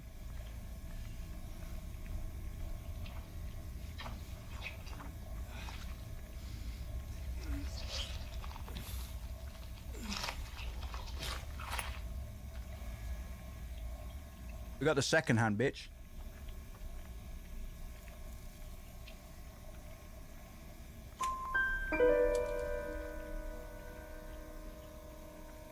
Jack the hole. It's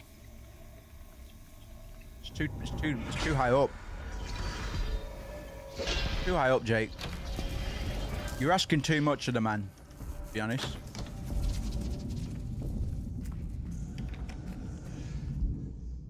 Fucking hell, I've got a headache after that. Don't make me think that hard when I've been drinking, man. That's not nice. That's not nice. Oh.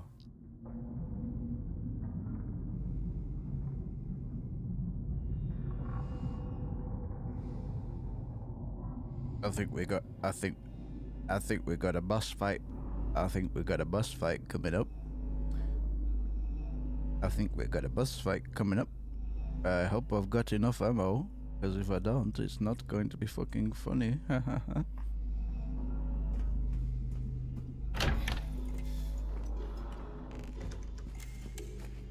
I'm gonna brute force this. I just don't care, you know.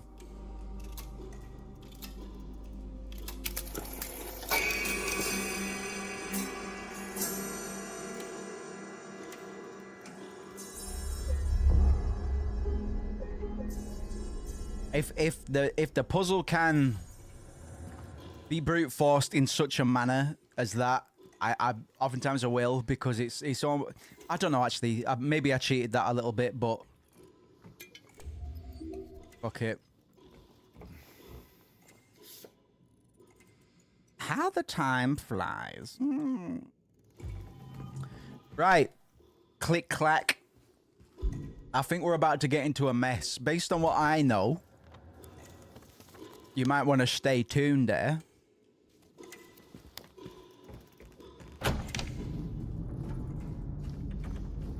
It might get a little bit hairy in a minute. Notice these weren't here before, bro. These big scrapes and scratches on the wall. I just want to point that out there. If they were there before, I would have noticed them. But I didn't. So we're looking for the seconds door now. And to do so, we're going to have to go downstairs. Now. How do we do that then? I've forgotten. I'm not going to lie.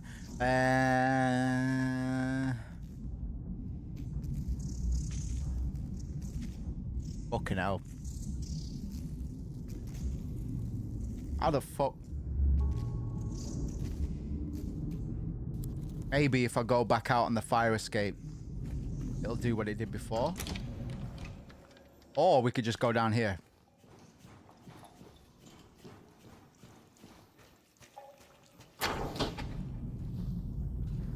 Oh, bitch. Oh, it's good. Oh, right. Everybody just calm down a bit. Just fucking calm down just a little bit. Just for a second.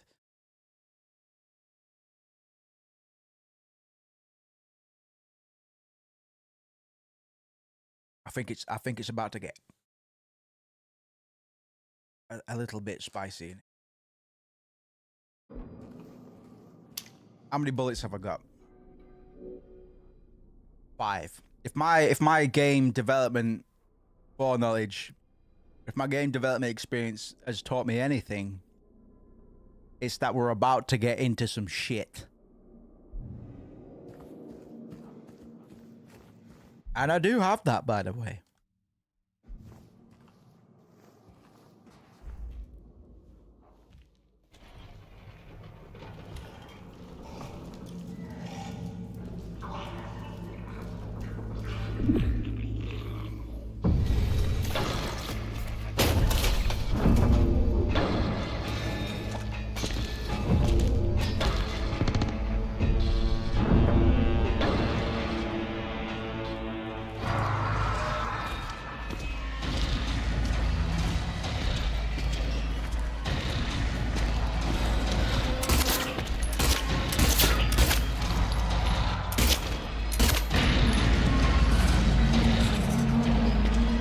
Wagwan Lewis, welcome to the best stream that has ever been streamed.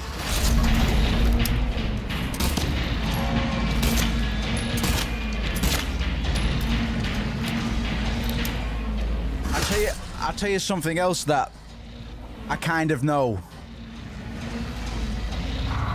We're probably on a timer here, but the amount of damage that we inflict is probably going to help us out a wee bit. So we'll try and punch holes in him.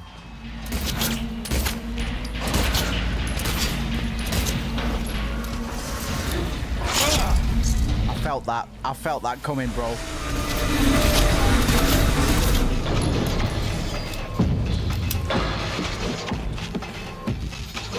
Bada bing. Oi, oi, oi, oi, oi.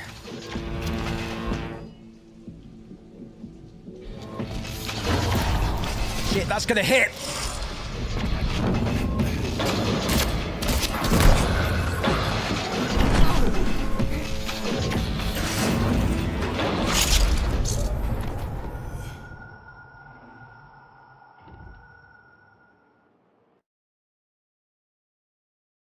Right, you were. Okay. It's good that we're on not. Imagine if we were on hard, bro.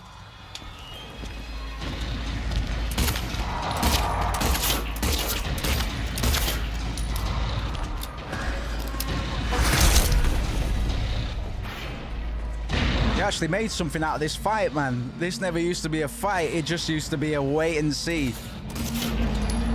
Christmas crackers, man. I felt that coming a mile off, bro.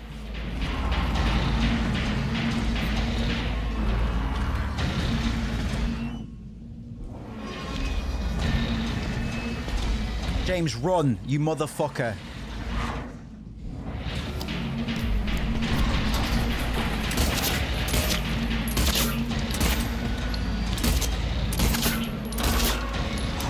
He comes here, just ignore him. It'll be exactly, man.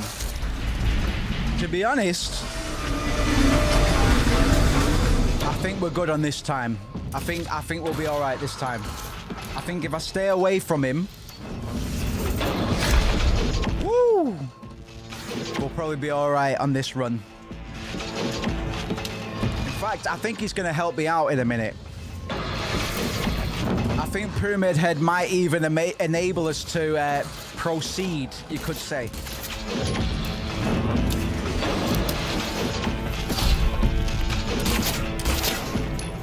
To the point where I don't even want to use too much ammo on this. He's gonna hit me. Why is it raining, bitch? Why is it raining, bitch? To be honest, I thought I'd get away with that, but I was very fucking wrong, wasn't I?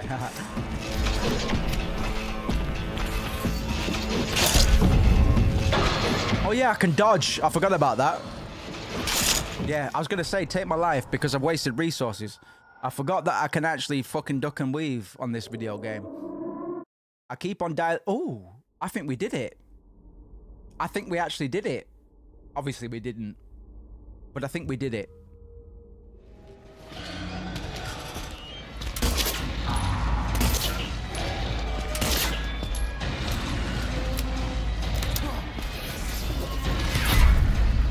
forgot we can duck and weave, bitch.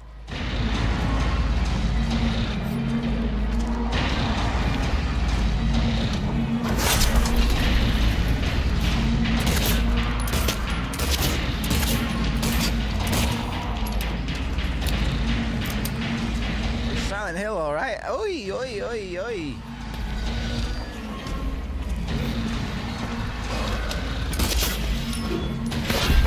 Oh, we're good. We're fine. We're fine.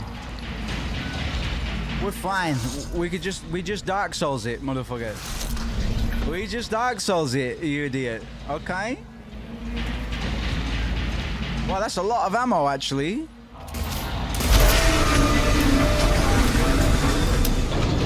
We're all right. We're all right, man. Don't worry about it.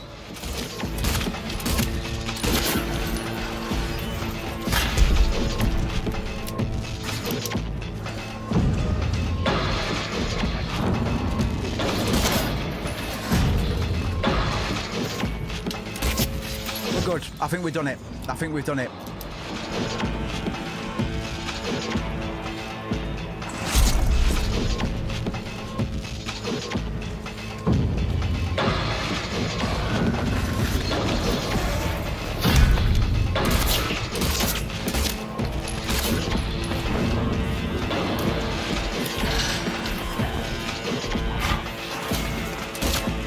I think we're good. Trying to preserve ammo at this point, to be honest. I think we pulled it off.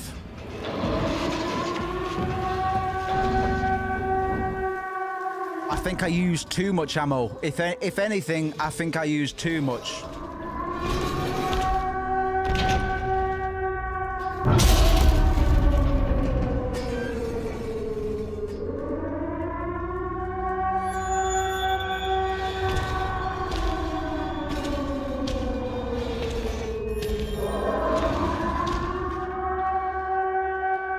Yourselves a clap, chat.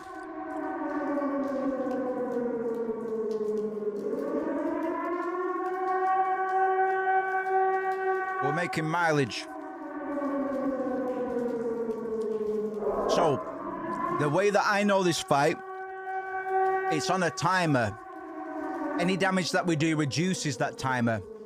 There's a good chance that we didn't need to fire a single fucking round in that fight, and it would have been just fine. But I don't know if that's strictly true. The only reason I think that was the case is because the fight didn't end with me putting bullets in him. It ended with him leaving the scene. And here we are, man. By my reckoning, we're going to meet the third character that we've not really been properly introduced to. Oh, we've got some good shit coming, man. What time is it? I will be here. Ah, shit. I've still got good energy, so if people are about it, we'll be here till 12. We'll be here for another hour and a half. If I'm correct, we're gonna get a cutscene in a minute. After that, I'll go for a piss.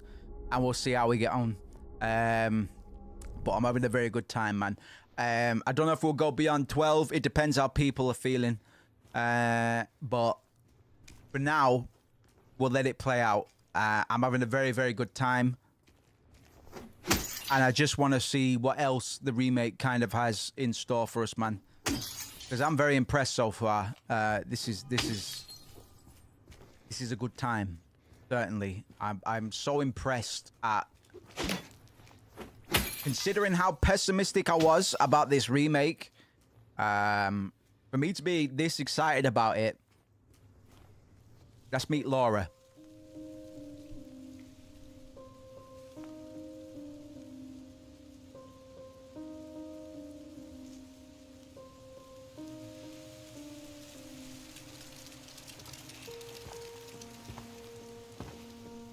Hey.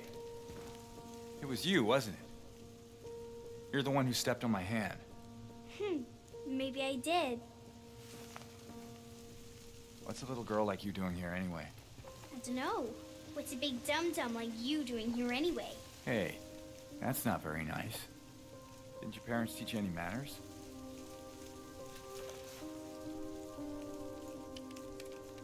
What you got there? None of your business. You didn't love Mary anyway. What? Hey, wait! How do you know her name? Now, interesting. In the original, did Laura... I don't think Laura indicated that she knew Mary by this point. To me, her holding the envelope was a good enough sign already in some respects. But she outright said... She outright mentioned Mary, right? Which has pretty big connotations, really. Because I'm pretty sure that in the OG, Laura doesn't indicate, and we don't know her as Laura. I'm sorry, that's a bit of a spoiler because they didn't exchange names there. The little girl is Laura. She was originally voiced by Jacqueline Brackenridge. I can't remember the name of the actress in the remake. But in the original, I don't think Laura indicates that she knew Mary at this point in the game. Nor was she holding an envelope. And I'm not going to say what was in the envelope. We'll find out later on. That's quite an interesting direction to go, I think. I compare it to Sephiroth in Final Fantasy VII Remake, kind of being brought forward, whereas he was quite an enigmatic figure in the original 1997 version of Final Fantasy VII that wasn't really shown for quite some time. In the remake, they brought Sephiroth to the forefront, man. You're going to see him in the first hour or two. I liken that to this in terms of bringing eventual proceedings forward, so we're aware of certain contexts that we wouldn't otherwise be privy to at an earlier time. I'm not necessarily against this because I learnt my lesson from Final Fantasy VII Remake. I used to hate that shit, but then I ended up adoring it. And we're going to get to Final Fantasy VII soon. If we're going to play horrors in November, then after that, it's just going to be Final Fantasy season, I think, because I've got a lot of things I want to do with that franchise. But that's an interesting way to go, I think. And I'll be interested to see what they do with it. I thought Laura's little performance there was all right as well. And by my reckoning, we're not done with new character introductions tonight. I think we might get another one quite soon. Any moment, as a matter of fact. If we are indeed in Rosewood Park, we are going to meet one of the most significant characters in Silent Hill 2. But I'll leave that until it happens. We'll rock on for now. I think we'll try and carry on until 12. And I haven't got a stream scheduled for tomorrow. I should probably take a day off, to be honest. I've been going pretty hard this week. Not just with streams, but in general. But fuck, bro, we'll see. If people are about, I might change my mind. Oh, we've got Patrick Chester, son of Edward. He fought and died for the people, for liberty, and for all of our tomorrows. His memory lives on. We are in Rosewood Park, and that means we are going to be meeting a very, very significant character to the Silent Hill 2 mythos. Pete's Bowler Arm is a great place for everyone to spend and have an amazing time. We have blah, blah, blah of food in our cafeteria. Burgers, pizzas, and French fries with drinks. Local bowling clubs looking for new members all time. Then we got Neely's, girls' night every weekend. Happy hour at Neely's Bar every Friday, and that means half price for every beer. Neely's have wide range of top beers. You have to check.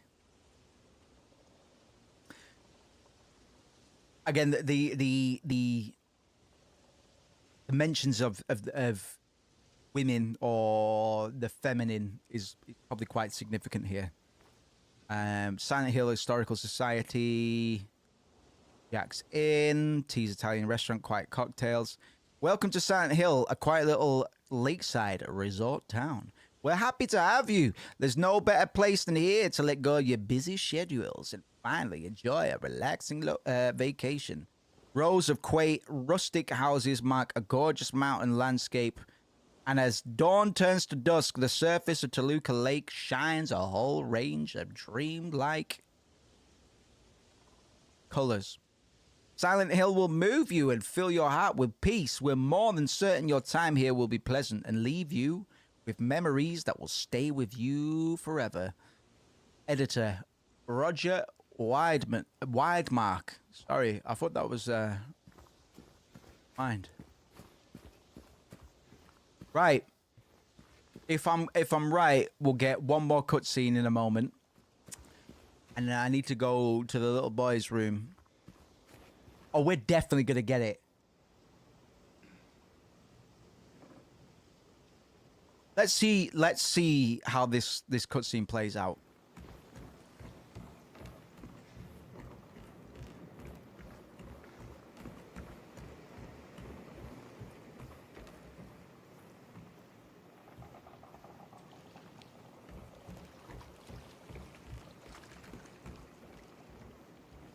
Oh, motherfucker. In fact, can I go for I'm going to go for a piss first because I want to be able to concentrate on this. This is going to be big. This is going to be big. If you're not familiar with Silent Hill 2, I suggest you stick around. Especially if you joined us from the beginning. Because this cutscene is going to set the whole game off in the only direction it can follow, really. So I'm just going to go take a little whiz and then we'll get into this. I'm very, very fucking excited. So I'll be as quick as I can.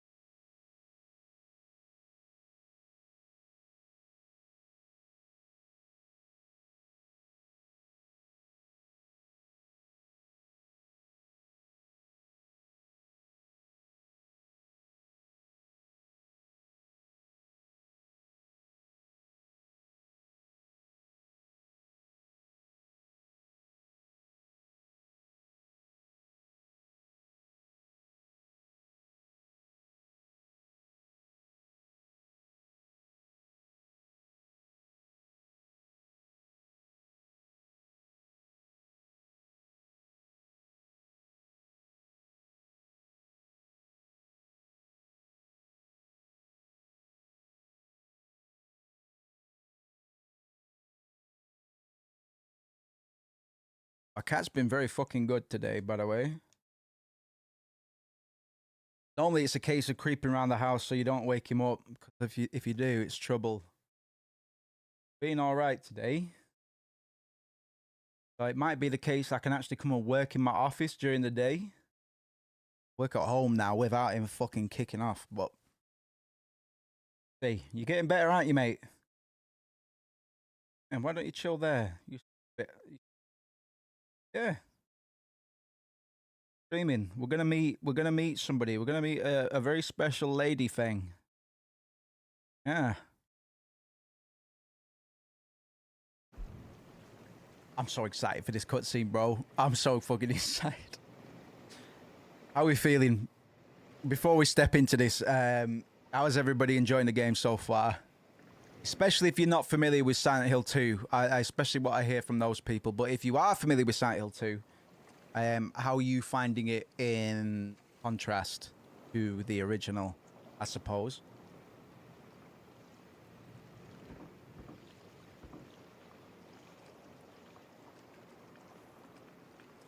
Got quite a few health items now as well, actually. We've got like 2 or 3 syringes on it, and 2 or 3 dirty syringes.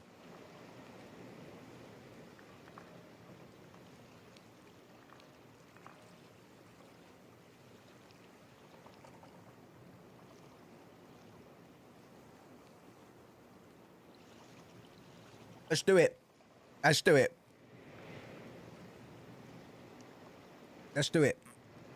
Everything's going to change from this point on.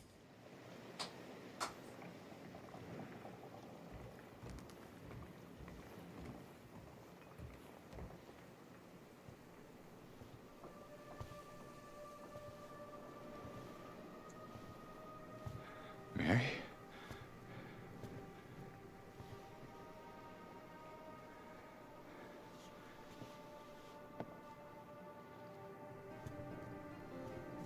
No. You're not. Do I look like your girlfriend? They moved the tattoo. No, my... Wait, wife. I can't believe it. Your face, your voice, you could be... My name is Maria. A baseline now. I don't look like a ghost, do I? See? Warm. Sorry, I got confused. Hey. Where are you going? I need to find Mary. Didn't you say she died? Oh. Yeah. 3 years ago. It's just...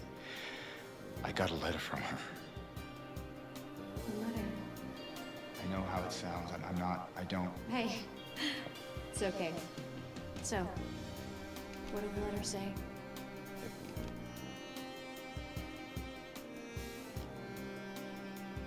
She said she was waiting for me. In our special place. And that's here?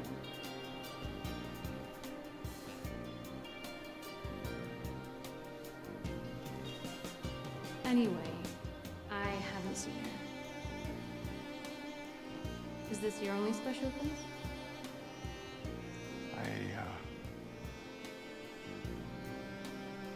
I don't know anymore. There was something. I can't quite. Hey! I think I might know. I mean, there's this one place. Not far from here. What kind of place? The kind two lovers might call special. I can show you if you want. Unless you have somewhere else to be. Something else to do. Hey, easy there. I'm just messing with you. Come on. It's this way. You're coming with me? Can't you just tell me where it is? Wait. You're just gonna leave me here? Alone? With all these monsters around? No, I just... Is it because I remind you of her? You loved her, didn't you?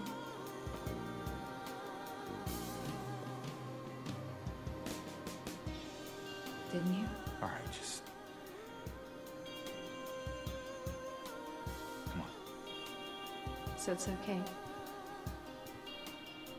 Yeah.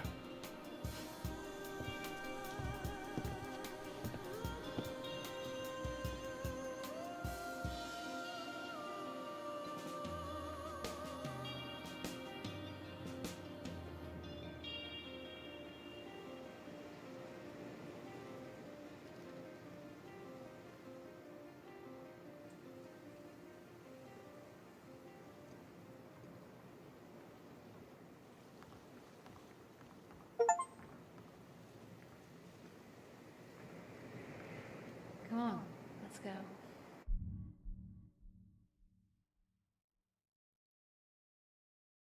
Yeah, I do like a new. I do like a new design. They moved her tattoo from her lower stomach to near her shoulder, so it's a bit more obvious, I guess. Tattoo of a butterfly. That might excuse me. That much might have been obvious. Akira Yamaoka has. That was a pretty hefty rearrangement of the original song that was played there. Never ever originally had a bass line. I'm trying to work out what I feel about the performance, bearing in mind that we got Mary's voice at the beginning of the game and how great a performance that was, and Maria's exchange here. I'm trying to determine whether or not it holds up to the original. But the thing is, in terms of Angela's mirror scene, that was a much easier decision to make. I really fucking like that cutscene. I made that much obvious, right? I think what we'll do, and I didn't feel the need to do this with Angela's scene, but I did do it with Eddie's.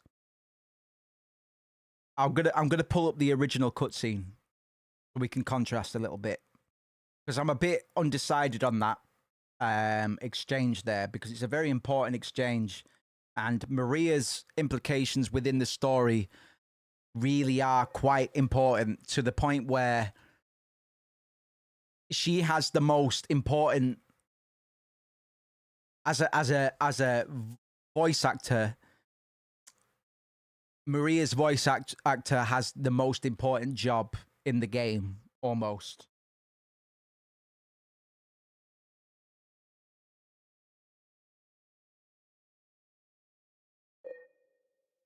You liked it? I'm glad you did. I'm trying to work it out myself. I'm gonna watch the original, and then I'll make, because I've got such a profound attachment to the original. Like Silent Hill 2, the original really did not quite as much as Final Fantasy 7, but it is one of those games that really did kind of point my creative sensibilities in a certain direction, and a lot of that will be based off of the original Maria scene. So I'm gonna watch this now, and then I'll see how I feel.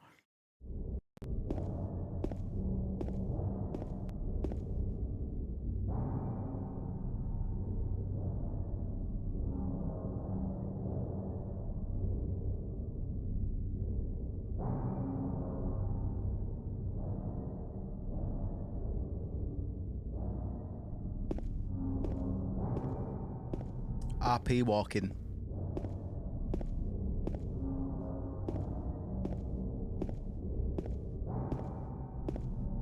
Look at this motherfucker. This is for YouTube.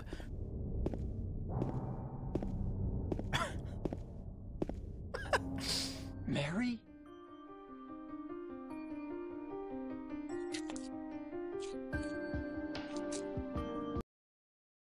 I prefer the original. I prefer the original. I prefer the original. I prefer the original. 100%. Already. Already. No, you're not. Do I look like your girlfriend? No, my late wife. I can't believe it. You could be her twin. Your face, your voice, just your hair and clothes are different. My name is Maria. I don't look like a ghost, do I? She's just... As soon as you approach her in the original, you know what's up. Look at this face. Like, it's so... There's so much conviction there in terms of you're wrapped up in this. And boy, do I know it. I know everything about you. And that much is obvious. From the jump, just the first frame of her face and the expression that she has. And this is the power of Takeyoshi Sato. Let me talk about a man by the name of Takeyoshi Sato. Takeyoshi Sato was asked by Konami to teach them everything that he had learned about 3D animation and cutscenes. All that good shit, man. And they wanted Takeyoshi Sato to pass on the knowledge that he had onto Konami and the rest of their staff for the greater good. Takeyoshi Sato had one goal in mind, and it was to work on Silent Hill and have it his way. He wanted to have complete control and reins over how animation and these cutscenes would be directed and depicted entirely. Because he was quite a whippersnapper at the time in the way that Japanese industry works, Konami wanted to force a supervisor on him. But because at the time, in the late 90s, this kind of animation was kind of it was still a bit of a rarity in the industry. Nobody was really doing it this well at the time. So Konami tried to force a supervisor on him.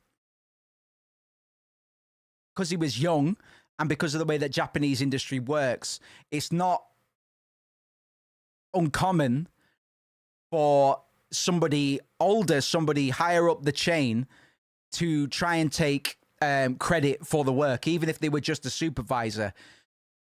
Sato knew this, and he said, no, fuck you. I'm not going to have a supervisor. I'm going to do it my way because I know that I hold all the cards. Konami said, all right then, bitch. If you want to do it all, you're going to have to do it all by yourself. And we want it done right. Takeyoshi Sato said, all right, bitch, bet.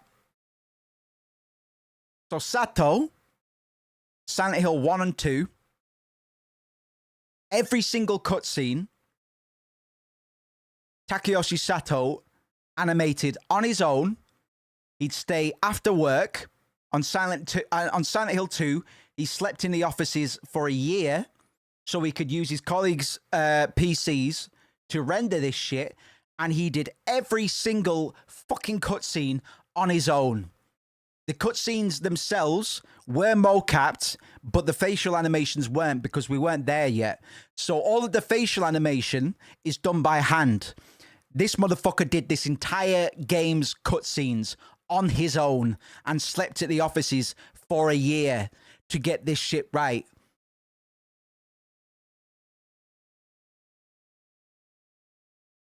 Genius. Fucking genius. If you see this guy talking in interviews, you'll understand why I'm making... It's his bread and butter, his creativity and passion. He just understood the process. And that's what we're getting in the originals. We don't have Takeyoshi Sato in the remake. To my knowledge, he didn't have anything to do with it. He's kind of slipped into obscurity a little bit. I've got such a big attachment to these old cutscenes because I'm aware of the work that went into them. You approach this cutscene in the original and you know what's up, even if you don't immediately. You understand that Maria is a game changer. Just the look on her face from the moment you approach her, you know that something is about to change for the rest of the game, for the rest of the narrative. You know that something is going to profoundly change from this point on. And I didn't get that from the remake. And I think that's the Sato effect, man. If you...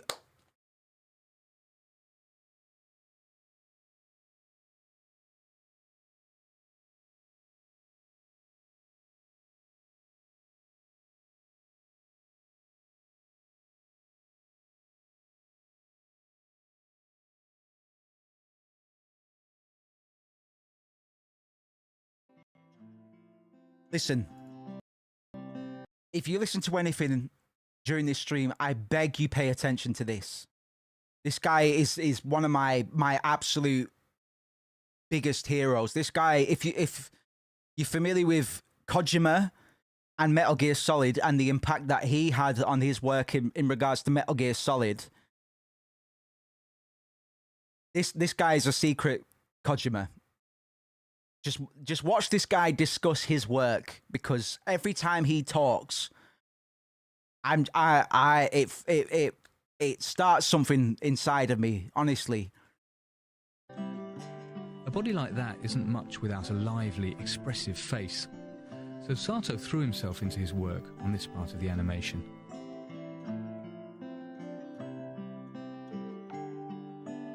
I try to act sexy in front of mirror, and you know, like just open half the eyes, and I try to act sexy in front of mirror, and you know, like just open half the eyes, and move the, you know, under lip sexier, like that, you know, in the office. That was perfect. You know? As a matter of fact, to obtain better results in face animation, Sato did not resort to motion capture. I couldn't trust the, you know, face motion capture. That motion capture system took just the, you know, position of the skin. If you open the mouth, you know, muscles around here is tighten, but motion capture cannot capture it. But you know, if I make them in front of mirror, I can notice it.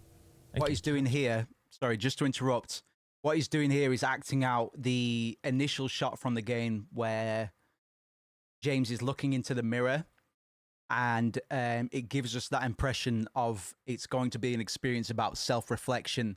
And we see that kind of echoed in Angela's scene, where we find her lying on the ground in front of the mirror, kind of gazing into her own reflection and contemplating something. We don't really know yet.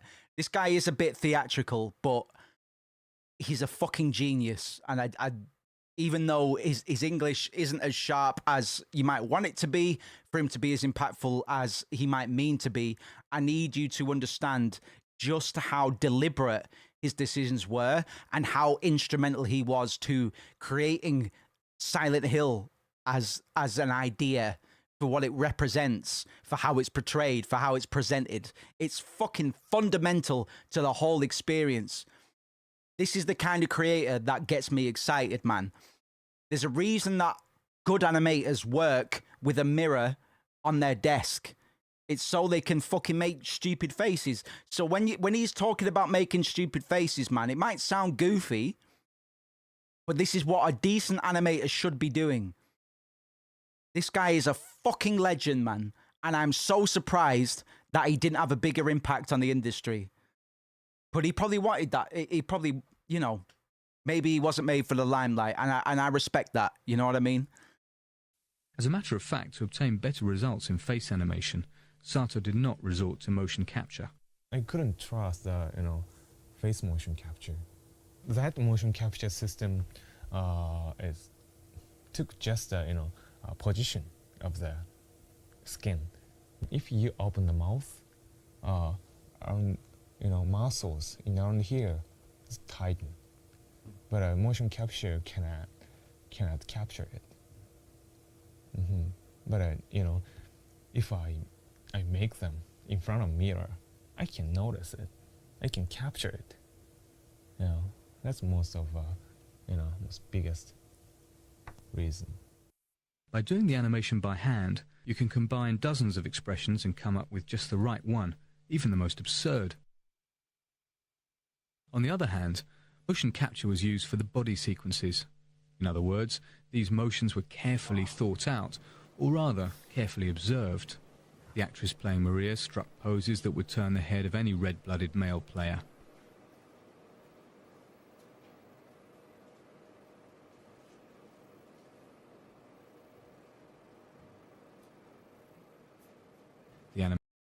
The This is the reason that we're recording these streams, bro. Because at some point, I'm going to bring this all together. This might be fresh to some people. A lot of you might not have seen the behind-the-scenes footage of the original. But what I hope to eventually do is talk about how these two experiences contrast. How we took the old and made it new. Because the processes are very different today. And to my knowledge, Bloober Team didn't have access to Sato.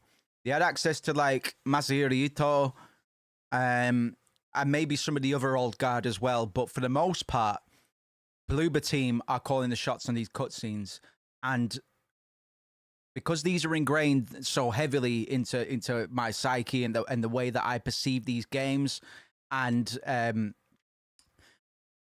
this kind of storytelling as a whole, Sato factors heavily into that. So I'd be remiss to not mention him, particularly within this cutscene with Maria, because it is such a turning point for the story, and there was so much care and thought and deliberate intention that went into creating the experience that we got 23 fucking years ago, that it's almost sad that we didn't get it in this cutscene today. And you might disagree with me, and that's fine. I'm only saying that when we got the Angela cutscene with the mirror, I fucking felt it. But I didn't with the Maria cutscene in the remake. Animators simply had to transpose these sexy poses.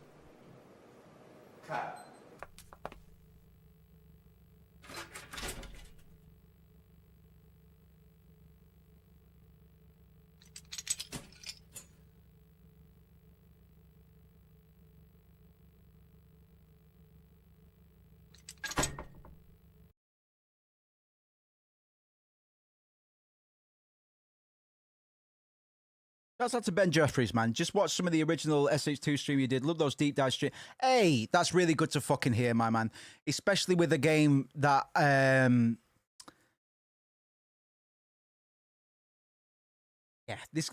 Silent Hill 2, the original, means a lot to me, bro. So I appreciate that, because it'll inspire me to go and look at some of the other games that kind of had this much of an effect on me. And it also means a lot to hear that people have checked out some of the other VODs on here. I think moving to YouTube was a good decision. And it's good to hear from some of the old folk as well, man. I hope you've been well. We're going to stay and remain here. I still need to work out some of the kinks and stuff, but that's really good news to me, man. Thank you very much. I hope you're enjoying this stream so far, even if you just checked in. We're going to be running this up for at least another hour. And I hope this wasn't too disruptive as well, but I wouldn't have shared it. I wouldn't have shared my thoughts on this particular scene if I didn't feel the need to, if that makes sense. I can't find the clip that I want from Sato, where he truly goes into the psychology of what we're picking at here. But nonetheless, I hope that me... Hold on, let's see what my boy says here. And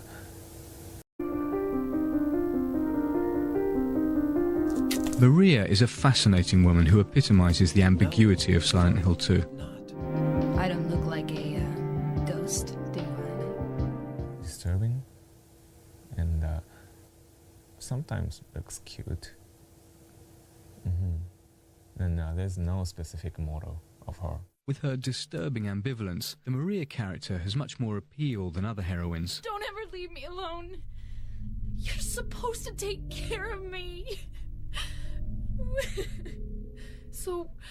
I have a kind of a bad point.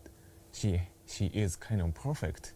For example, if you are attracted by some woman, she's not perfect. If you take her pictures, sometimes her face is like that. It's not perfect, but if always she's perfect, I guess you won't love her. you are in love with her because she's human. She has character. That character has a bad point. Of course, bad point, and good point. They didn't make that, but it's more real than the Silent Hill 2nd. From visual or technique point of view. But I think I made more realistic work.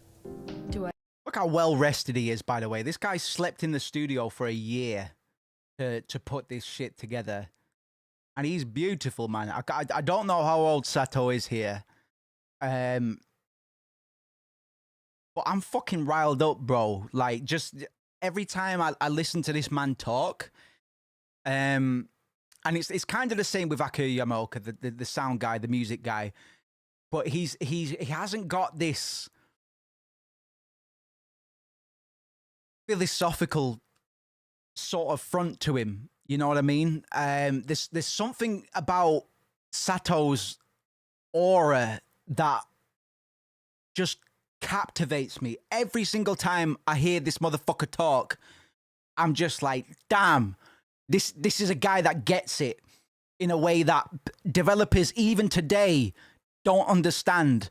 And in a way, I don't, as well as Bloober Team has done on the remake, I don't think they get it either. I don't think they fucking nailed it the same way my boy did. And that's why I'm mentioning it now. I will get back to the game in a minute, but I feel this is important because this is Silent Hill 2 we're talking about, man. And it's a big deal to me. It's a big deal to a lot of people for a lot of subtle reasons, man. There's a lot of nuance and minutiae in the way that this game was approached. It was by a much smaller team at the time than we got with Bloober Team, I'm sure, just because of the way that games are developed these days, man. Team Silent was a much more of a concentrated effort back in the day, and it was an accident. None of these motherfuckers were doing well in their own departments before Resident Evil came up and Konami wanted to compete with that. But just this guy, man, this is a visionary. This is a fucking visionary. And I relate so much to that. I'm not blowing smoke up my own ass, but it's just the way that he discusses art. You know what I mean? It's the deliberation and the conviction and the intention behind it, man. You just don't get these motherfuckers too often. Kojima would 1v1 him on Rust easy. Work. Do I look like your girlfriend? No. So Maria is a woman who has her weak points, but takes full responsibility for them. She flaunts her tummy with a little roll of flab. Your face, your voice, just your hair and clothes. Flab. There you go. There's the butterfly tattoo was presented on her waist before. Now it's much higher up, so we take better notice of it, I guess. Remember, we were just in the moth room before. Moths, butterflies, and cocoons they all have pretty heavy symbolism in the golden age of Silent Hill games, particularly in Silent Hill 1, because they were manifestations of Alessa's interest in butterflies. But in this, we can think of cocoons as being butterflies and cocoons, death, rebirth, transformation, whatever. That's not flab, that's her organs. Listen, Bridget Jones' Diary, you know, we had a different perception of women in pop culture back then. But all of these kind of quote unquote imperfections were all kind of hand placed. Maria wasn't designed to be a perfect woman. She was designed to be a woman. And that's about as feminist as I'm probably going to get on this stream. I am a feminist, but doesn't try to conceal the brown spots on her skin. Cheats with respect to some parts of the body. I think she is a brunette. She's not blonde. Not the brown. She dyed, you know, red, and she dyed, you know, she bleached. These details make her seem very real. A woman with appeal. I'm so fucking giddy. Like, you can see my heart rate's up, man. I'm not lying to you. You know what I mean? That's one of the benefits of having that heart rate monitor. It was originally put there so you could see if I was fucking scared or not. But tonight, it's just been an indicator of how excited I am. Silent Hill 2 means a lot to me, bro. It really fucking does. I don't know if I've made that clear yet. And hearing the original creators talk about it in relation to what we're getting today, which is a reinterpretation of the original that I believe has been done pretty fucking well so far. This is a really good time for me, bro. This is a really fucking good time for me. Sato explains, actually, Maria was sexier when we first started out, but her plunging neckline gave us too many technical problems, and we weren't happy with the way the graphics looked.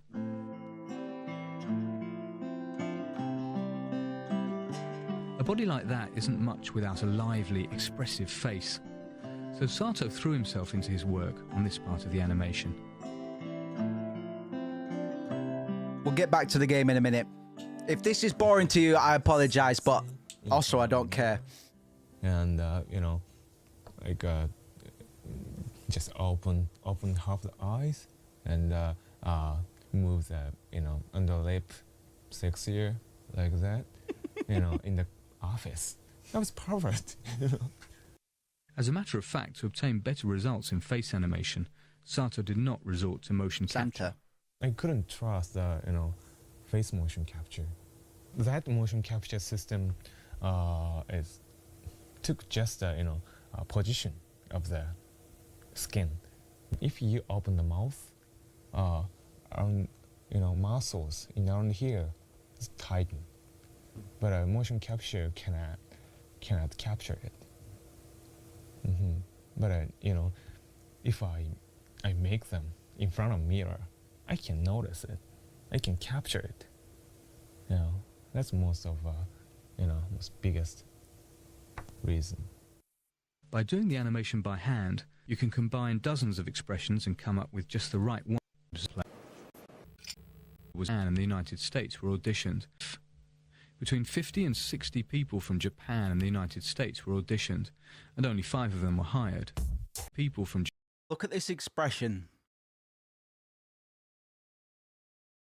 How much does that expression tell you? Like, just from an initial glance as a human being, with all of your primitive conditioning in regards to body language and what you regard as being a threat or otherwise, how much does this general expression, the way that her shoulders are aligned, the way that her brow, the way that her mouth is aligned, how much does that tell you on a subconscious level, particularly as a bloke? How much does that infer to you? How much does that communicate to you? And did we get that from the cutscene that we saw in the remake?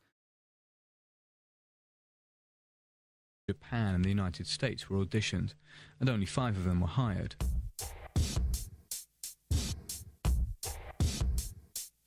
By the way, the same persons who made the motion capture. What do you mean, anyway?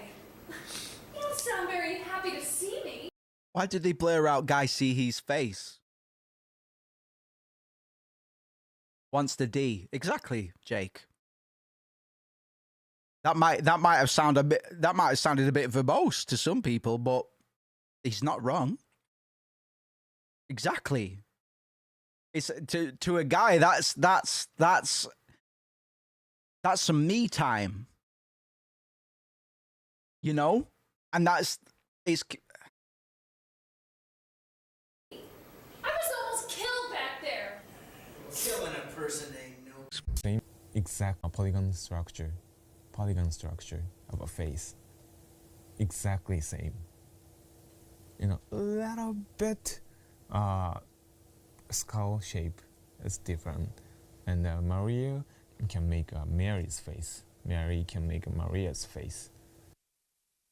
But gimmick of the face, like a skeleton and muscle structure is a little bit different. I'm so very glad that anybody here could be here tonight, because this is quite a big moment in my life. As sad as it might sound, I am not joking when I tell you that Silent Hill 2 is a big deal in the tapestry of my creative career. This game has factored in heavily into the games that I'm currently writing narrative for. And it will do for the rest of my life, man. It's factored into my songwriting already. It has done for the past decade, for 2 decades, man. I don't release music much, but the way that even the way that I approach writing lyrics, brings a lot of this mythos together, and it's motherfuckers like this that motivated that inspired that, man.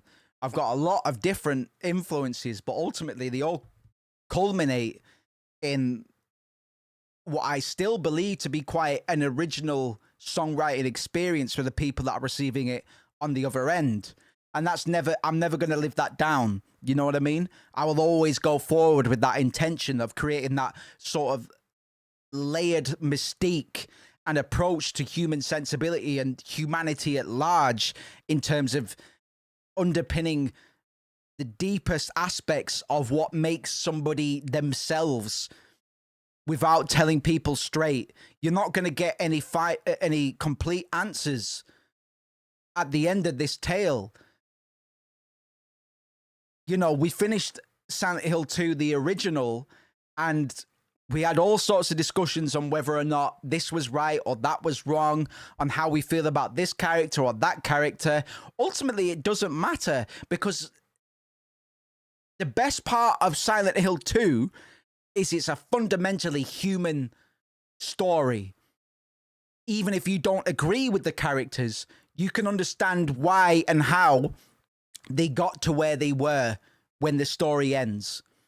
And even if you don't like those characters, even if you do or do not agree with the decisions that they made at the end of their particular arcs, you understand and you can take away, hopefully, that they are just people. And even if you wouldn't make those decisions, if you were in a particular situation, if you were raised a certain way, if you were exposed to certain things, you could reliably believe that somebody under those conditions could become what they become. And we're going to see that, I believe, through Bloober Team's vision of Silent Hill 2. But it's not the same. Like I say, Angela's cutscene, brilliant. Brought a tear to my fucking eye, man. Like, I can't lie about that. We've got it recorded now. This cutscene with Maria, and we are going to get back to the game in a minute, I promise. It didn't invoke that, but what it did invoke is thoughts on what came before this and how important they were in playing into this mythos, this narrative, these characters, the psychology, the appearance, their body language, their psychology, and the ways that they all present that, and what it means to us as a viewer, as an audience, as a player. It's all fucking so important, man. And I just didn't get that from Bloober Team's rendition, and they've done so well so far. But I'd be remiss as a diehard fan of the original not to stop the stream and just highlight why I wanted to make such a big deal out of this. So I hope it was worth it, man. I'm sure some people might be like, please, we just fucking play the game. You have to understand, the only reason that we're here today is because we played the original 3 days ago. And I was always going to contrast it. You know what I mean? Angela is supposed to be 16 or 17. We'll leave it there. I will transition back now. because I never really had. I always knew that Angela was in her late teens, but now we've kind of got a little bit of confirmation. In the original, Angela was voiced by Donna Burke in her 40s, I think, at the time. But in this, I couldn't get an age reading on. Excuse me, fucking hell. Gianna Keel voices Angela in the remake, and she does sound a lot younger, and she looks a lot younger as well. So it's good to have some confirmation on what age she's supposed to be. We're gonna crack on now. I had to kick off about that because this scene is a game changer in terms of the narrative and the way that things are going to play out from this point on. So I'll leave it there for now. But I didn't get the same kick. And it's not necessarily disappointing because it's a different approach, but I had to say something about it, man.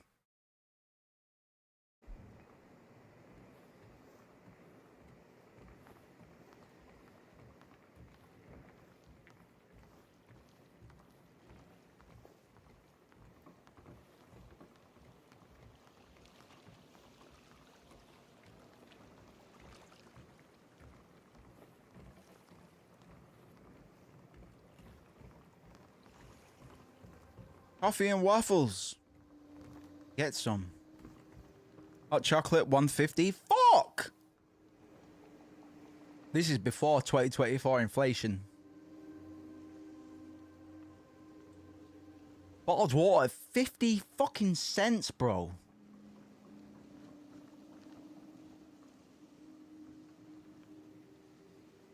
Not bad.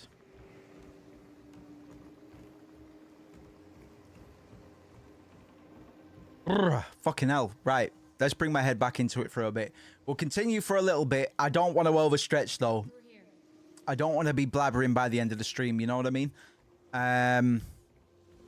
Let's try and find a natural finishing point. And then if people in chat, if anybody that is watching right now could let me know what they're doing tomorrow, and if they would or don't have time for a stream tomorrow, I'll see what I can do, man. But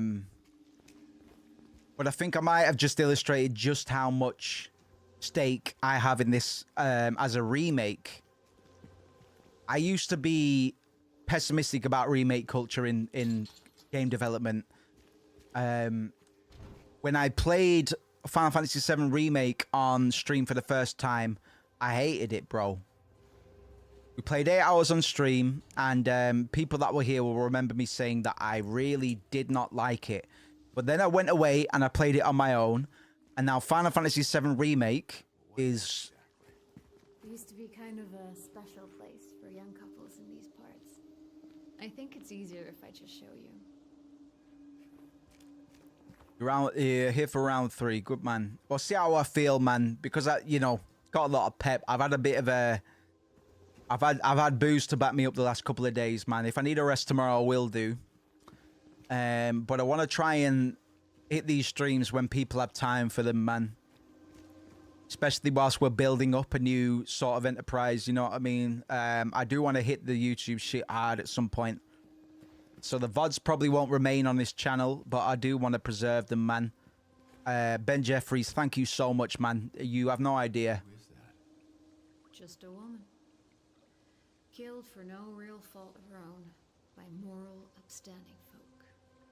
Common theme, I guess. What do you mean? In history, you know?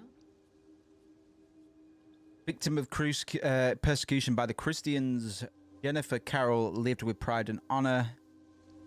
What happened here shall never be forgotten.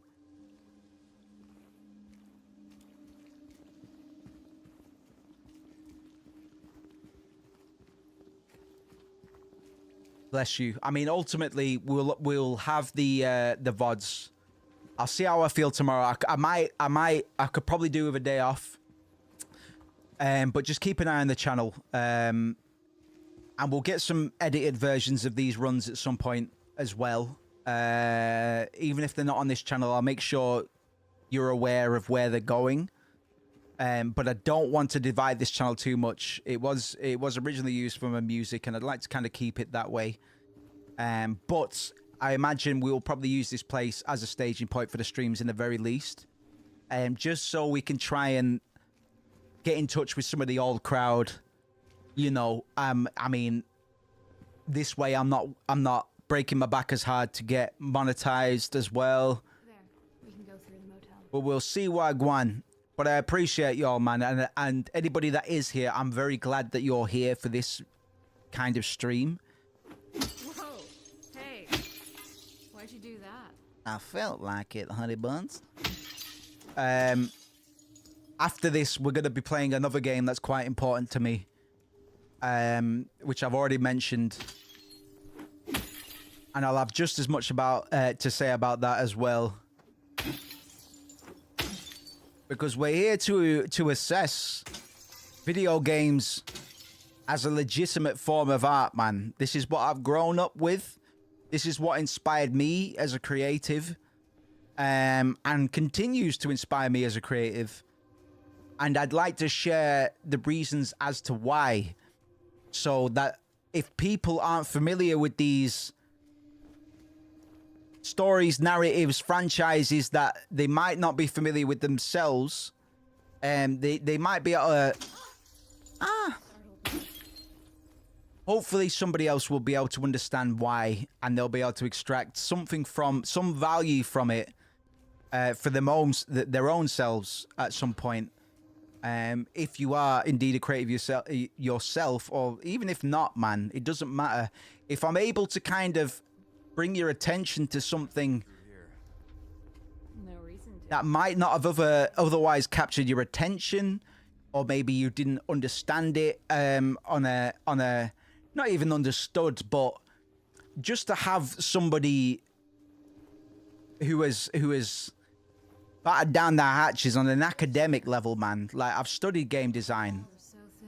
I went to university for it, man. Lord knows it didn't teach me much, but there's a reason I went there to study it, bro. And there's a lot of value in these experiences.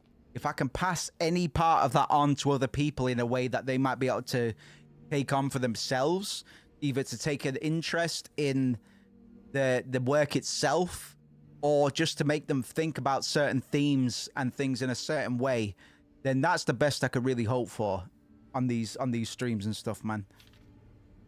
If anyone needs anything fixing, I'm fixing the pipes. 107. I'm gonna trust that 107 isn't combo here. We'll see how we fare tomorrow, boys. But thank you very much for joining us tonight. In any case, man. I could really use a warning next time. Oh, hello.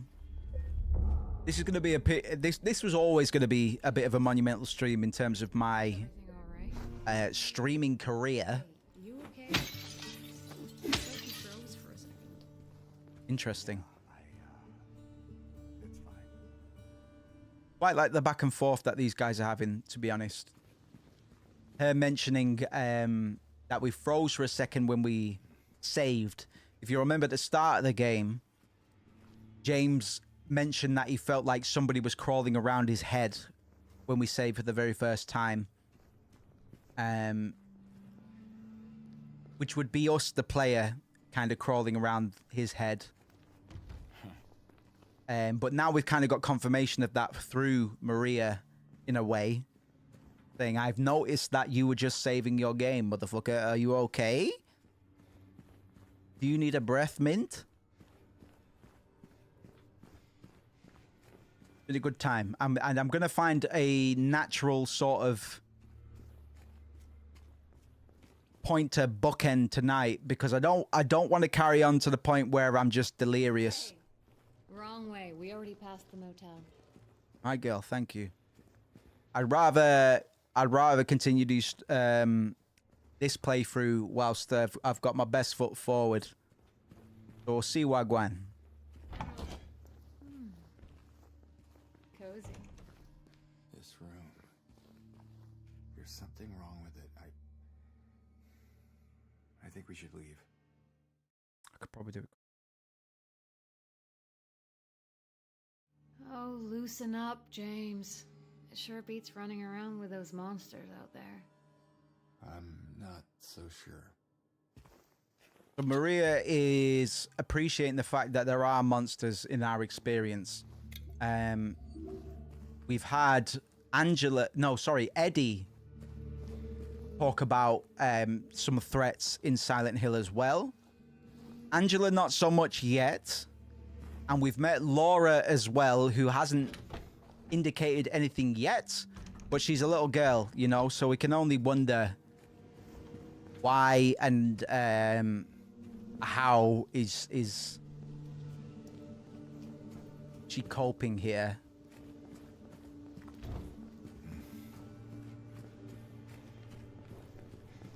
I am very impressed with what Bloober Team's been able to do.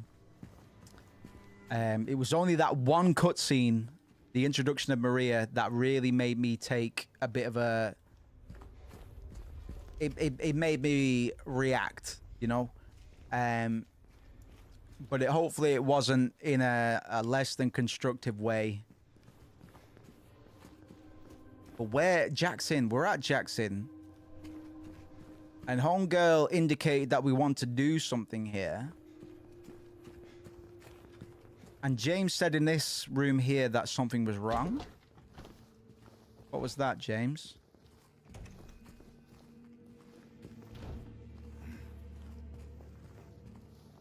Well, I'll double check in case I'm missing anything.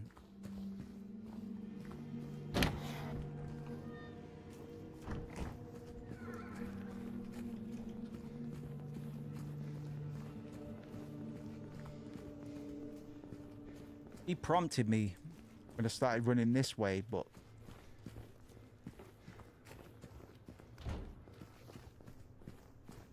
No parking, garage, inconsistent use. Nothing safe with the things. Hey, if I want to smash windows...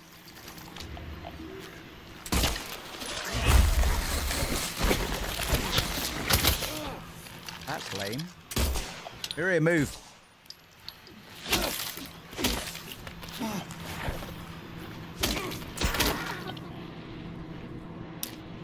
Oil spot. Maria, I checked out the motel, girl. I hope you don't mind if I carry on just for a moment. Lord knows I've been talking a bit too much. Let's make some progress. My guy. James, your wife, what was she like? Or is... Sorry, I'm not. That's fine. Why do you ask? Just curious. I'm not sure I want to talk about it. Oh, come on. You said we look alike? Please give me something.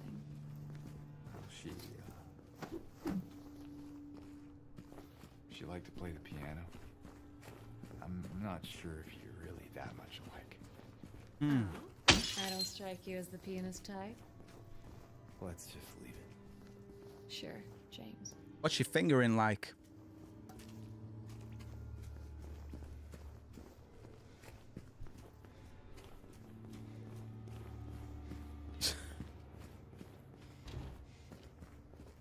Hold on, when you open. New Maria is much less ominous. Yeah, I respect that. And she's still got that... She's still got that appeal to her, you know what I mean? But it... You know we're heading the wrong way, right? Yeah, just bear with me, okay? Whatever you say, big man. Big man. I would say she's a bit more alluring. She's not as intimidating as she was in the OG. She definitely has a little bit more sex appeal. Not that the original didn't, and I'm talking in terms of storytelling and presentation context. You know what I mean? This version of Maria has a bit more allure to her, certainly. Are we really going the wrong way, though, my girl? Yeah, she's a bit warmer. and we're supposed to be conditioned to believe that the original Maria was quote unquote warm as well. More of those things.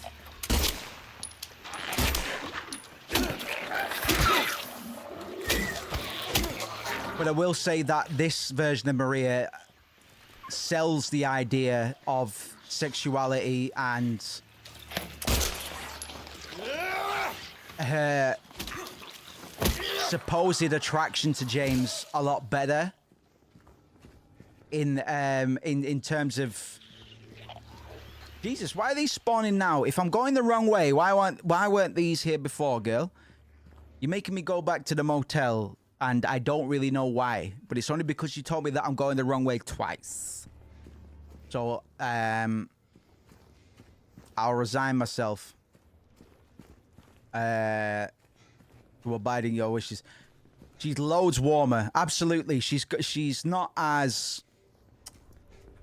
Because original Maria was kind of peaks and valleys, you know what I mean? It was like, oh, James, why are you fucking playing me? Why don't you like me? Why are you super? Oh, I love you, James. But this one is, as so far, has been pretty... It's just a steady heartbeat, you know what I mean? Like, she's pointing out things, but she's not psycho. For lack of a better term. And I'm not saying that the original was bad female character writing per se. I think it's fine because it ultimately reasons. For me to go broader than that would be a bit of a spoiler. You know what I mean? But she's yeah. I think Again.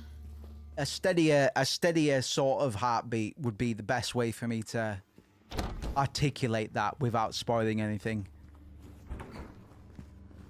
But by that reckoning alone, we're going to have a lot to talk about when we reach the end of this playthrough. Maria, my girl. Oh, okay. Can you let me in? See what she did there. How could we say no to that? Why, thank you, good sir. Hips Fedora. I'm loving this.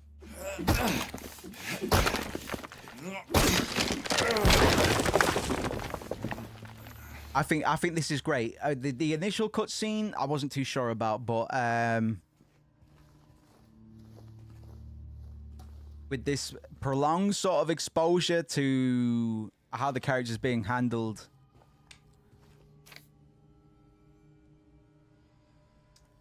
feels like we're stuck. He says it's gonna be fine, but math don't lie. The numbers are all there. All rooms need to be refurnished. Then we gotta multiply that by the cost of labor. Then there's the plumbing in the rooms upstairs. I swear there are times where I just want to give up. I'm not 33 anymore. And if we can make it all add up, maybe there's hope for the 5 of us.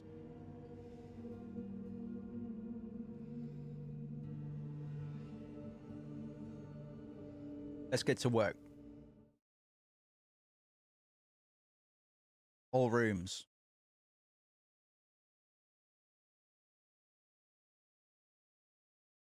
Multiply. Rooms upstairs. Times 3. Add 5.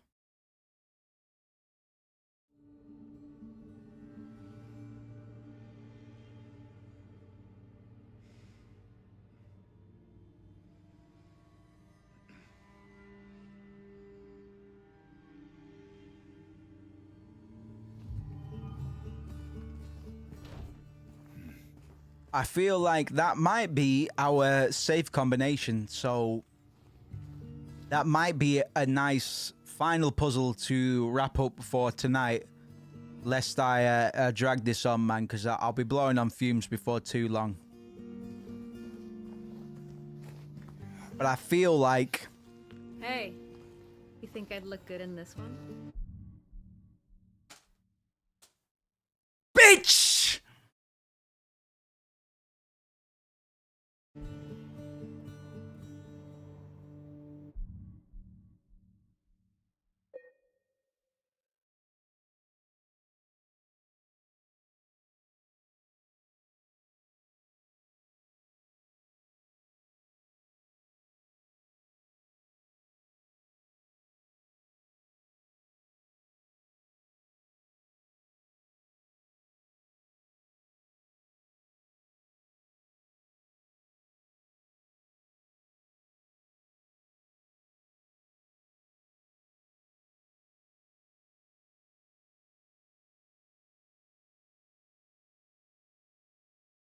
In case you can't read it, Christina Aguilera Teen Choice Awards.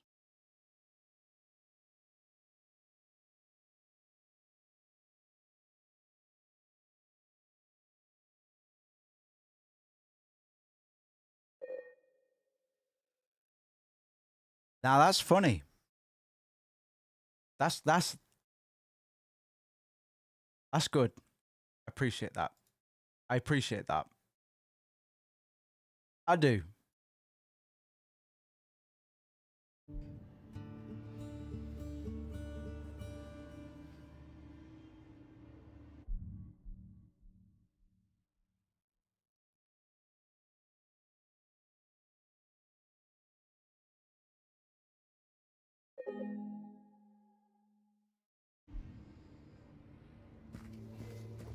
Shit. Okay, Bloober. All right, Bloober. I see you. I see you. Sure. Not quite the ringing endorsement, but hey, I'll take it. I'm impressed.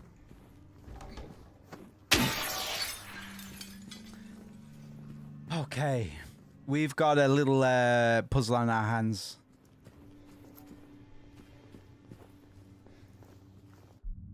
All rooms multiply. You know what?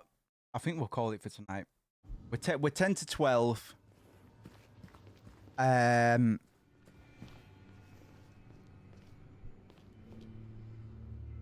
Yeah, I think we'll call it. We'll come back and we'll do this puzzle tomorrow, man. Because I think any puzzle that I try and solve tonight will take twice as long as it should do. Considering I have a Saturday night frame of mind.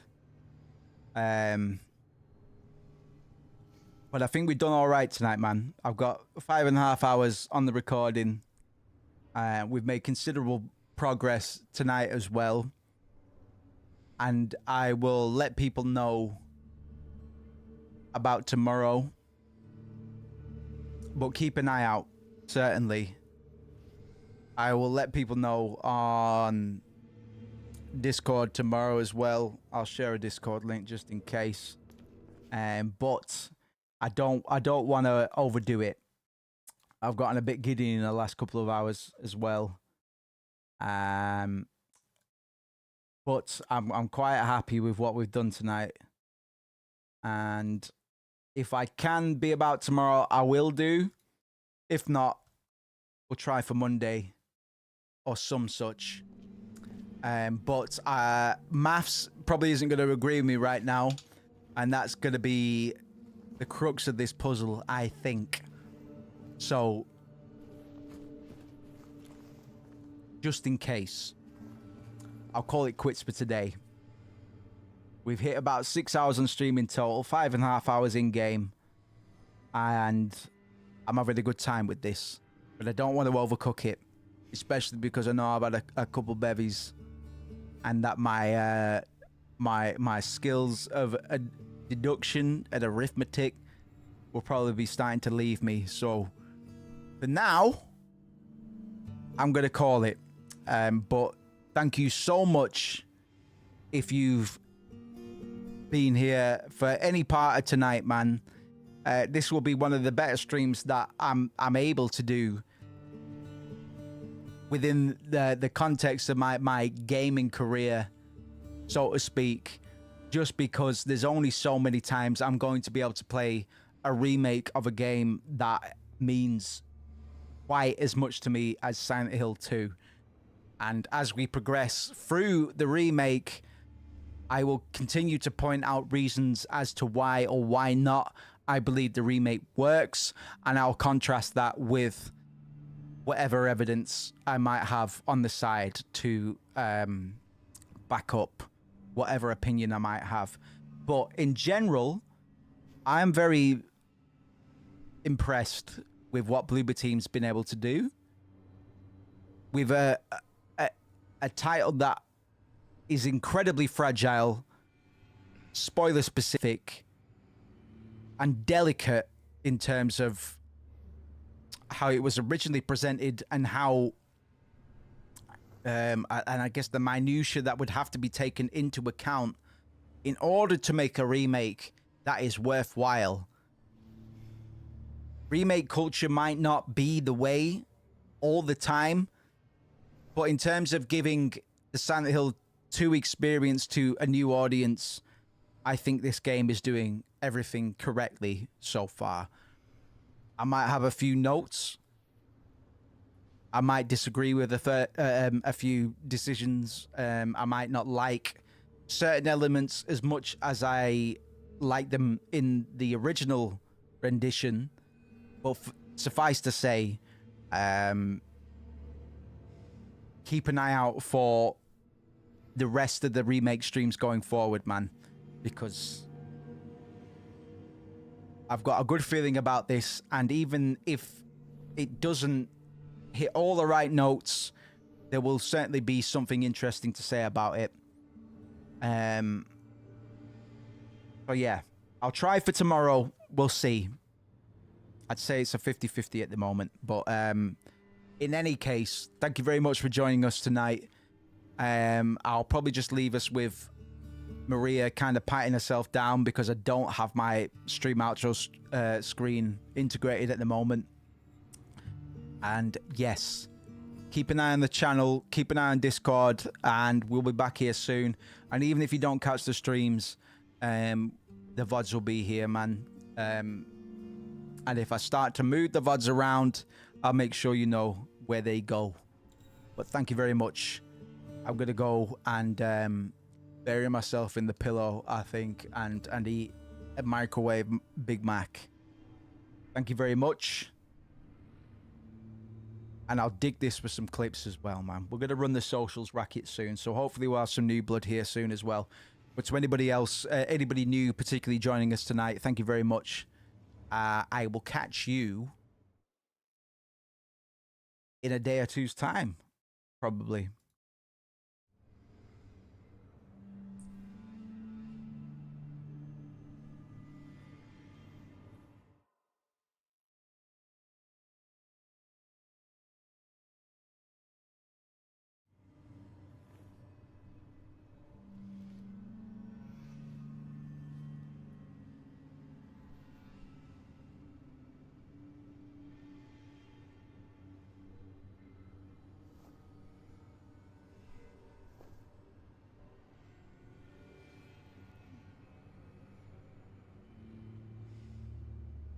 Me?